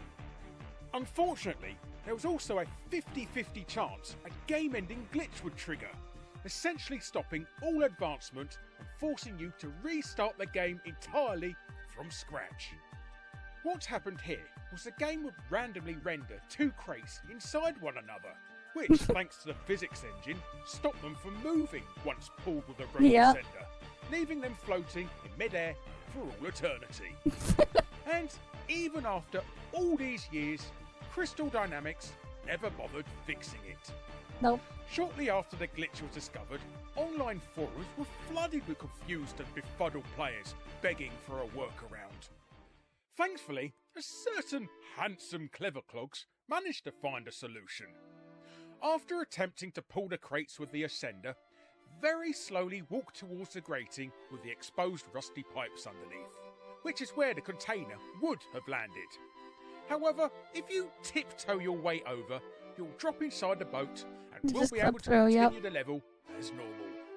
Sure, it may have been a glitch to solve a glitch, but it's not Use like the- the developers were going to do anything about it. Yeah, use the glitch to Even in fix the modern glitch. times, players are still relying on this trick to progress, which is both sad and reassuring to know at the same time. But who was this keen-eyed, unsung hero who helped countless players around the world? Larry. We may never know. Okay, Larry.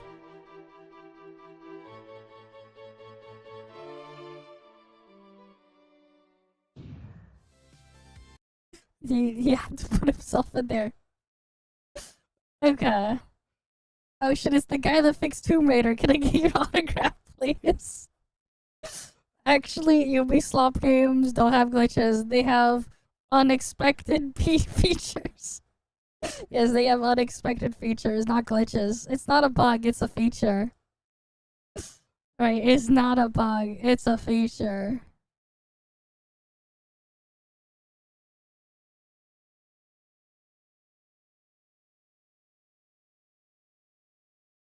Okay, let's see. What is this? EA and their surprise mechanics, yes. What is this one? Dragon Quest or something?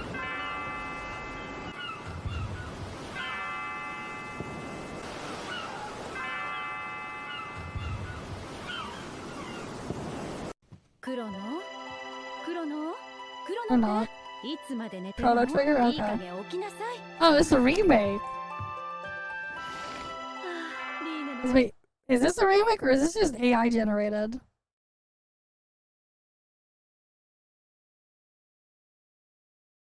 I don't know. I don't know. Something about this face is, I don't know.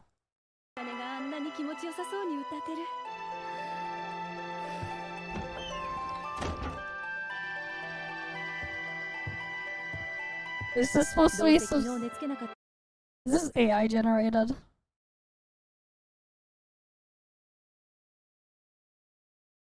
Yes, it is. AI generated cutscene intro thing for Chrono Trigger. I do it. The face on her is just off.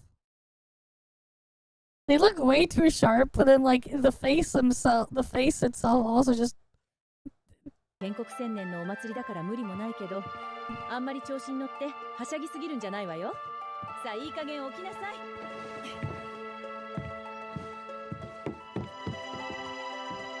やっと起きたのね。そうそう。幼馴染の発明好きな子。あら、ど忘れしちゃったわ。なんて言ったっけYeah. そう、ルッカ。ルッカの発明見に行くんでしょ？あんまり遅くならないように。And then you see other stuff going on too, like more artifacting there too.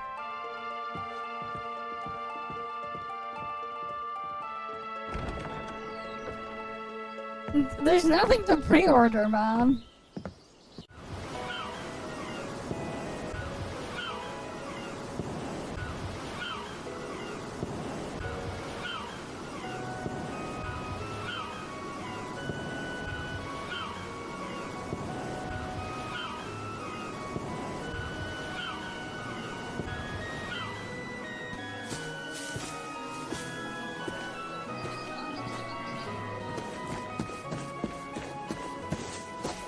Yeah, it looks better compared to some of the other AI stuff, but like there's still this uncanny look to the whole thing.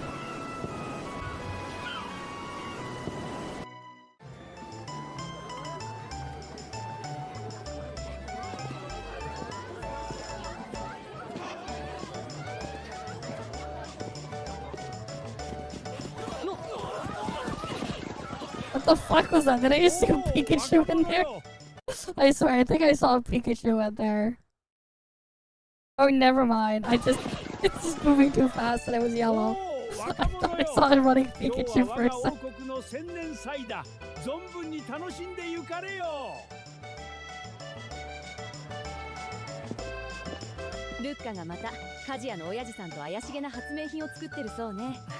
こないだみたいいきなりドカンってなことにならなきゃいいわね。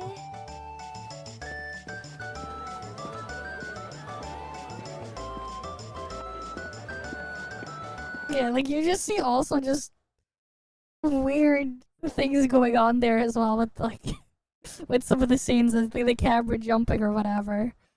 Like chasing Pikachu down a marketplace. Yeah, great.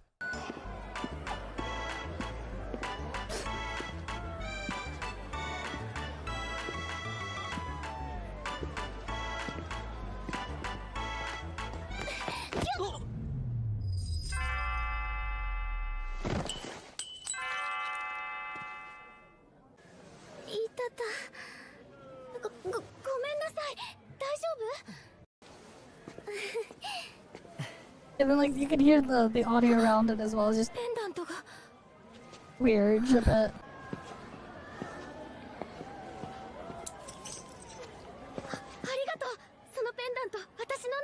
古ぼけてるけどとっても大事なものなの。あ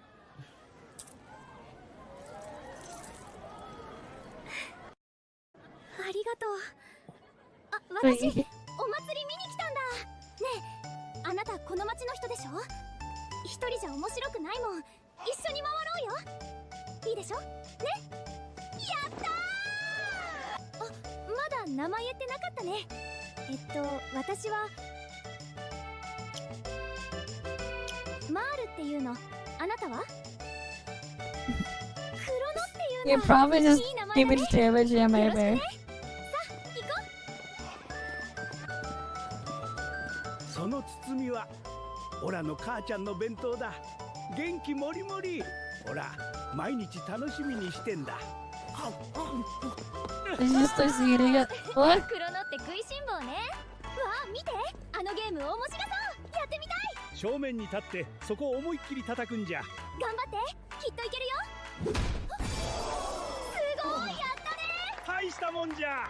次行か。また挑戦しに来るんじゃぞ。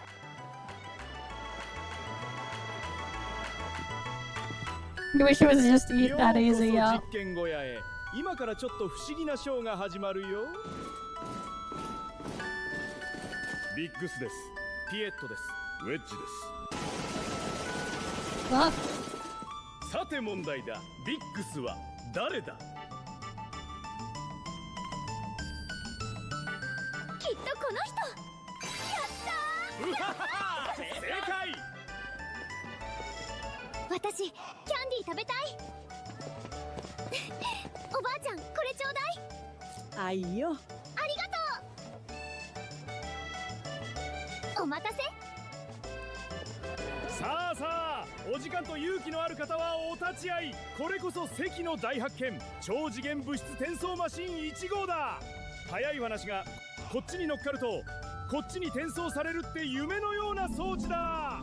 こいつを発明したのが頭脳明晰彩色兼備のこの俺の娘ルッカだ。あ、兄ちゃんやるのかいと思ったらなんだクロノか。クロノ、待ってたわ。誰もこのテレポットの転送に挑戦しないんだもの。こうなったらあんたやってくれない？面白そう。やってみなよ。その装置に乗ってね。スイッチ I know where they all have just this weird luck. Hold on.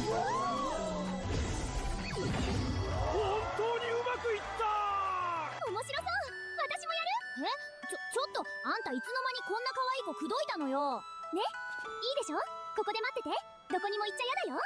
さあさあ、挑戦するのはなんとこんなに可愛い娘さんだ。さあどうぞこちらへ。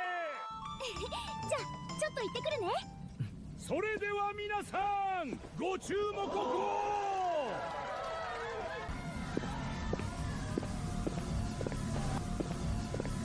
エネルギー充填開始。何これ、ペンダントが。Yeah. I mean, it just looks. Yeah. は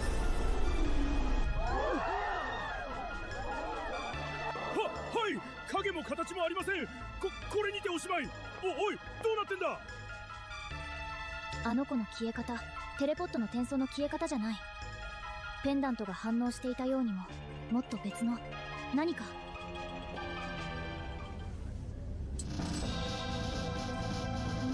そういえばあの子。Yeah, I thought so too, man. I saw the art style first and I'm like, wait, is this Dragon Quest? I say. Whatever model they're using is like, just makes it look like Dragon Quest, but not. That's part of why the whole thing just looks off. きっとペンダントがキーになってるのよ。しっかりそれを握ってて。きっと同じことが起こるはずよ。スイッチオン。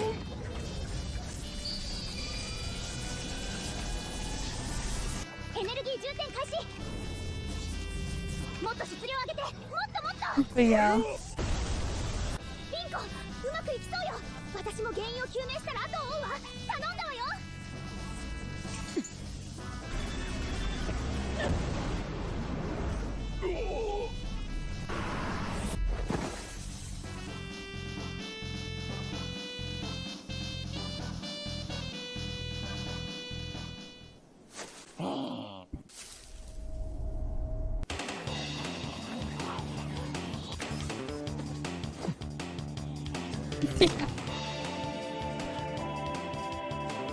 That was pretty much choice.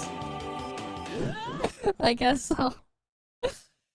But there we go. Wait, do we... Oh, wait, we got the CN preview for Shinku?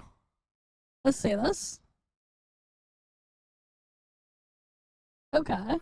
CN preview.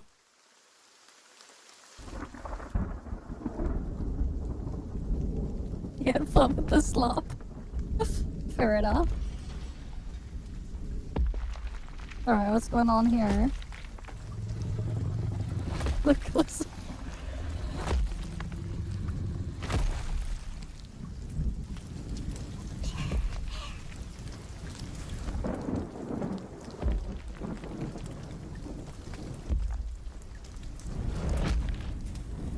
Oh, that's just auto-generated, never mind.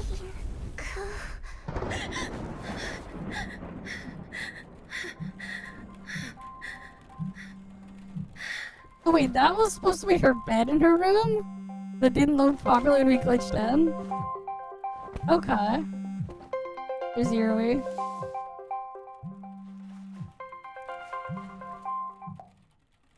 Hello?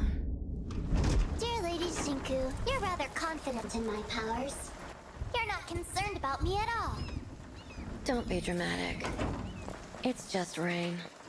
You can handle that alone. Alright, fine. Then go home and sleep. Oh, it's afternoon. I opened my eyes. Why is it flooding in my place? That can't be. I'm on the top floor. Huh? Is that so? To be honest, do we have to waste time here? We could just find the source of this rain. That's an idea. I'll keep fixing the station. Detective Dragon, find the culprit. I refuse. Lazy Dragon. Your Esper abilities are called Super Sleeper, right? Are you still tired from staying up late last night? No. It really is.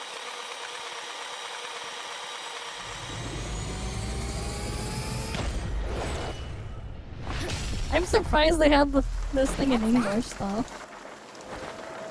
A rain man. From Billy Ballet. Where?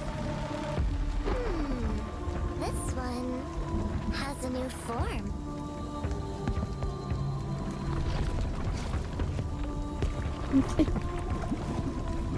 Yes, your dad.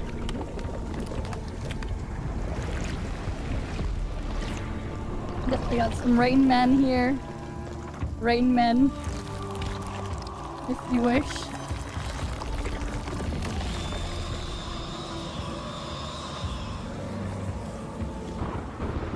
The culprit has come to us. Maybe fighting is easier than fixing the station. I'll make this quick. I hate rainy days. Okay.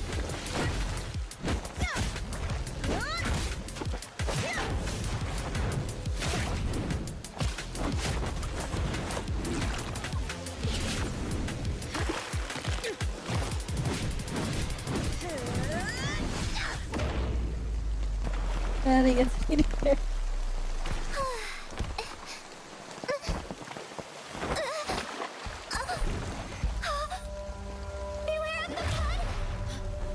Beware the pun, okay.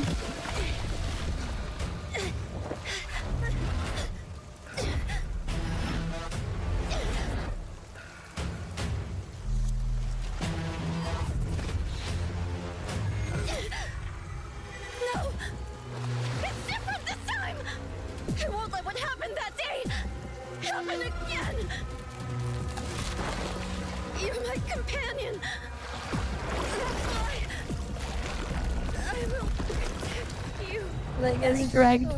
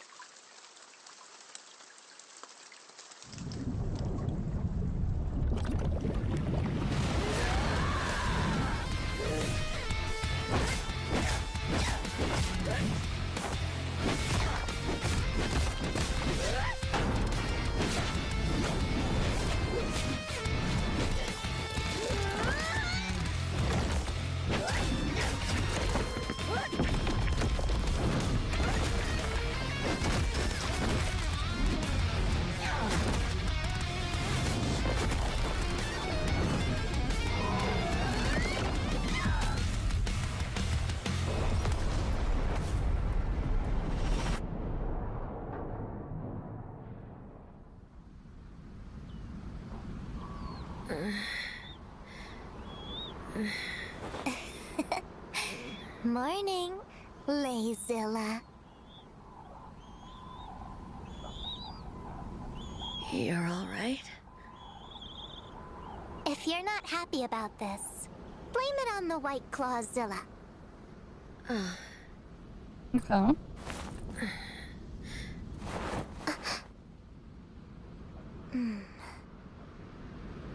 Rainy days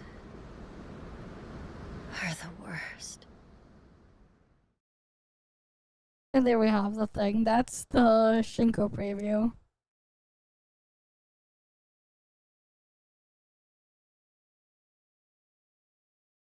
Oh, they had a separate trailer for the 999 Nights there. Okay, so they just somehow Cake got it because it was on their belly. We got the English one. Then there's the other languages there too. Okay. We got the short film here too. Is this in English too, or is this in Chinese? I finally got free time to shop around. Wait, it's in English too? Damn. You know what? No thanks. The latest I don't need Kokoro it. Rider episode yesterday? Really? Okay.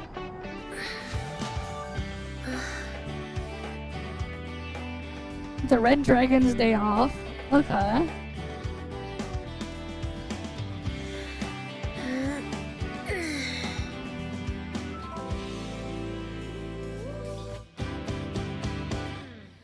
Meow. Oh, that's cute. That's his design there.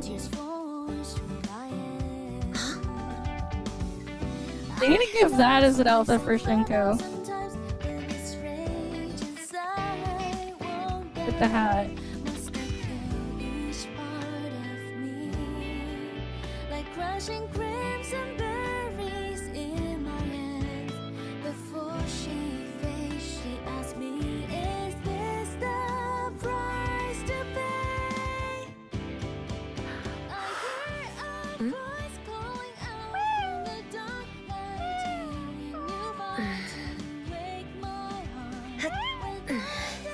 That's a long cat. Onyx, you're pestering someone again. Oh, you. Always after the pretty girls, aren't you? Is this your cat? So cute. Thanks. Ah, it's getting late. I have to go. I just got this fortune slip. It's yours now. Bye. Okay.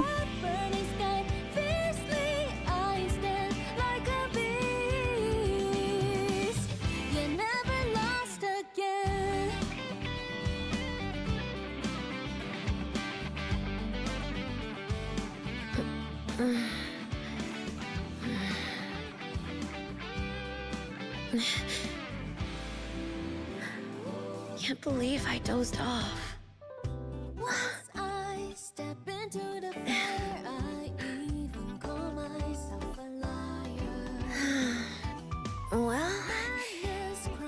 Time to go home.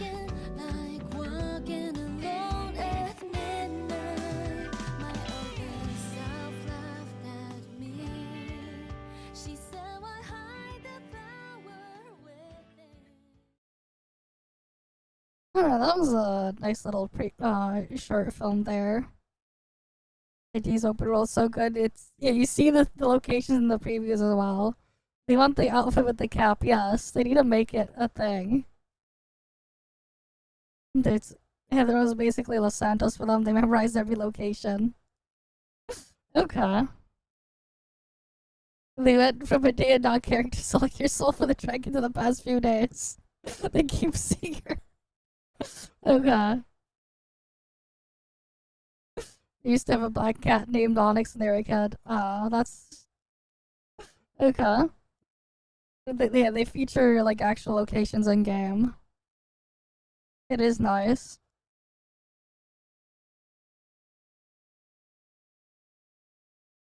But yeah. The hat though.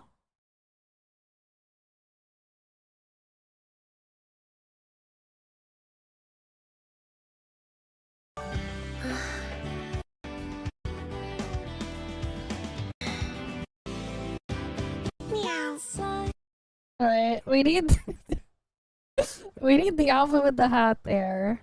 This one's a nice one.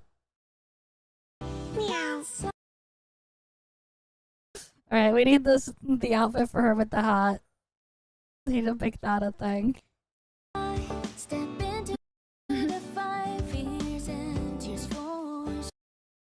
But yeah, it's a good preview there. That they have this short film. Very nice. Oh yeah, that was just from the stream they did. Right.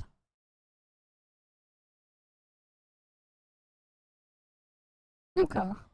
We can mark that off the list though.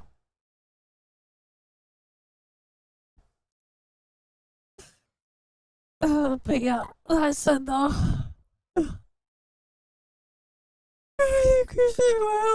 Stream for the night. As usual though, guys, thank you guys all for stopping by. Hopefully I can see you guys again next time. I'm gonna be out during the day. I'm busy because it's a holiday and everything, and I'm just gonna be out. But yeah. As usual though, guys, thank you guys all for stopping by. Hopefully I can see you guys again next time. You guys have a good night, day or night or whatever it is you guys are. I'm gonna go get some sleep. I wonder when they'll give me access to the test server for Shinku so I can get started looking at the stuff there. But yeah, I'll see you guys. See ya.